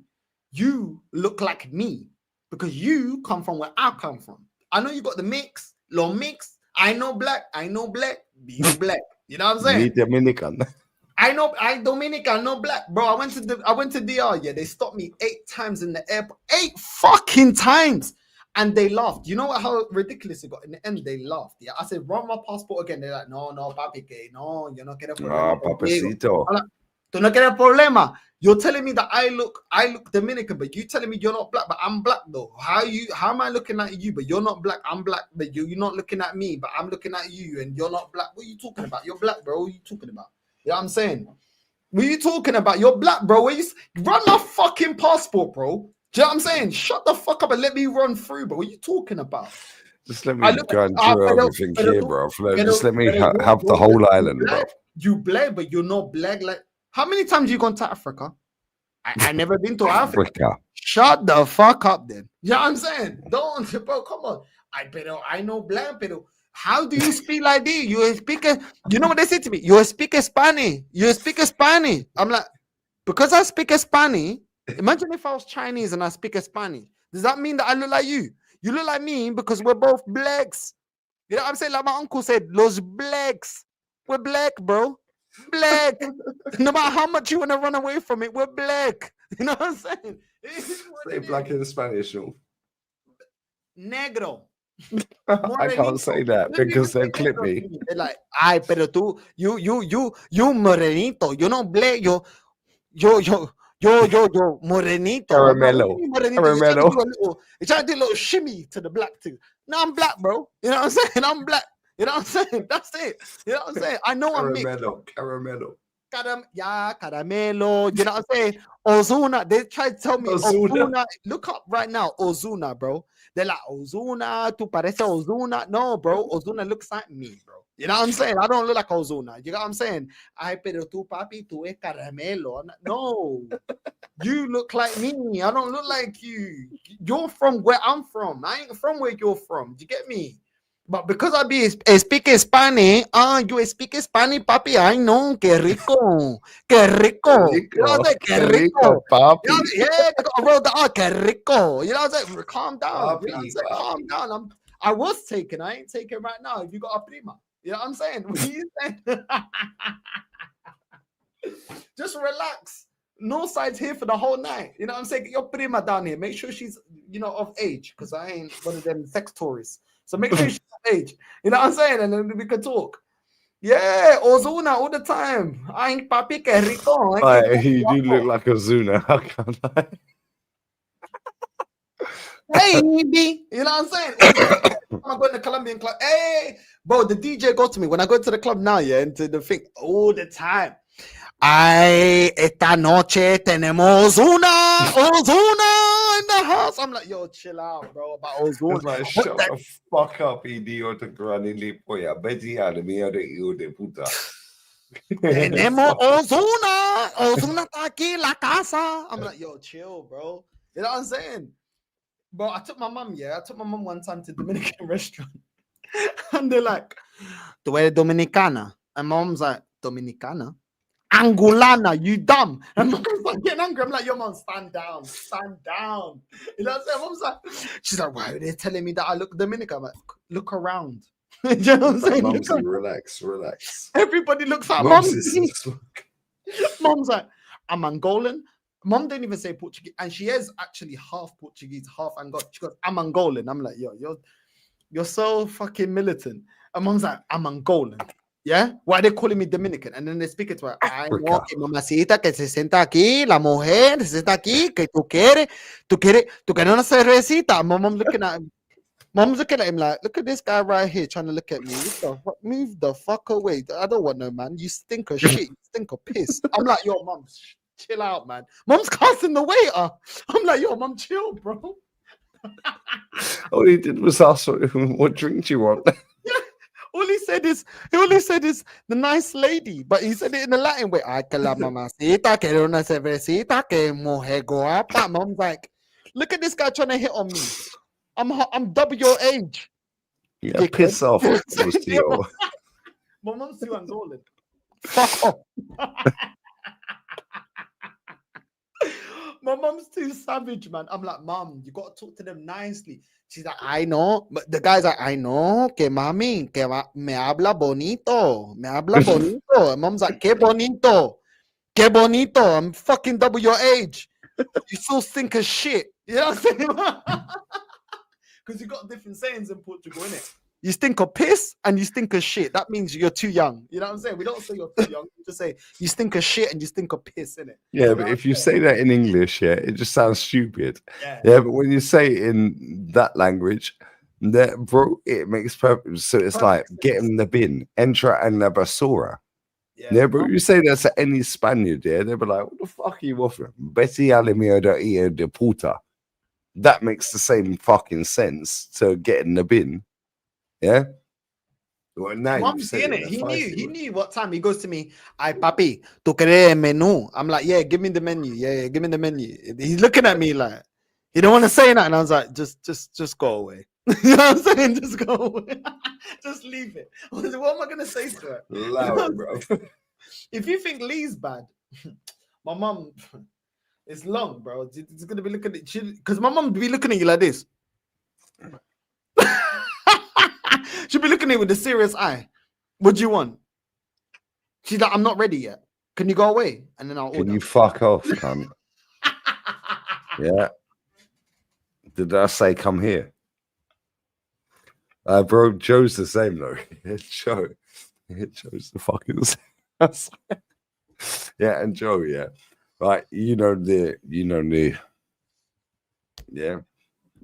It's like he speaks gypsy Spanish.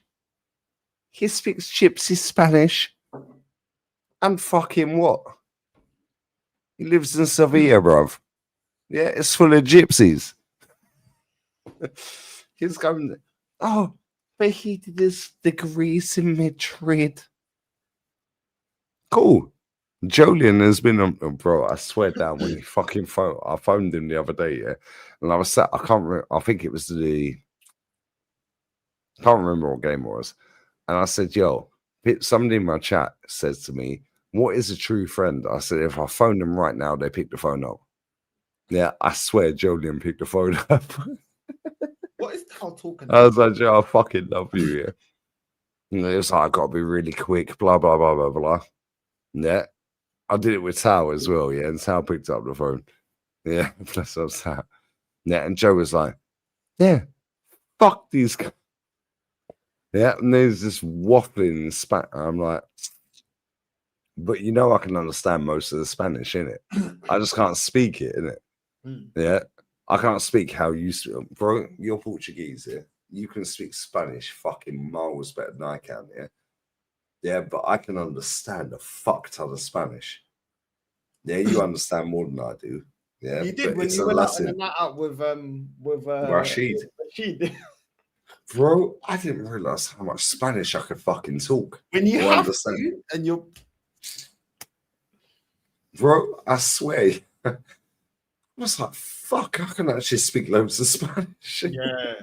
Yeah, but where I live, yeah, bro, I went and got a fucking carton of cigarettes today, yeah, from the fucking Estanco, yeah, right? The bird's fit. The bird who works in there is fucking sexy, bro. But it's their mum and dad who run the gaff. Then they're always loitering, yeah, like in the. It's like, Tal, what are you talking about? Is North, is Angola German speaking? Bro, it's part. yeah, Tal's out of biblical. Tal.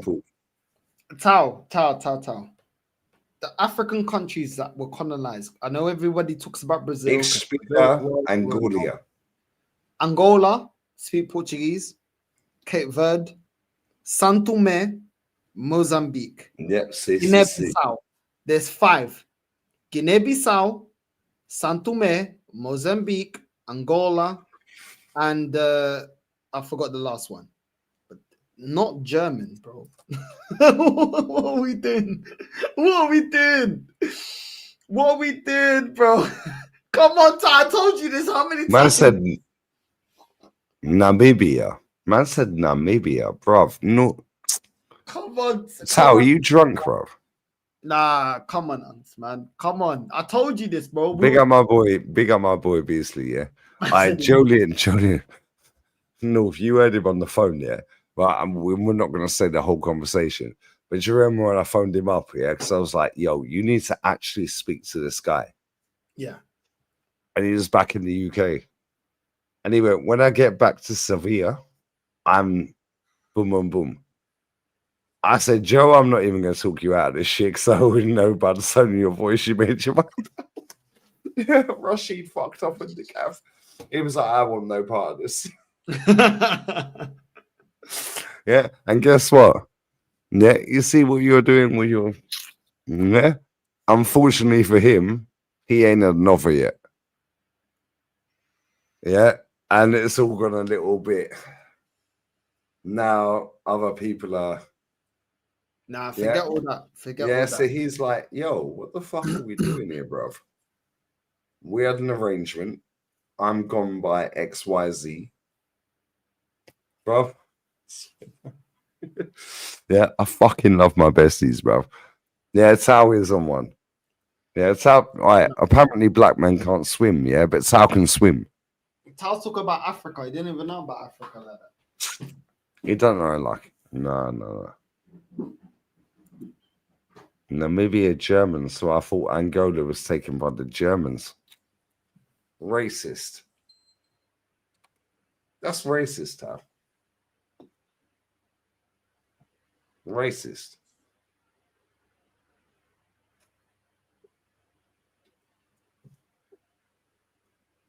Racismo. You're funny as fuck.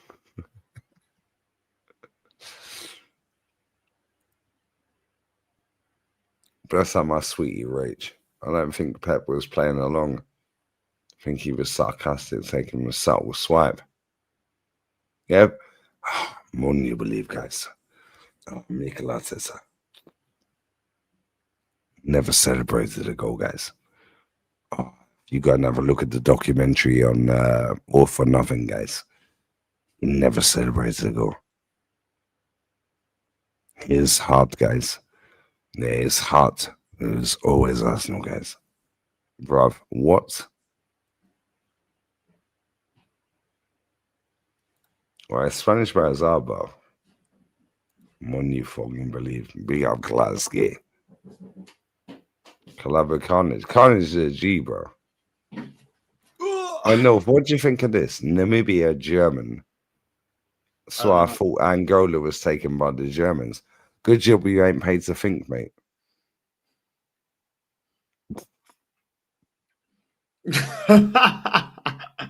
I don't know what to say. I don't know what to say because we had this conversation before, so I don't know what to say. You know what I'm saying? But Beastly, tell them where you're from, brother. Tell them your background, brother. Yeah, this guy is a fucking real one, brother. I love this guy.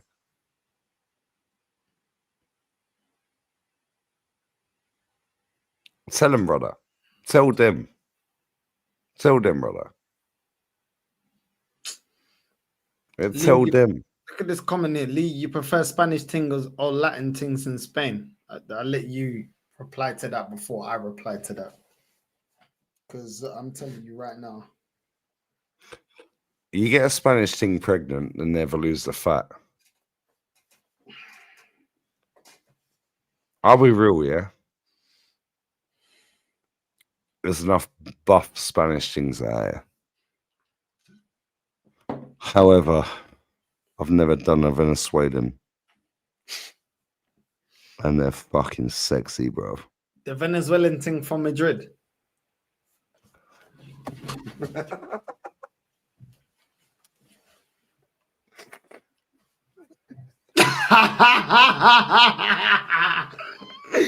That's all I'm gonna say, bro. That's all I'm gonna say.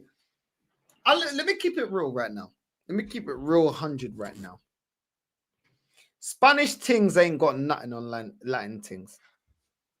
It's the truth.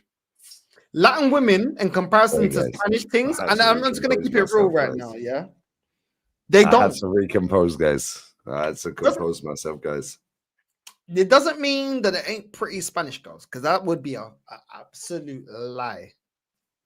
But Latin women, in comparison to Spanish women, it's not even close. Yeah, but Spanish is Latin. No, it's not. Yes, it is. No, it's not. It's not Latin, but No, it's Latin. It's not. That would mean that I'm Latin, and I'm not Latin. You are Latin. You're Portuguese. No, I'm not. I'm not Latin. No. Hold up. Spanish, Italian, French, I'm gonna get Portuguese. See that I'm going down the fucking giddy route now. You're wrong. You're actually wrong. Latino is a term from the Americas and the people from the Americas that are mixed with the Americas. So Dominicans are mixed with the people from the Americas that went over there that mixed. Cubans as well, Puerto Ricans as well. Latino is the term of the people from the Americas. Spanish, Portuguese, Italian, they only say that shit because it sounds sexy. You are not Latino, and I'm Portuguese. You are not Latino. Let me just make it very clear. It's the most cringiest shit when I see Spanish people, Portuguese people, and Italian people, Romanian people, and anybody else that speaks a Latin language, French, that say you're Latino. You are not Latino. Latino people do not consider you as Latino. You're Latino if you're from the Americas. Latino is not a term for the language. It's from where you are in terms of geography.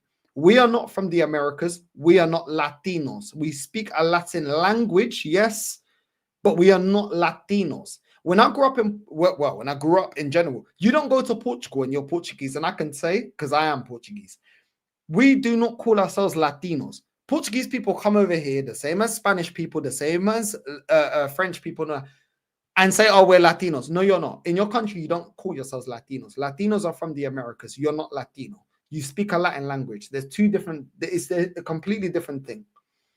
They only want to do that because it's got a good, worldwide, it sounds sexy. Oh, I'm Latino. I am not Latino, and yet I am half Portuguese. So if I need to make an argument that I'm like, you never go to Portugal and the other countries and say you're Latino. Latino people, when they're in the club and they say Latinos, la gente de Colombia, de Venezuela, de RD, we don't get shouted out. You know why you don't get shouted out? You know why you don't get shouted out?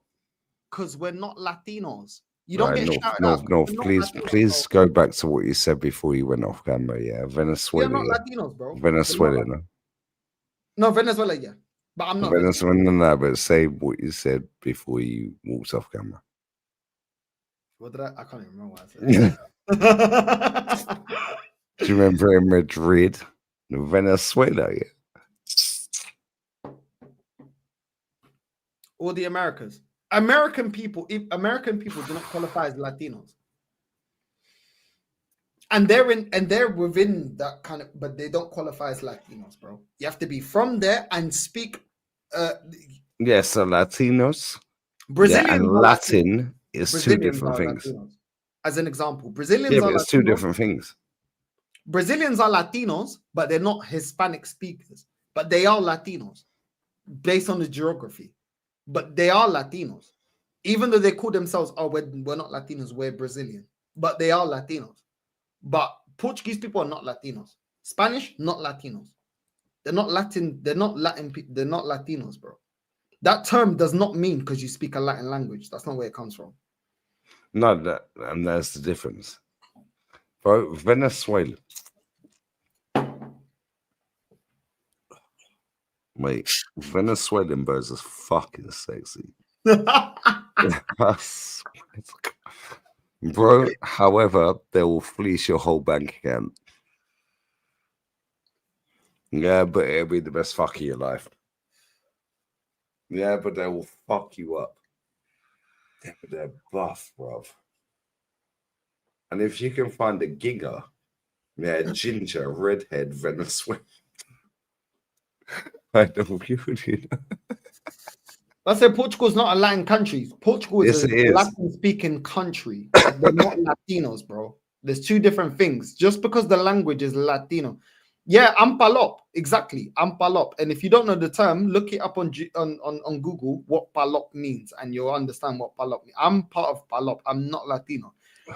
But at the same time, through being part Portuguese, it's not Latino, bro. People think that's just a thing that people say, oh, you speak a Latin language, you're Latino. No, you're not. No, you're not. No, you just speak a Latin language. The most cringiest thing, yeah, Latinos will check you. If you go and you're Spanish, you say Latino, because I'm from Spain, they'll check you. Latino. And the thing is, yeah, even the culture ain't the same. Like Spanish people, yeah, if you go with Spanish people and Latin people, Latin culture's billion% better. I don't care if anyone. And it's easier to learn the language, yeah, for Spanish Latina, yeah, than it is to learn Spanish, bro. Yeah, South American Spanish is so easy to learn. Yeah, Spanish, bro, long. I tell later, bro. Facts North. I'm Latino, but my mum is Afro-Portuguese and Native American. There's a difference. Thank you. Thank you. We're not Latinos, bro. We're Palop. It's not like it's a different thing. It's not the same thing, bro. Like it's not like just because we speak the Spanish people only want to call themselves Latinos when it's time to club. Let me just say the uncomfortable conversation. Spanish people are hella racist until it's time to club, and then all of a sudden we're Latinos. Why are we not Latinos when it's time to get a job? Because all the black Colombians, the white Colombians, the indigenous. How many times they see indigenous Latin people and they're like, "Oh, you're not Spanish." I thought we're all Latinos. Exactly. We're not Latinos, innit? Do you know what I'm saying? So don't pick and choose when you want to be like, I don't care if I'm moving to Spain. I need to check you lot because some of you lot be doing this racist shit. Let me check you. Don't be saying you're Latino because you like reggaeton. Reggaeton don't come from Spain. It comes from Puerto Rico. Puerto Rico. Thank you. And where did reggaeton actually come from? Oh, it's a mix of Latin music and Jamaican music. Thank you. Music. Thank you. It's got nothing to do with Spain, bro. It got nothing to do with Spain. And if you want to pick and choose about who is Spanish, who's not, you man only want to be you only want to be Latino when you want to be doing the Latin vibe that's got nothing to do with you. You have no contribution to their culture, to their music, to their vibe, nothing. The only thing you have to contribute is their music. The same as Portugal. Portugal want to be hella racist when they want to do. But guess what? Kizomba don't come from white Portuguese people. Kizomba, the word ain't even a Portuguese word. It's a African word. Yeah, comes from Angola. Yeah, I'm saying. Thank you. Africa. It don't even come from you lot. Yeah. See, so, how do I know guess what? Yeah. Just because we invite you into the club, don't mean you're one of us. Do you understand? Yeah, you're in the house of us. So don't pick and choose because when it's time to get a job, you want to be giving it to the Portuguese. Right? Well, we're all Angolans now because it comes from Angola. You don't pick and choose. This is the thing with racism. You can't pick and choose. The same with England. Oh, we want to do Brexit. Okay, cool. All them curry shops. Does that come from England? The Chinese shop. Does a Chinese shop come from England? Oh, the Ferrari you want to drive. Did it come from England? The Mercedes you drive. Does it come from England? Does it come from England? No, it don't come from England, does it? You know what I'm saying? It don't come from England. Oh, the leather sofa that you get. Does it come from England? Oh, it doesn't come. Oh, when you want to propose to your wife, there's no rubies, the diamonds, and the gold that you have on your ring. Does that come from England? But you want Brexit. Cool. Go to the oak tree and get yourself a branch and propose there and get some, I don't know, get some stone or whatever that comes from England. Because the diamonds and the rubies and the gold don't come from England. So you want to do the Brexit thing, do it from England, isn't it? Don't be doing the Brexit thing half-hearted. Let's do it full-hearted. Everything that the foreigners brought, let's go back to the roots. And let's do it British. You don't like that, do you? You don't like that. Oh, you like foreign food? Oh, you like foreign holiday? No, but Brexit. Remember, don't go to Spain. It's foreign. It's foreign, remember? Yeah, but it's still Latin. It's still Latin. We want to be foreign when we feel like it, but we don't want to be foreign when we don't feel like it. You know what I'm saying? I'm big up Aaron, man. As it is. That's how foreigners beat Bradford comfortably. Bradford is top of League One. Same with Spurs and Donny. Donny is 7th. That's what I'm saying, bro. Is Fergie English? Is Wenger English? Is Pep English? Is Jose Mourinho English? Whatever team you support, your most successful manager. Oh, they're not English, innit? Oh no, of course. Oh well. Is Mo Salah English? Is Saka English? Is this bloodline? He looks fully English. I can tell Saka looks fully English. What are we doing here? Yeah, you know I'm saying? We're gonna Brexit the whole thing. You know what I'm saying? Everyone get out, get the fuck out. You know what I'm saying? Oh, TT, you can't celebrate. Declan Rice. He ain't English. Oh, he's Irish. He's Irish. Sterling is Jamaican. Top of the day to you. Top of the morning. Top of the morning. Big up Robinho AFC. We're gonna wrap, yeah. We're gonna raid Jester. It's not making December, bro. Arteta is cooked, bro. He ain't making September. If he loses at the weekend after Liverpool beat Palace, yeah, he could be dusted. I can't lie. Yeah, he could be dusted on that bombshell.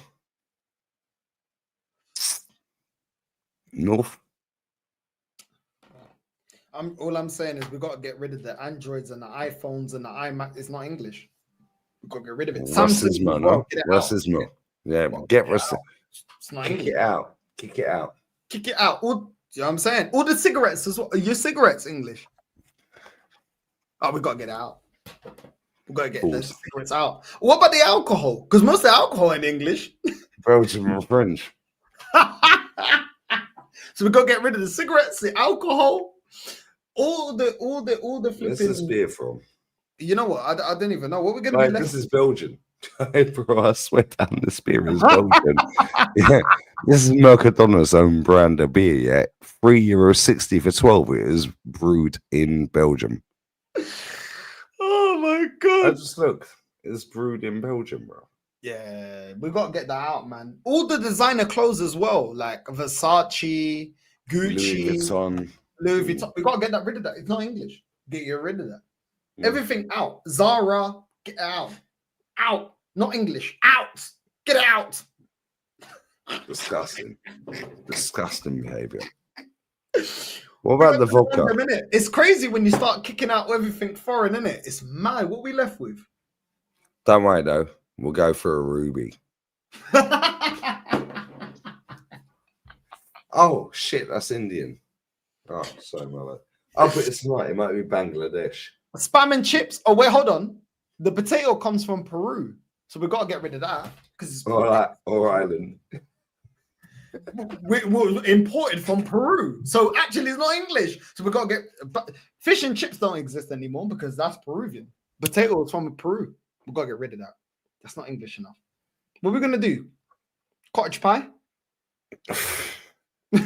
I like Wellington. Beef Wellington. I was waiting for you to say it.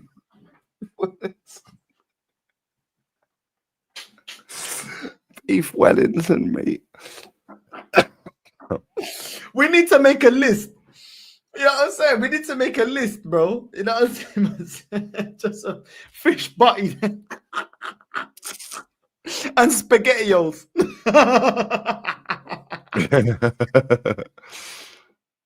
It's mad. This is the thing.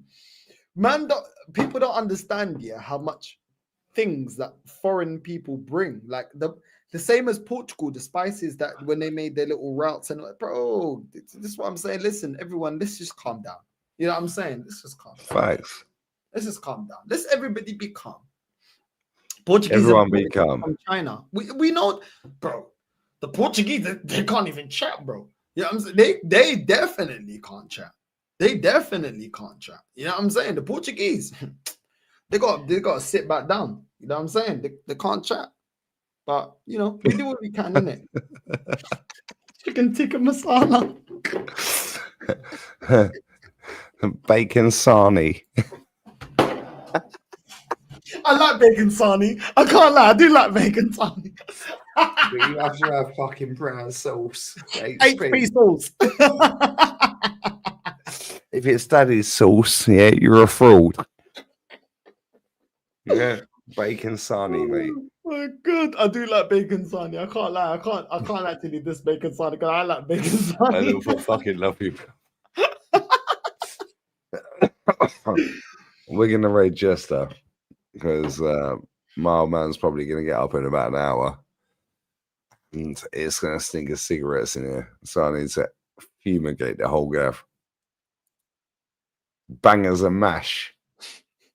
My sweetie, look at her. Stace, I fucking love you, baby. Stace, you already know what time it is. Text me. You already know. Yeah, but you live in Australia, babes. That is what it is, isn't it? It is what it Yeah, is. yeah. Sunday roast. Fucking Sunday roast. How many Sunday roasts can you have? I had a Sunday roast last Sunday. I know he was taking the piss. Me and my old man had a Sunday roast, bro. Why are you laughing? Sunday roast. Oh my god. Why are you Oh laughing? my god. Oh shit. Oh. We had a Sunday roast. I had 4 cans. He had 4 fucking half cans. But we need to Yeah. do it. Look into that. €39. That's Yeah, fully fuck English. your fucking. Yeah, fuck your fucking. Oh, let's go to a fucking carvery. €39, 4 pints. 2 You know fat what rolls. Greg? You know what Greg said? Take the piss out of me. He goes, a cookery book of 20 ways of making beans. You dickhead.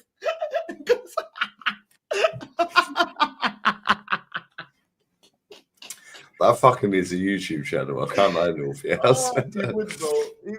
bro, that guy, bro. North, he needs a YouTube channel. He won't do it though, man. He don't care enough. Like, I know, but if he did, yeah, if he fucking. You think expressions is funny? Yeah, this guy's fucking expressions on fucking crack. this guy, he's like, he goes, oh, I knew it's your house. He goes, I knew it was Pinata Pinto. Is that your fucking pinatas outside your house? I said, that's Mexican. He goes, fucking same thing. Fucking get the beans on. Oh, Greg is hilarious. He's like Jay. Him and Jay together, yeah. I swear they need a channel together.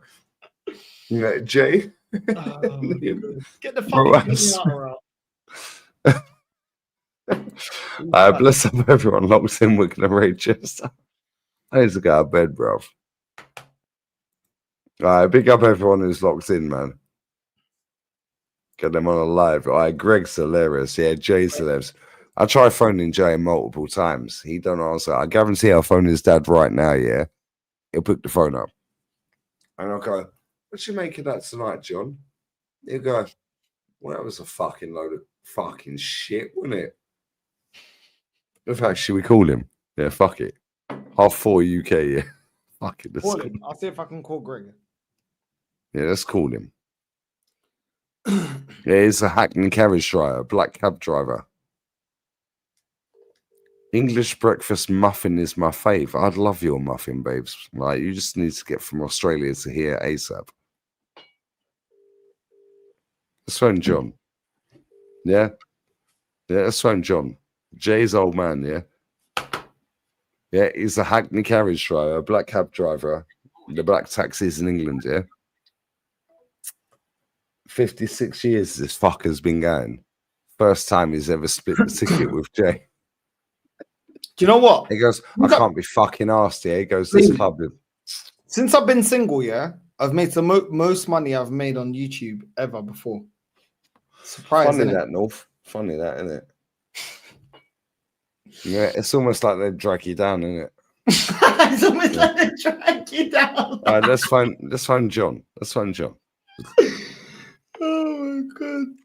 I guarantee if you don't answer, I'll call him again. When I phoned him last time, yeah, and he picked up, I said, "What do you think of Calafiori?" He goes, "He can't fucking defend, can he? The cunt." Pick up, John. I beg you, pick up. Well, if Greg picks up, North, yeah, I swear this man ain't got a clue what's going on.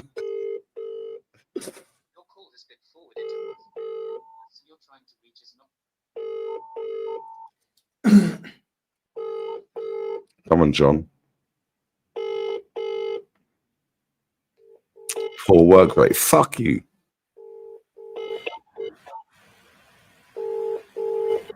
Leave the geezer alone. Your call has been forwarded to voicemail. The person. Disgusting. Leave a message and send me as a cunt. These man got work tomorrow. I hear it. I hear it. Yeah, I'm going to call John. He's going to answer the phone. I'm going to call him again. Come on, John. Answer. Don't let me down. Don't let me fucking down, bruv.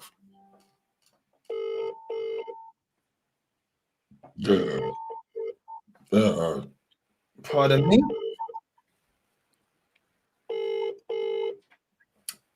Yo, do you see the video of what's his name? Dave being called fake? That's Huh? my guy, you know. That's my guy. What? Fuck it in the stream, Dave. Yeah. Yeah, I see it. I see it. I also see Don Dave. Yeah, where he mocked himself out. Yeah, John's not answering, bruv. Yeah, he ain't answering, guys. Yeah, last time I phoned him, I was like, yo, John. Yeah, I'm live. I've got 3,000 people watching. I can't remember what game it was. I think it was PSG. Second leg. I went, John, what do you think of this Calafiori? He goes, well, he can't fucking defend, can he, the cunt? Yeah. I was like, John, tell the people then about how it is at the Emirates. He goes, well, Granit Xhaka's last game at the Emirates. Yeah, he's been shit for 7 years. He had one good season. Yeah, I moved my seat from Highbury to the Emirates. Same people around me. Oh, John, where you going? You're not staying for the lap of honour. He went, lap of fucking what? Yeah. Oh, John, you're so toxic. You're not staying for Granit Xhaka's fucking like last game. Like, clap him. Yeah, he's done fuck all the cunt. One good season. Oh, John, you're so negative. You know, this motherfucker, by the way, has had Princess Diana in his taxi. Yeah, bro, I swear down, this guy has picked out fucking mad celebrities. Yeah, and anyone who knows, yeah, about black cab drivers in England, yeah, bro, I think it took him 3 years to do the fucking knowledge test. So it's like fucking the hardest test in the world. Yeah, because you have to know every back street, the quickest route to everything. I phoned him up and I go, yo, John, what do you reckon of Ben White? Yeah, fucking hell, he needs to go and get another tan, the cunt. Yeah, he's fucking useless. Don't even watch football, does he? Yeah. Anyone in this chat? Like Glasgow, you were in the chat, innit? Yeah. Yo, what do you think of Calif? Well, he can't fucking defend, can he, the cunt? No, I swear. Yeah, he's too raw. Man's been going 56 fucking years. First time ever he split the ticket with his son. Yeah, and Jay loves like Jay. Did you meet Jay? You met Jay, innit? No, you didn't meet Jay. You weren't. I never here. met Jay. I never No, met Jay. Connor and Sal met Jay. You weren't here. I'm like, Jay, what do you reckon to your old man? And he's like, yeah. Yeah, and he's like, yo, you always call me at fucking 3 in the morning. Yeah, I'm fucking sleeping. Right? I'm going to tell you a story right now, real quick, guys. It's called The Judge. Order. Order. If you pull a market up. The judge, yeah? Yeah, no, fuck it. I don't give a fuck. If you pull a market opportunity, yeah, and you think it's a bad thing and you're slam dunking it, yeah, well, get the things lay on the end of the bed, innit? With the off the end of the bed. You know, the order. That's what I'm saying. You're gonna turn it by the judge.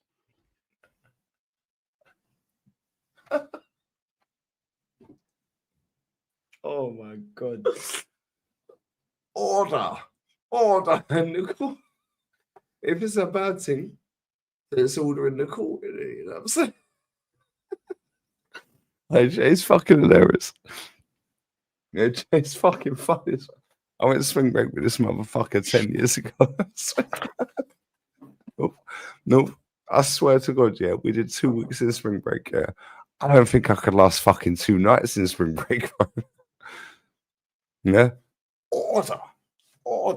Yeah, if it's a piffy, yeah, a bad order. What's it called? A gavel? Is it? What's the thing even called? Yeah, the gavel. Yeah. Order.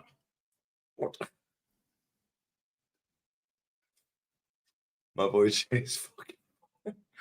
Yeah, but Jay is the one that's party boy. Let's go fucking Paul Banoos. Let's go Marbs. Let's go Ibiza. Let's go fucking spring break. Yeah, no, yeah. Order. Yeah, I'm gonna say I don't give a fuck, Jay. You can fuck yourself, yeah? Yeah, you old man never picked up, so fuck you. Yeah, this motherfucker.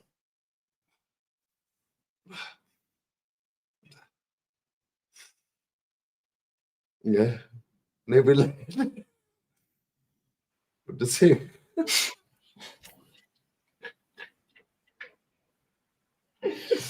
I'm like, did you judge her? Nah, I didn't fancy this one, mate.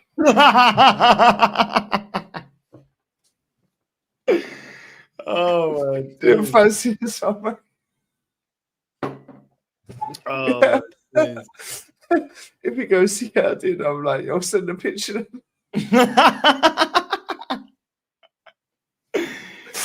why my boy Jay is fucking hilarious. Jerome Mad North, yeah? He is the funniest motherfucker I've ever met in my life, apart from my dad. Yeah, my dad is fucking funny, man. Yeah, my dad is yeah. Who was it? Fucking Dickie Bird. Dickie Bird was the umpire for cricket. He was 92. He died the other day. My dad went, well, he got stumped. Madness.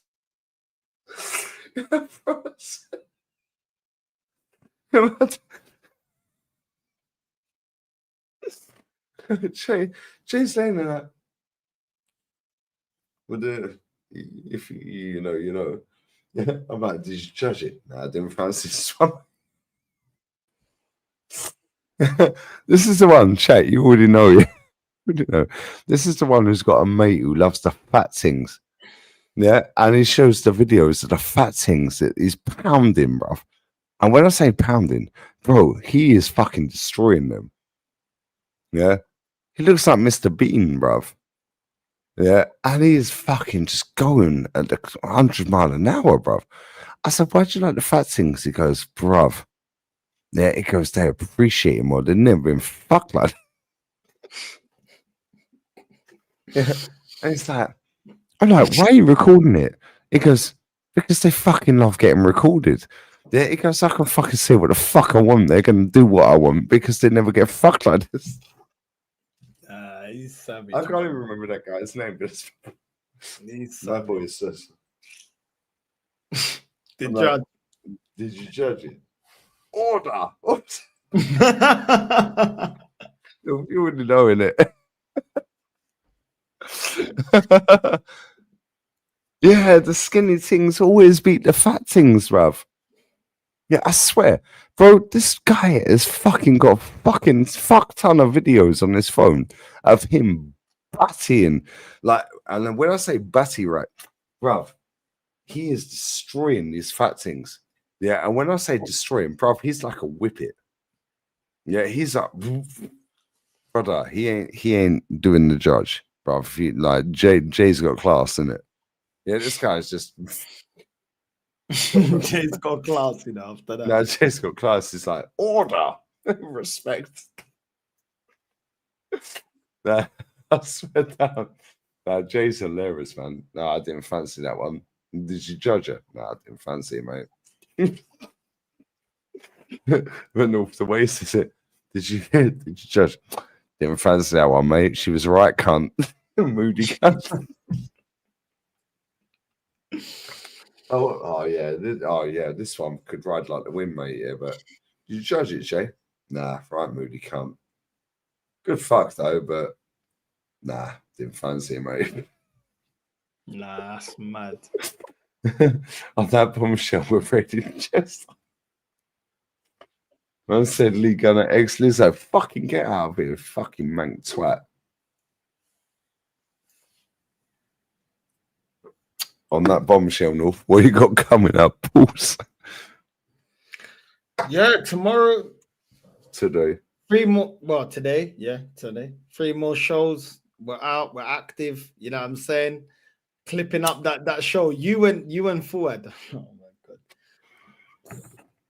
That show is too funny. 8 a.m. dropping a clip of Lee Keep saying, "I talking, I'm support getting my a beer. club. Keep How I talking, I'm fucking- getting a beer. I support my club how the fuck I want." You know what I'm saying? Yo, Lee was going in. He's going in. I can't even lie, but yeah, man. So yeah, we got a couple of clips, 3 more lives. Probably gonna go live from 12. Got a clip at 8. Gonna go live at 12. Then gonna go live again at like 3, and then gonna go live at like 11. These late night shows, man, they're the ones, man. Everybody else, I can't lie. I see why Lee does it because it ain't got the work rate. And you know what? We active. Look, once again, we active. Again, 3rd night in a row, we active till 5 If a.m. you ain't 6 got the a.m. work rate, yeah, You jumped and on. guess You what? jumped off the other one. I know you was on it. Lee was on the show. We kept going, man. We kept All talking. right, do you know what's fucking? Do you know what pissed me off? Yeah, I fucking went to sleep.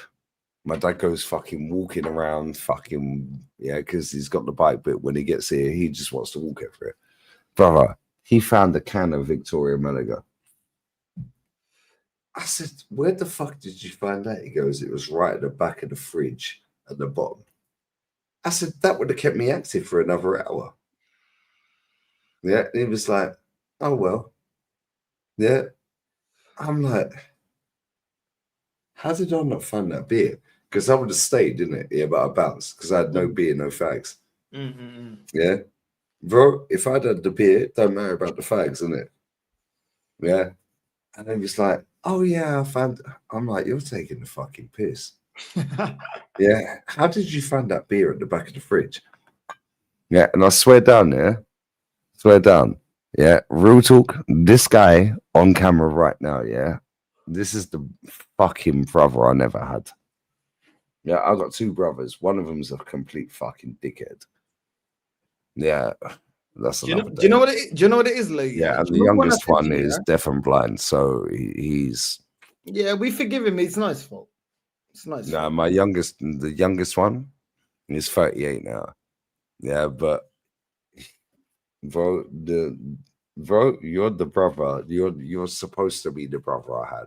Yeah, you're the older And brother. that's I why I got love an you, older bro. sister. Yeah, she's retarded, but she ain't got no medical conditions. But she is actually retarded. I've already diagnosed her. She's retarded. But it is what it is. Like my older sister's retarded. It is what it is. You know what I'm saying? Hopefully she gets help. Vaccinated with the wrong vaccine. Nah, it's before all of that. She's just naturally retarded. No, But big up Faz. Vaccinated with the wrong vaccine. she's just a spastic, but it is what it is, isn't it? At the end of the day, like, you know what I mean? What can we do? We can't, no, you know what I mean? Not everyone's a winner, innit? But it is what it is. At least my mum got 2 out of 3, innit? Yeah, 2 out of 3 done what it is. She is retarded, bro. She's a spastic, but it is what it is, bro. I told that man as well. I told he's a dickhead as well. He's another spastic, but you know, they congregate together. What can we do? they congregate. The more of them there are, no, the quicker it is for us to fucking level up. Because they stay on the bottom run of the ladder and we level up. I don't give a shit, bro. I don't care what no one says. If I'm diagnosing my own family, trust me, I've lived with my whole life. I can diagnose them. She's comfortably spasticated, but it is what it is. But I said, how many blems do you smoke in a day, bro? I smoked 40 today, comfortably. Yeah, but I was having life fucking time. Do you know what it is? Do you remember when I normally do about 15, know me 20. the whole time, yeah, working a job and doing YouTube, innit? Yeah, And this is the you're thing my I told guy. Rashid, yeah. I said at the moment it's hard for you to see it because you're earning 60 quid off your channel, 100 quid maybe. You know what I'm saying? Like you can't really 500, see 300, 200. Yeah. it grows, but it grows very slowly. And I told Rashid, I'm like, yo, bro, I'm telling you right now, yeah, you can only be on the strip so long. You can only be going Shoreditch so long, bro. After a while, you'll be looking at my Uncle Victor, bro. So what are you doing? Can you just say, yeah, can you just confirm one more time for the cheap seats at the back for 500 watching? Remember when you was on the phone to me with Rashid in Shoreditch and we put the market opportunity on the phone? Yeah, Rashid says to me, he goes, what the fuck did you say to that bird, bruv? He goes, because she was offering up the dishes real quick. Yeah. Can you just confirm, North, what color and ethnicity she was, please? She was black. Oh, okay, cool. But I'm racist. Yeah. And she texts me real quick. Rashid goes to me, what the fuck did you say to that woman? You put her under a spell. Yeah. If you can talk, you can talk, innit? If you can handle, you can talk. The narrative is that you're racist. The baddest thing in Madrid was South African black, yeah? Yeah. Bro, I swear, she's a football agent as well, but that's not that woman. I'm not going to say her name, but bro, I swear, she was that baddie, and she is a baddie, and I still speak to that bird. Big up to my girl. Really nice, Yeah. really nice girl. Really nice girl. Really nice girl. And she came and sat down next to but she was lovely. She's a football agent for, we're not going to actually fuck. And she didn't even say what players she was a football agent for. Nope. Do you remember? She was like, no, I'm not going to say. She just told us the leagues. I'm a football agent, and yeah. And she was just so chilled, like none of this insecurity bullshit that I've had to fucking do. And I heard her on the phone, yeah, speaking in English, and she was walking past. I was like, fucking hell, she's fit. Yeah, I was like, hello, excuse me, hello. Yeah, I was like, hello. I said, are you English? She went, no, I'm South African. I was like, wow, you look amazing. Yeah, and she was like, thank you very much. I said, like, wow, like, what'd you do for a job? Yeah, if you don't mind me asking, you live in Madrid? Yeah, I live in Madrid. What'd you do for a job? She went, I'm a football agent. And I was like, yeah, she said she'll come on the channel. Yeah, I'll get that girl on the channel. Yeah, she's buff, bruv. Yeah. And you know what? She was so fucking chilled. You see the other thing, the old thing that was walking the dogs. Do you remember? Yeah, when we were sat in the square, the old thing. Bruv, she was older than me. She must have been about mid-50s. She was fucking sexy, bruv. I was like, wow, you look amazing, babes.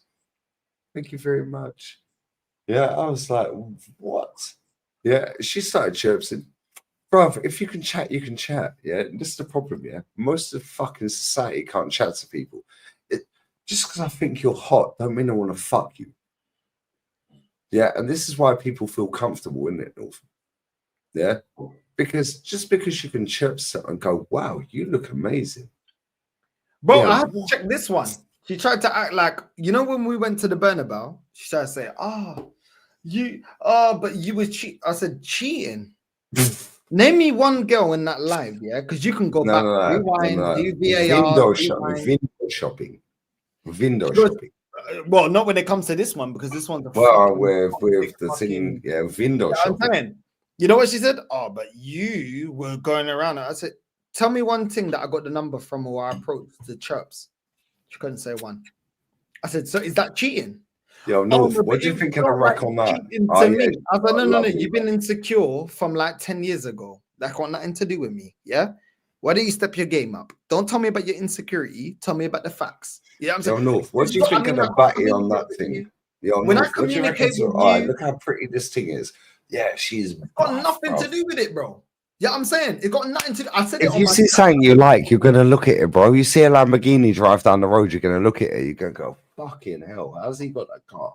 Bro, oh, he's got the bat. I'm telling you right now, that when I'm ready to, because I need to do some healing, my mental health is really down. When I do my healing, Spain will sort you out, brother. When I do my healing, yeah, the next Colombian thing you see me, oh my god, it's gonna be rattling. Oh my god, you're gonna see the thing. You'll be like, oh my god, bro. When Venezuela for the win. When I took my thing to the Never Foul barbecue, the certain man tell me, "Oh North, how can you get that?" I'm like, bruv, because I'm not butters like you. Don't tell me about what I can get, bro. You know what I'm saying? You can chat as well. Don't tell me about what I can get. And no gay shit, yeah? No gay shit. This guy is a good-looking boy. Don't get spicy with me and ask me about, oh, how did you get that? What are you talking about? This is normal. This is what we do out here, yeah? The real talk here. This guy is a fucking good-looking guy. No diddy, no drizzy, no gay shit, yeah? No, you are. You got the greatest smile in the world, bro. I can't lie. You're a dickhead. You get me? Don't ask me about how did you get But this guy can speak Spanish. He can speak Portuguese. He can speak French to a certain level. You know, them French lads we met outside the fucking Bernabeu, bro. Well, we follow them guys on Instagram. Yeah, they're fucking cheese, bro. They're licking up everyone, bro. Yeah, my man looked like Camavinga and he's wearing a Real Madrid shirt. All the Saudis are rolling up asking for a selfie. I was like, racismo, no? Racismo. Yeah, racismo. I was like, why do they think you're Camavinga, bro? Just 'cause you're black and you got a little fucking couple of plaits and that, and you're wearing a Madrid shirt. Racismo. It was like, allow that. Like, no, for my lion. No, for my lion. That guy, he had the little fucking, he did look like Camavinga. You know what it is, Lee, yeah? And the other guy looked like Caicedo. Bro, they had him, the Saudis were queuing up, though. It's not about being, you'll never be the best looking guy in the world. Never. Do you know what it is? It's about fucking confidence. And I got the confidence, you got the confidence. Are we the best looking guys in the world? No, we're not. I look like Peter Crouch, bro. No, we're not. But do you know what we have? When you can chat, when you're confident, and when you're we grew up in fucking hard times without social media, bro. You had to chat. But look at, bro, come on, bro. Like, at the end of the day, yeah, so many people are looking like, yo, that guy's a better looking guy than me. I'm not envious. It's the truth. It's a better looking guy than me. That guy there, he's got more money than me. Do you know what? I don't care. Don't care. Bro. That's what it's about. It's about not caring. And women can sense when you don't care. Bro. And guess what? That's attractive. Yeah, because guess what? The guy that is the quietest in the room, which both of us are, by the way. Yeah, that's true. We are both quiet in it. Yeah, off when we're not talking about football or just doing the hype thing that we're doing now. Bro, I swear down there. We go to a restaurant or a fucking bar or a club. We're chilling. We ain't trying to talk to anyone, mate. We don't want to talk to you. So now you're intriguing. So it's like, okay, cool. Oh, yeah. Bye-bye. Yeah, I told Rashid this factually, yeah. When me and Rashid went out, I said, don't stare at any of these fucking birds, bruv. They're all fucking Venezuelan hookers. Rashid's the worst. Yeah, that's it. We can't say what we can't say what we want to say about the fucking Afrobeat stuff. Rashid's the worst, bro. Like, the Afrobeats club was the baddest club I've ever been to in my life. Bro, Rashid's like, yo, nah, but bro, North, bro, but you're light skin. I'm like, bro, do you know how many places I've been to, yeah, where they don't like black guys? But you don't understand. But Lee, that, you're white, so they'll fancy you. Oh, because you're this, because you're that, bro. You can never be everyone's type. You got blonde hair, blue eyes. They'll fancy you. It's different. Rashid, yeah, but North, you're light skin. It's not about light skin, bro. It's about. But it's a Muslim, isn't it? It's a racism. It's over, buddy. It definitely is. It definitely is. You got what I'm saying? Everyone has do you know what it is with life? Everyone has a perception. But I can go to a place where everybody's on Lee and nobody is attracted to me. Right. Because I'm not what Bogota, Medellin. Medellin, bro, I'll clean up. Yeah, Medellin, I'll still do my thing. Medellin, I'm saying other places. Bogota, Medellin, I swear that I'm cleaning up. I clean up. Blonde hair, blue eyes, bro. Skinny white boy. I clean up, bro. Nah, bro. To be my team, trust me. We need to do that. We need to do that as a next holiday. We're going there. Yeah, we'll have a bet. Next thing, bro. Because you already seen my ex, yeah. It got to be a next thing now. I don't care. But with the same. Well, yeah. But otherwise, but you know what? Yeah, I told my mum, I was like, Mum, don't expect much from me, innit? Because I'm just gonna be out here just judging. Judge, jury, everything, bro. You know what I'm saying? Just jury, executioner. Everything, you know what I'm saying? You know what I mean? Wow. No, we'll talk though, yeah. We'll talk, girl. Yeah. Bro, I swear, the fact that you can speak Spanish, yeah, right, bro, especially in this country, bro, I need to up but Lee, let's be real, yeah. Even though I speak Spanish, you can speak a lot of Spanish. Latino. They're gonna treat me like a Latino, and the way they treat a Latino isn't the best. So at the end of the day, I know I'm gonna face certain judgment that I don't have in England because they can't say it. For certain people, they can't say it. So I know what I'm walking into. I know I'm walking into a country that's similar to mine, that Even you sensed it, and you're white, yeah. And even you said you faced it because he don't speak Spanish. Oh, but he's saying this. He's saying that. LM Azul. No, LEME Azul. So imagine me. It's better that I go there and speak. No, but you can speak a lot of Spanish. Yeah, but they're gonna judge me as a Latino. Yeah, Latinos but you're a pretty boy, bro, and you are a good. They don't care about no that, Diddy, bro. no gay shit. Yeah, you're a good looking lad, bro. Nah, but they don't care about that. And then when you can bro. speak Spanish, yeah, that's bro. If you can speak Spanish and you can speak English, yeah, bro, I swear you conquered the fucking 3/4 of the world, brother. Yeah, because everyone speaks Spanish or fucking Latino Spanish, yeah, or English. Yeah, I need to learn Spanish, bro, because I swear down, if I learn Spanish, blonde hair, blue eyes, yeah, I'm licking up every bad thing. Would you move? No, quick question though, Leah.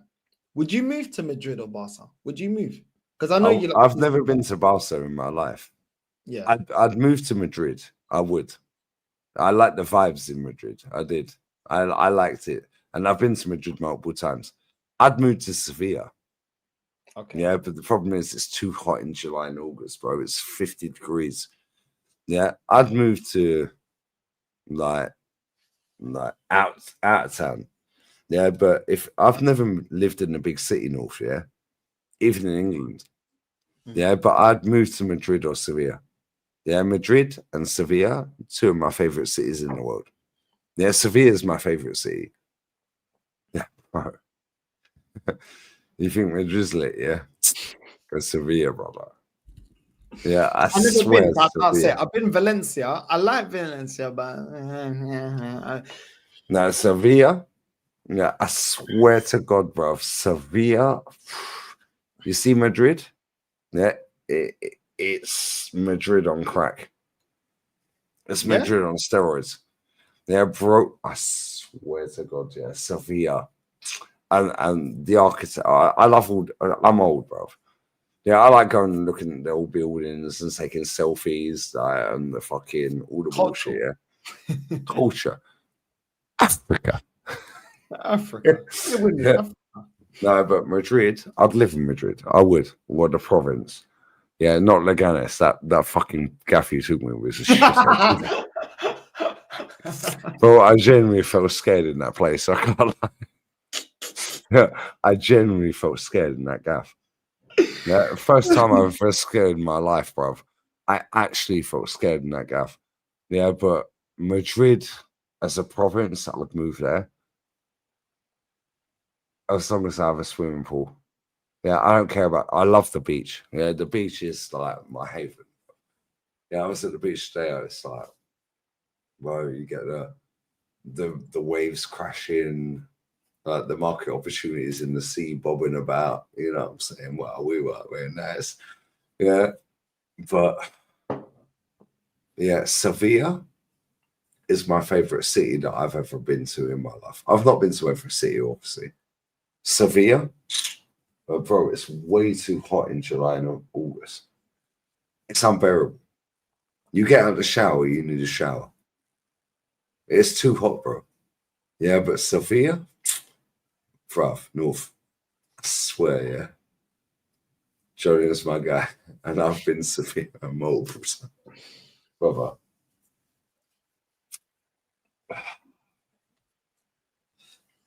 Mad we'll go there, innit? We'll go there. And I might move there, innit? Yeah, because the rent's half the price of where I live now. Okay. Yeah, but I'll be honest, yeah.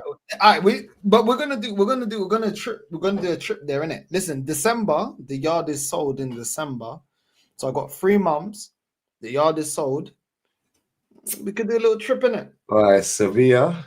Yeah. Sevilla. I promise you. What do you normally?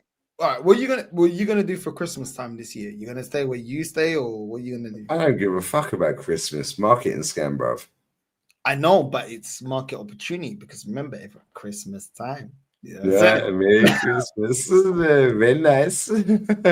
Yeah, I swear down. I'm active after Christmas, Boxing Day, bro. I know you're out by November, yeah? Huh? You're dusted by November, yeah? I'm already dusted now. No, I know you are. But when it's official, Let me get some cigarettes. Fucking hell, I've done 40 fags. Fucking hell, bruv. How have I... No wonder my throat's killing me. 1 sec. Get your blems. Get your blems. But listen, man, them, I'm telling you right now, I'm doing a... So when I go to 9th of October, I'm going to be in Madrid. But touristic thing, I'm going to be doing lives where, you know, obviously I'm going to be live and doing like what I'm seeing and everything else like that. And then I'm going to do a live when I go to Barcelona. I want everyone to tell me what they think about both of them in it so I can decide. Barcelona or Madrid? Because I can't decide yet because we didn't see enough of Madrid, yeah? We obviously went to the Bernabeu. Madrid is lit. No, Yeah, Madrid is lit, to, I know, but to what point? Because remember, like do you remember it was so hot, yeah, that we kept going to the same place, having a drink, having food, whatever, waiting. Yeah, but they had a breeze. Nah, but it was hot, bro. Remember, it was hot, bro. It was like 43 degrees. I ain't used to that. You're used to that. I ain't used to that. No used to these. No used to these. Yeah, but where I live, yeah, it's like 34 degrees, but there's no breeze. So it can be 7 degrees higher, but Madrid is a fucking breeze, bro. Yeah, so it's like, yeah, it's 7 degrees higher. Yeah, but there's a breeze. You could then go Sevilla, more inland. Bruv, it's like 46 degrees, no air. How am I supposed to breathe with no air? Chris Brown saying, bro. Yeah, bro, I swear, yeah. Sevilla and Madrid, I live. I've never lived in a big city, bro. Ever in my life. Never. Yeah, but I swear to, apart from Leganes, fuck Leganes, bruv. You took me to that dead shithole, bruv. Yeah, and I thought them Colombian G's were going to fuck us up, bruv. No man's got teardrops all down his fucking... It's normal, man. Yeah. Part of the culture. Yeah, and then you told the guy, yo, go fuck yourself or buy a bottle, bruv. I'm like, yo, I'm just going to get us fucking weed in. Yeah, the guy fucked off. But even the cunt on the door, yeah, was in with the thing, innit? They're all in on it. Yeah, them Nacional Police. I'm like, they are all in on it. Yeah, it's true. The Nacional Police drove by. I'm like, bruv, you know, it's north of my line. When we got the taxi there, yeah, even the taxi driver said, yo, be careful around here. Yeah, be careful around here. It's not a nice area. That's a Spanish taxi driver. It's not a nice area, bruv. And I heard what he was saying to you because I could understand what he said because he spoke slow Spanish. Yeah, he was like, yo, be careful around here. He was like, yeah, don't worry about that. We went to that first bar. Then them two dickheads were following and he was like taking their Instagram and all this. And I'm like, we look mad out of place, bruv. Not me. Not me. Well, not you. Yeah, not you. You used to this. You used to this. Yeah. No, bro. As soon as you sold that fucking dickhead, yeah, I was at the bar with you, innit? And he was like, oh, yeah, come on, let's get a table. Let's get a table. And he was like, yo, buy a bottle then, dickhead. Yeah, and he was with his dickhead mate. He actually got a bottle, you know, but I was like, nah, this looks mad. No, he got a bottle, and he was like, no, this guy's a dickhead, bro. Yeah. And he's like, que bro, tenemos una botella, no, que botella que nada, se carechimba. Carechimba. Carechimba always kills me, no? Yeah, because that's not a Spanish word, it's a fucking South American word. Yeah, there's no gilipollas, no, que carechimba. I'm like, que carechimba, no, este no, bro, no, este no. And he's like, no, porque tenemos, yo, bro, I swear that, just shut up, bro. You're pissing me off. Yeah, you know I'm like, yo, North, I know you can wear these two cunts in. I'm going to sit over there at the table, bruv. Yeah, if you need me, you just look at me. I was like, I fucked off. I left him with his two dickheads. Yeah. They were proper shady. Do you remember before we left, yeah? And I said, yo, we need to get out of here. You know, remember that dickhead that turned up in the pink cap, the pink hoodie, and the pink front? He had the fucking two-piece and the cap. Yeah, and he had the teardrops down his eyes. And he kept fucking putting his hand down his crotch. Yeah, and I was like, yo, this guy's even got a shooter down his fucking dick. Yeah, He was on this guy's he was on plug. something, bro. He was on something, bro. He was The way he smashed. grabbed me as well. I was like, yo, what you grabbing me like that, bro? Yeah. What you doing, bro? It's like, get your fucking dusty hands off me. Yeah. Yeah. But this guy is like something out of a fucking telenovela with the fucking, he had the baseball cap twisted to the side, dropped down, tear drops down his eyes. All right, fucking. To be fair, that one was super ghetto. I can't lie. The one I took you. That gaff you took me to, and you told me it was Hatafe. No, it fucking wasn't. It was Leganes. You were a pussy, yeah. Even the taxi driver told us, yo, be careful around here because they're fucking on smoke, bro. Yeah, then when we're walking out the fucking club, they're going, oh, arepa, yeah, tienes arepa. Who'd you have a fuck off, bro. No, but that's traditional now. We're always gonna link up after the season's done. We're always linking up. All the man, we're always linking up. International break as well. We'll go back there. We'll go back there. Yeah, but you know what the maddest thing about that whole fucking gaff was, North? Yeah, that was like Gamora. Yeah, I even said to Rashid, yeah, before we even went in there, yeah, I was like, Rashid, yeah, I've got a bad vibe about this place. Yeah, I said, Rashid, no, I'll be real with you, North. Yeah, yeah, you know this. I told you. Yeah, I was like, Rashid, I've got a bad vibe about this place, man. I said, I think like we need to get out of here, innit? I said, because this is mad fucking shady, bruv. I said, look at that stairwell up there that you're going to the pits of hell. Yeah. And it's like, yeah. You know what Rashid's like? He said, yeah. Rashid's from the hood, man. Rashid's from the hood. No, but then we get into the club and then two dickheads are fucking latching onto him. Yeah. And it's like, yeah, buy a bottle then. They bought a bottle and he was like, yeah, now you bought a bottle. We don't want you to sit with us. Fuck off. Yeah, we never see him again, innit? Then that geezer that pulled up with the pink hat that dropped with the teardrops. He had 3 teardrops down tattooed on his eye. Yeah, and he had a 2-piece in pink. Yeah, and he was like fucking grabbing old North, yeah. Yeah, and then he sat there. And I was like, who's this dickhead, North? And he was grabbing up his crotch. I'm like, is he plugging gear or has he got a shooter down there? Yeah, and I'm like, yo, you know the door staff are all in with his dickheads, yeah? I'm like, we're in the roughest ends, yeah? Yeah, I remember on the vlog, I said, we're in Hatafe because you fucking idiot. Yeah, told me we're in Hatafe. I was like, no, keep saying Leganes. Guys, trust me, yeah? Don't ever go to Leganes. It is a fucking shithole. Yeah, it is a dump. Yeah, but I swear that he fucks them 2 dickheads off. I was like, I'm over there, mate. Yeah. And when they got the bottle North, yeah. Yeah, and you went, yeah, cool. We don't want you on our table. And do you remember the bird? She gave us that little fucking plot. And you was like, nah, you're chatting shit. And then she gave us the fucking yeah. Do you remember? Yeah. And I was like, North's done this before because he does this around London. I'm like, fuck my life. It's part of the culture. It's part of the culture. Yeah, but now we're in Spain. Yeah. This ain't England, bro. I'm thinking now we're in Spain. Yeah, because I've done this in England, like not to his level. He goes out Dominican and all this. Yeah, I'm not Dominican, me black. Yeah, all this shit. Yeah. I'm like, fuck my life, bro. I was like, as soon as the guy said, yeah, I'll buy a bottle, but all the staff in the club are in on it with the dickheads. So they gave him the bottle for free, innit? Yeah, and then he went, yo, don't want you on our table, bruv. And he said it in Spanish. I was like, yo, any problems, I'm over there, mate. Yeah, and he told him to fuck off.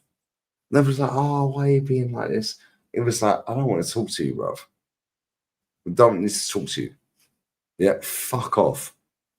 Yeah, and I'm like, North, you're going to get us fucking shot. I said, every time we went out for a cigarette, you know, I swear, Policia Nacional. Yeah, where I live, in this area, yeah, Guardia Civil, Policia Local. You don't see Nacional. So I'm like, yo, this area's mad. I swear down. Then, yeah, the door staff, he was a big gypsy fucker, yeah? Gypsy Spanish. But he's in on the fucking whole thing. And I'm like, yo, North. We might have pissed everyone off here, innit? It's like, yeah, fuck them. He went, yeah, fuck him.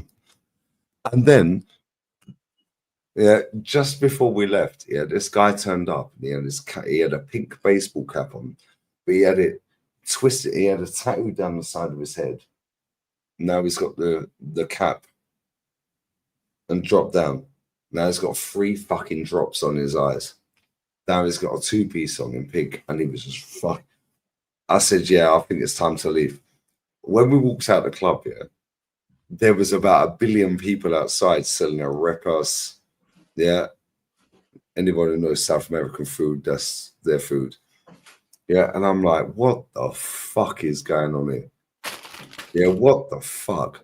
Yeah. They're selling burgers. They're selling arepas. Yeah. And then we're standing there and we're like, yo, we need to get a taxi. And I'm like, yo, North, we just pissed off that fucking cunt with the pink hat on with the 3 teardrops, bro. Yeah. I think at one point, either you or Rashid just pushed him down into the seat and just went, karma. Yeah. And that's when I was like, yo, we need to leave. Then we walk out. As soon as we walk out, the double doors open and the giz goes, hamburguesa, fucking what? Arepa? Yeah. And we're like, get the fuck out. Yeah. But now we have to wait for a taxi. I'm like, what the fuck? This motherfucker took me to the shittest areas. And because he can speak Spanish, he thinks he's slick in it. Yeah. He took me to the shittest fucking area in Madrid, yeah. And North, I felt shook. I had a great night, but I felt shook. I can't lie. I felt shook. That's the only North. I've walked around Corby, around the Lincoln estate in Corby, yeah. Yeah, knocking on doors for double glazing. Bro, that is the only place I've ever felt scared in my life. Yeah. And even the taxi driver told us, yo, giddies. Yeah. Yeah. Yeah. Todo giddies, no? See? Yeah. Come on, respect. Yeah, he told you. I understood what he said because he spoke slow. He was like, yo, be careful around here because you will get robbed, you'll get stabbed, you'll get shot. Yeah, they'll try and drug you. Bro, I swear that's the only place in my life I've ever got scared. Yeah, and we got at there fucking 100%, bro. Big up North. Yeah, this dickhead's telling everyone, yeah, now you bought a bottle, fuck off. We don't want to talk to you.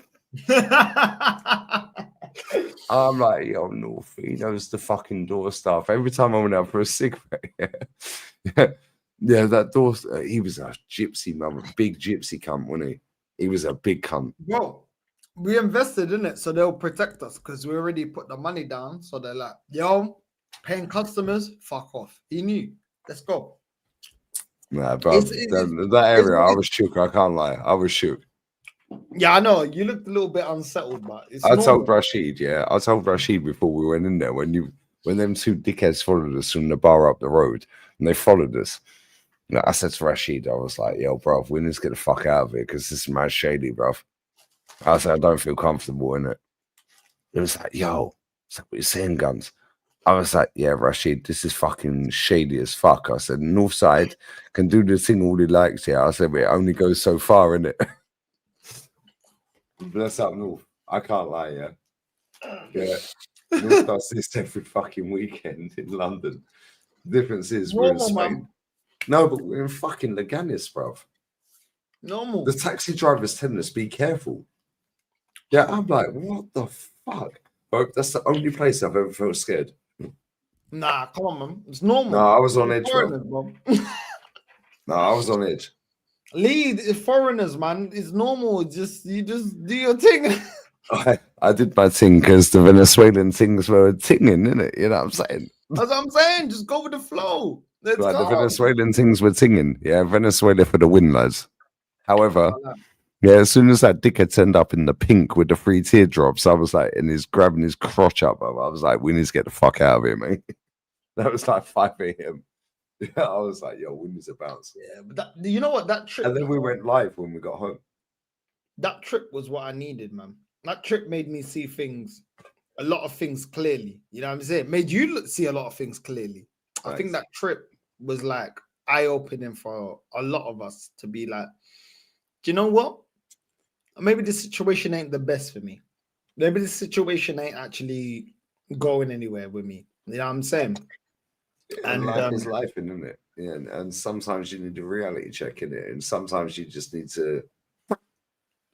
And my mom said it. My mom was like, "Yo, I don't think you're with someone that's really like supporting you. I think you're with someone that's a little bit jealous of what you're doing and envious of what you're doing." And I said that today. And mom's like, yeah, like I can realize you're with someone that's not very grateful for the things that you got. And I was like, you know what, mumsy? You're spitting facts. It's true. And that's the thing. You know, Lee, man, like you can be with someone, yeah, but people change sometimes, unfortunately. People change. They get comfy, man. They get comfy, they get complacent. And I feel like those kind of people just deserve to. Big up Abba, by the way. I don't know who that is, but thank you. And big up my sweetie Galen every time. Big up Galen every time, man. Give up Galen every time. Big up, big up, big up. But yeah, I think it made me see things clearly for what they are, not what I wish they are. Because sometimes you're so wrapped up in the situation and you're so busy. You know this. You're busy. You're doing this. You're doing that. You don't see things for what they are. You see things for what you wish them to be.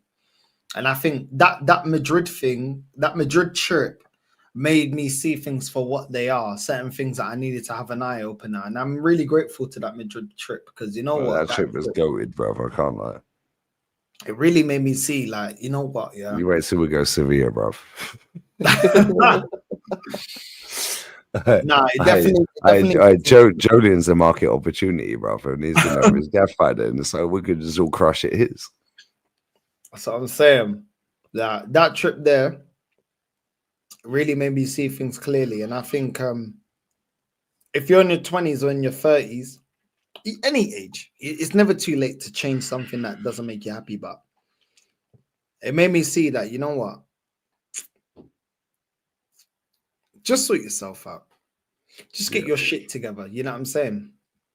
I said, Baba, Love, you loved her. Yeah, I did love her. I did. But at the same time, I did love her. If you love her, you gotta let her go. Yeah, I'm saying. But at the same time, people change, and sometimes they change for the worse for you. And at the end of the day, you gotta shit move happens, forward. man. Yeah, man. Things happen. And I think shit happens. I think you get an eye opener and you either take it or you don't. Some people make excuses, some people just see it for what it is. And I feel like I like seeing reality instead of what I wish it to be. And I think yeah, man, I really like there's a lot of things from that Madrid trip that still affect my life now, and I think it's for the positive. All right, do you know what the maddest thing is, Nova? You see that crema de arujo? Yeah, that drink, yeah. You see the thing at the end of my street? Yeah, the restaurant at the end of my street. Bro, they fucking sell it. They fucking sell it. I drank the whole bottle. Yeah, I left my cigarettes in the gaff. I came back. I was smashed. That was Friday last week. Yeah, I came back. I was fucking smashed.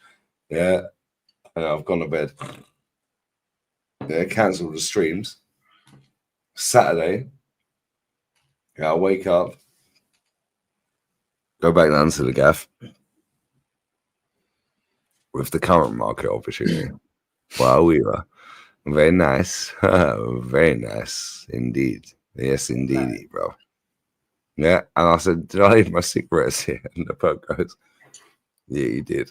I said, do you have my lighter? She went, no.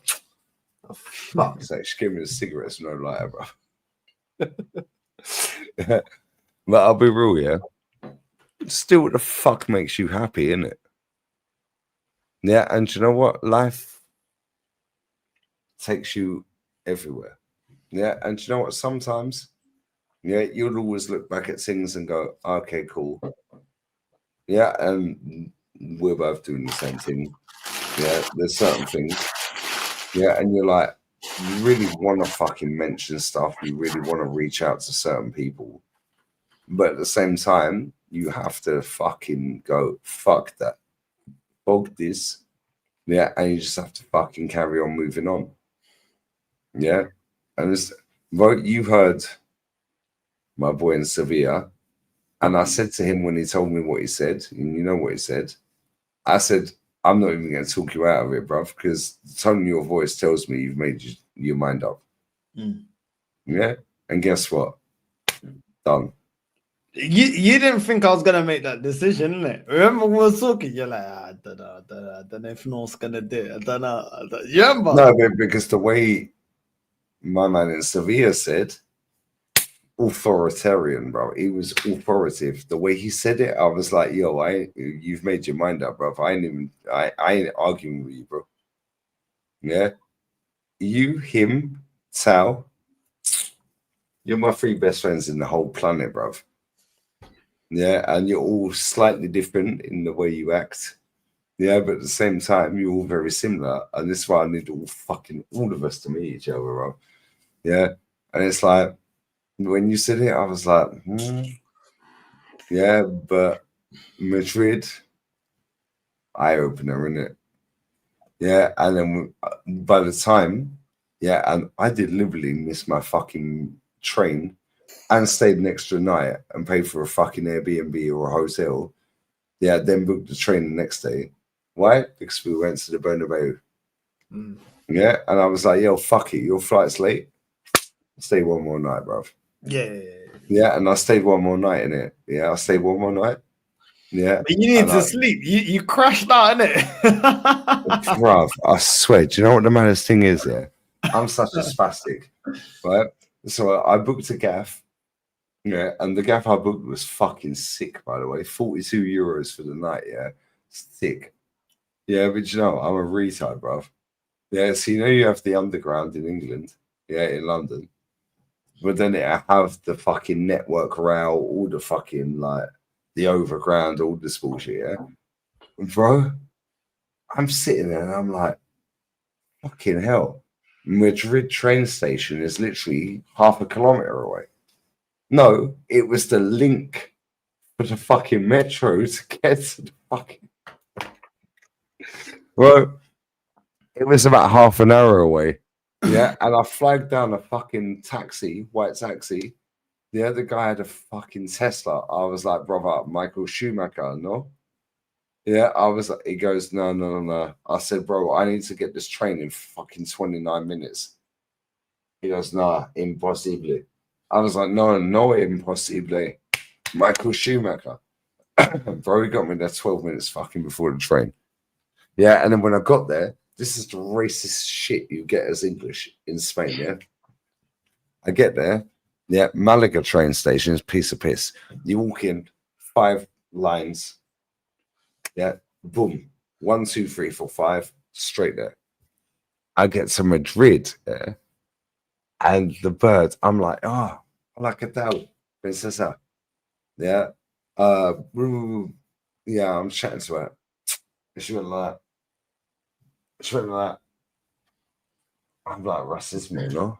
Yeah, in my head, I'm like, the lady next to her, I said, Princesa, lo siento, por favor. I said, aquí, no? Yeah, she said, no, aquí. Yeah, and then she's telling me, fucking, go here. Yeah, and she put the fucking, you know where they pull the fucking, the thing up?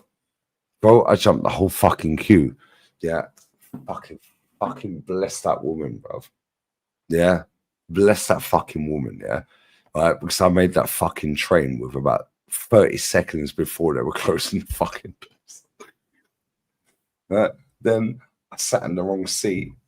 Yeah, and there was a load of fucking Saudi G's that turned up. Yeah, now I'm in their seat, innit? And I'm like, I ain't fucking moving. I'm tired, bro. I've not been. We didn't go to sleep, innit? And then we went to the Bernabeu tour without no sleep. We went to the club. Yeah, we came back from the club. We cleared the gaff out. Oh, bro, I left my fucking trainers in the gaff. It fucking still pisses me off to this day. However, yeah, then we went to that fucking other gaff, and that guy was pretending he weren't Romanian. Yeah, and the bird was pretending. I was like, Chefaj, no. I said to you, I said, that bird's Romanian, isn't it? He was like, nah, never. I was like, I swear down, this bird's Romanian. She's like, he goes to me, she's speaking Spanish. I said, yeah, Romanians can speak perfect Spanish, brother, if they lived here long. He goes, no, never Romanian. And I went, Capul sus, princesa. And she went, yeah. And he went, what are you laughing at? I said, Romanian. Yeah. And what were they? Romanian. And when we left that gaff, that geezer, her husband, who owned the gaff with her, was still pretending he was Spanish, innit? Yeah. And I gave her a kiss on 2 cheeks. I said, yeah, see you best, princesa. Yeah. So I love you in Romanian, princess. Yeah. I said, you see you, fuck you, cunt. Do you remember? Why was he pretending to be Spanish, North? Because his bird was... Yeah, she was like, yeah, I'm Romanian. And I fucking told you, and he didn't believe me. I said, she speaks perfect Spanish. I guarantee that bird's Romanian. Yeah, he was like, no. Yeah, and when I said, yeah, Capul sus princesa, well, you say Capul sus, yeah, chat, trust me, yeah? Any UGs in this chat, you meet a Romanian woman, yeah, say Capul sus princesa. Yeah, I swear down, they fucking melt, bruv. Yeah, they melt. Yeah, when I went to the club with Rashid, yeah, I said, Rashid, I swear to spike the drinks. I said, so I'll go for a cigarette, you wait here. When I come back, you go for a cigarette. Yeah, 2 little things chatting. I said, don't give eye contact to any of these e-hoes, bruv. Come back. Yeah, this dickhead gave eye contact. Yeah, Rashid's having a cigarette. They're speaking Spanish. I'm like, you're not Spanish, you're Romanian. Romania. No, Romania. Spanish. No, Romania. So I was like, cool. Yeah, fantastic. Yeah, I was like, say your best. And they're just like swatting it away like I'm a dickhead. Soon as you say Capul sus princesas, bro. Hey, trust me, yeah. Any Romanian bitches, yeah, steer clear of them. They're fucking headache. They're like South Americans. Steer clear of Colombians. Yeah, for this one, it's a good time, not a long time, isn't it? Yeah, right. Polish, yeah. Alla sexowa Polish. Yeah. Bro, I swear I can speak Albanian, fucking Polish. I can speak all the stuff. Bro, I swear down, I can speak every yeah. Alla sexowa Polska Chevchena. You're a very sexy Polish girl. Yeah, bro, that is basically Capul sus princesa in Romania. Yeah, that's like heads up, like keep shining, princess. Yeah, bro, you say to you best. Yeah, these 2 birds were going, no, no comprende. No comprende. I was like, you do. I said, you're Romanian. I fucking know you are because I heard you speak Romanian. No, Romanian. So I went, Capul sus princesas. Yeah, I said, yeah, Gary. Yeah, I was like, yeah, fuck you. Yeah, they typed in on the phone, pour me a drink in Spanish. Yeah, didn't say please. Yeah, that's why I was like, yo, fuck you, cunts. If you said please, I'll pour you a drink out of our balls in it. Dos botellas. Yeah, fuck you. Yeah, bro, I can speak Albanian. I can speak Polish for the certain things. I can't speak fluently. Yeah, bro. Bro, alla sexowa Polska Chevchena is you're a very sexy or beautiful looking woman, but you're saying it in Polish. But like, you see Polish women, North, yeah? They look good from far, but they're far from good, and they've always got 2 blockheads around them, bro. They've always got 2 meatheads around them. Why do the Polish things always have 2 blockheads around them? Man says, stop yapping. Fuck off. It's my channel. I'm going to bed anyway. Man said North is bored. He's not bored, bruv. I'm going to bed anyway. Yeah, guess what? Nobody cares, bruv. Ali is lit. Not trying. I've just asked. Yeah, I listen. Galen, Princesa. Capul sus Princesa. Te quiero mucho. Yeah, te quiero mucho. See, we can say it. Fuck it, I love you, babes. Yeah, I can say it. We'll say it in Portugalia. See, I said that in Romania. Yeah, Portugalia, no? I can speak all languages, bro, because I knocked on doors for 21 years. Yeah, I swear, I know enough. I know enough of any languages. Yeah.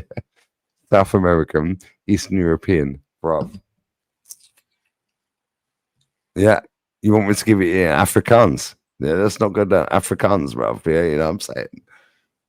Anyway, on that bombshell, I do need to get out bed because my dad's probably getting up in about 30 minutes and he's probably still wide awake, bruv. It's 7:15. I need to piss. Love. Noof. That's it. Obrigado, you know. Man just ended it with obrigado. There you Obrigado. go. Big up Galen. Big up Galen. Yeah, I'm saying that's Bay. That is Bay. Yeah, come on, ride or die. I saw your comments. Big up Galen, man. Big up Galen. Nah, it's true. It's true. It's true. Life's too short. Life's too short. And gotta do what you gotta do, innit? Big up Peter. Love. We're out. North, what you got coming up? Pause. Couple shows tomorrow, couple clips. Yeah, couple of cans. couple of cans. couple